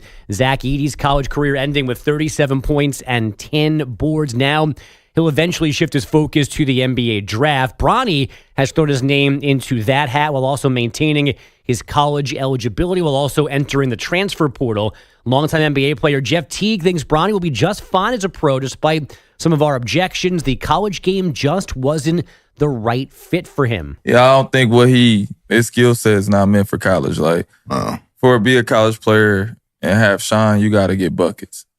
Well, and he's not like a bucket getter. What he do well is like, I can pass, I play good defense, I can make a shot, but I'm not like a aggressive get bucket person. I'm a really complimentary player. So I would still have liked him to get a few more college buckets before knowing what he's going to be in the NBA draft. Well, is it possible his skill set is not for college, but it's also not for the NBA? I think that's on the table. At least not right now, not this NBA draft. I mean, I feel like I understand what he is saying. Yes, there are guys who maybe aren't 20-point scorers that then go to the NBA and end up being 10, 15-year vets. That happens all the time. I don't know if there's a lot of guys who averaged 4 points in college and then after 1 year became an NBA vet of 10, 15 years. If someone could find the example, God bless them. You don't understand the skill set, EJ. The skill set is something different. Isn't the conversation normally, okay, you scored 16 or 17 in college, you're going to get 10 in the NBA, but you can pass and play defense, so you're going to survive. It's not you're going to jump up from 4 and 2 in college in the NBA as a guard. No, definitely. And I think the problem is you got so little opportunity if you're a role player in the NBA. So in USC, if you're given your role and you're not really even excelling at that, which he's maybe excelling in defense, arguably, I guess, but he's not excelling at being like a open jump shot maker. I mean, he's not a good shooter right now, at least not in the college game. So if you're not excelling in those small doses in college, the NBA doses are going to get even smaller because you're not getting 20 shots a game. Wait, to quote Pilati, what are we talking about here? This guy scored 4 points a game at USC. But this isn't even a conversation. There's no way he's ready for the NBA. If his name was not Bronny James, can you imagine how silly this would sound? I know. And that's why LeBron did this kid a disservice. And look, you can parent however you want to parent, and I think LeBron's an upstanding citizen for sure. But I just feel like all the talk about how he's gonna be so much better than the guys on the Lakers, guys in the NBA, that when he was in high school, that Bronny could play in the NBA today. Like all that stuff did him a disservice because now you have people out there who, even despite him averaging 4 points a game, where maybe I think cooler heads will prevail and say, hey, you know what, he's probably not ready yet, we'll give him time. No, we got NBA stars like Jeff Teague and Baron Davis saying, oh no, don't worry, your eyes didn't deceive you, he's actually really good, and when he gets to the NBA, you all will be the fools and we'll be the smart ones. That's all LeBron's fault. I don't think people are taking that seriously, though. So, I mean, if Bronny's in the NBA, God bless him. What else, Bogusch? Blake Snell lasted just 3 innings last night, 3 runs, 3 hits, 2 walks in his Giants debut, an 8-1 home loss to the Nationals. The Reds outscored the Brewers 10-8. Ellie De La Cruz, 2 homers, including 1 inside the Parker. Former Patriot, Titan, and Giant safety Logan Ryan announced his retirement this morning after 11 NFL seasons. And Perloff, a gift to you, overtime hockey. Marner gets it back to Matthews in front of the net for McCabe, who scores! Jake McCabe is the hero in overtime! That's Joe Bowen on Leafs Radio. The Penguins losing in OT in Toronto 3-2. They get 1 point, which ties them with the Red Wings for the last wildcard spot in the East, but Detroit has the tiebreaker. Pittsburgh is also 1 point behind the Islanders for third in the Metro Division. And just some housekeeping. Can't remember if we discussed this on the air or off the air. The NBA season ends this weekend. Mm-hmm. Hockey regular season goes to next Wednesday. Wow. So there's a little more time to sell things for hockey than there is for the NBA. All right, thank you, Andrew Bogusch. Coming up, I'm going to educate you guys on the most overrated move of the offseason in the NFL. And I know you all disagree with me. Also, we'll recap our performances in the bracket challenge. It's not good. It's not good. We'll be right back. Maggie and Perloff. You're in a 5-minute break.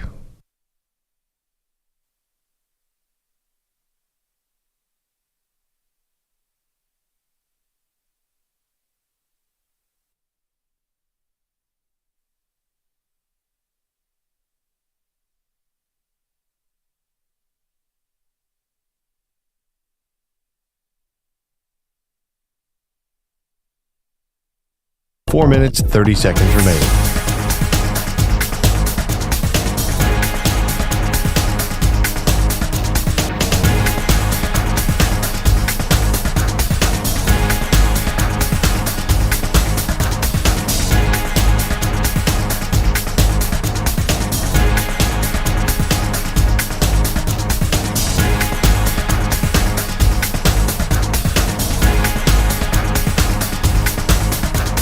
Four minutes remaining.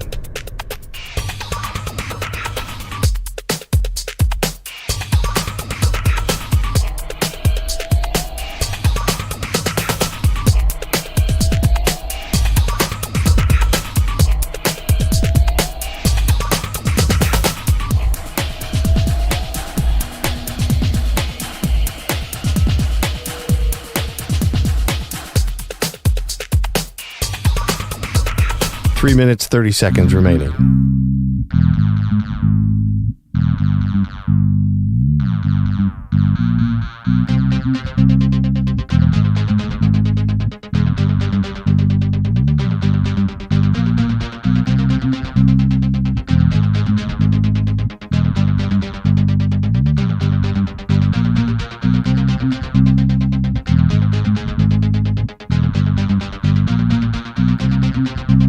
Three minutes remaining.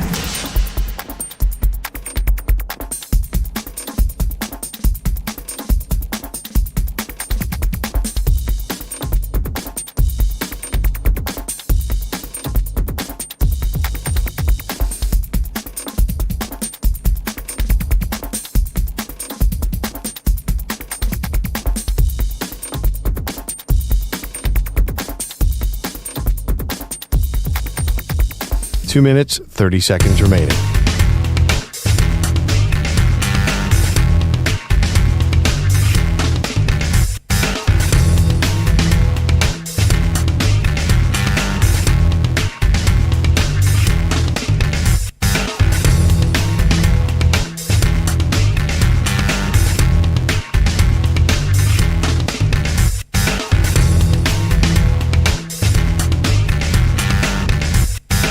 Two minutes remaining.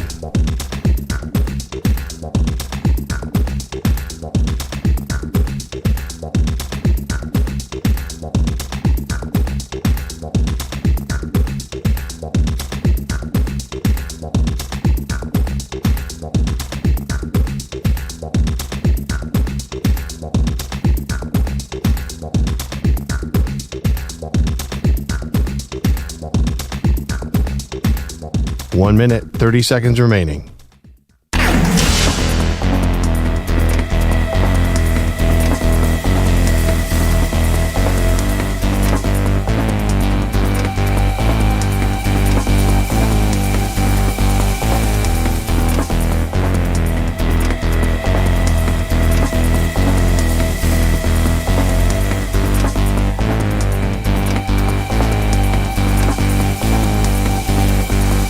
One minute remaining.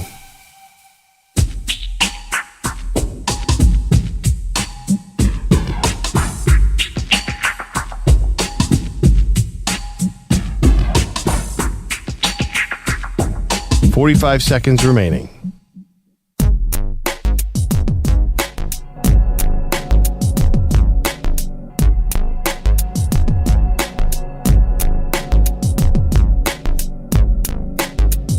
$30 seconds remaining.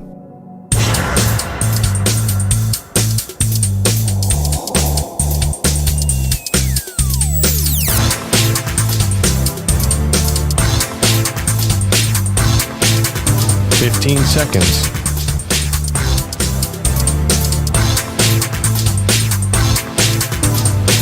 Break ends in 5 seconds.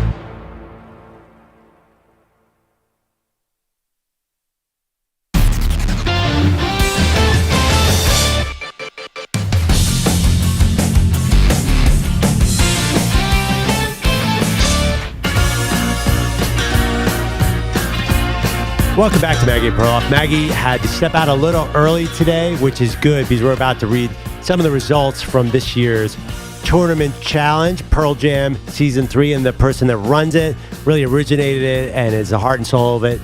Nick in Texas is here. Nick, how do we all do this year? Good morning, Andrew. Well, yeah, I was going to start it from the bottom, and we'll make our way to the top in the winner. So, speaking of Maggie, coming in at number 69 is Maggie Gray. Okay, not bad. She's moving up. Moving up from a couple years, yes. Coming in at number 60, we got Andrew Perloff. Yes. Good job. Nice. All right. Then moving up even further, we actually got a spot at number 21, and we got Andrew Bogusch. I'll take There we go. Old enough to drink. All right. Nice, nice. Well, and then this one, he also can claim King of the Day at number 12, E.J. Stewart. Let's go. Yeah, baby. Let's go. Nice. Best part is no mention of Kaplan or Bellotti, the way we like it. They were behind me. It's all that matters.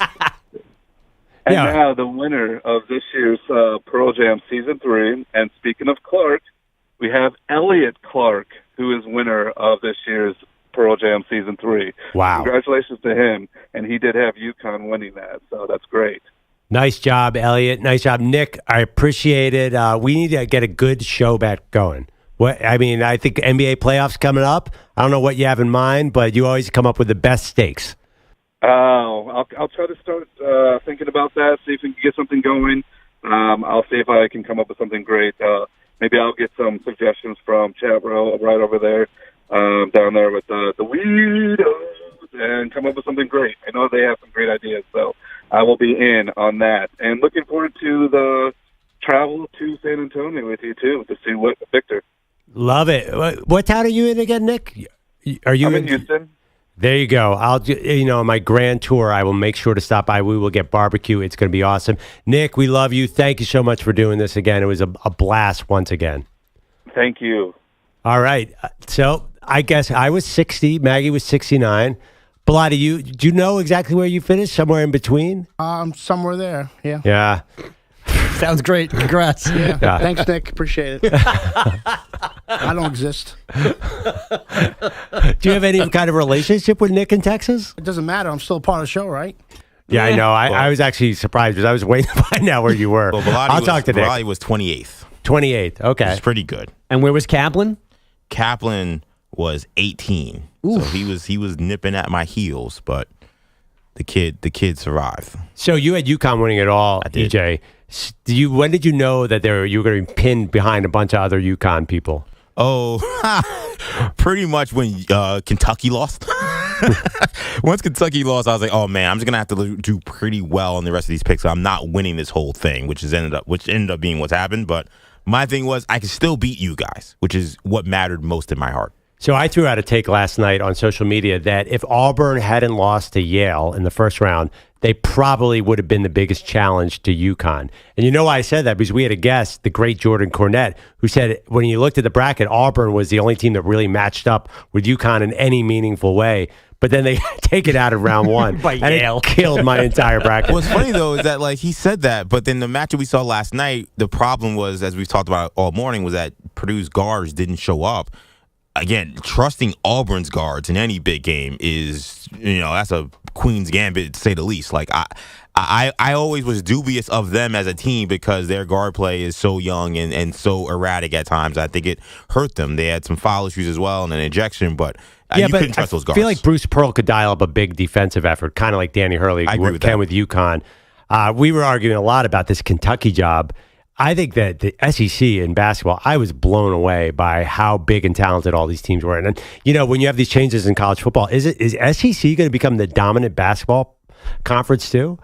I mean, I know UConn is a big East, yes. I really Big East. Yeah, I know. All right, real quick, because I have a minute here, Maggie's not here, and I'm running the show. Saquon Barkley, new Eagles running back. Got to get the Eagles in here. But you guys are dead wrong. You think he's a new Christian McCaffrey? You said that the other day, EJ. Oh, he could be.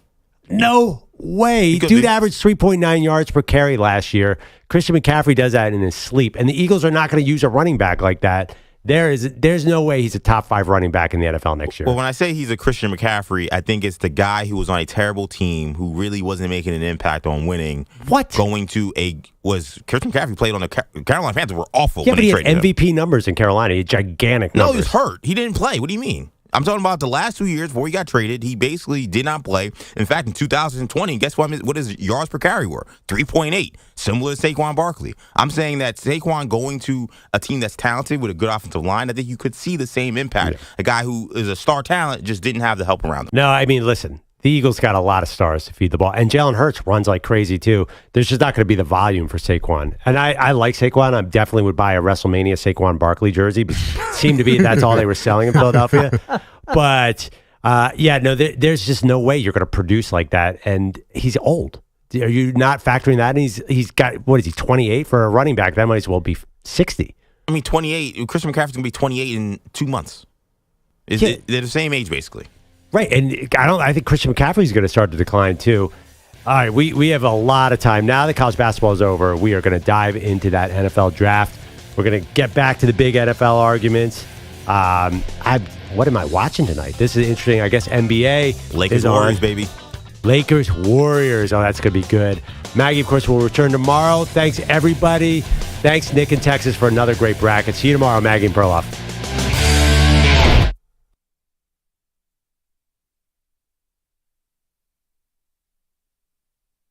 You're in a 5-minute break.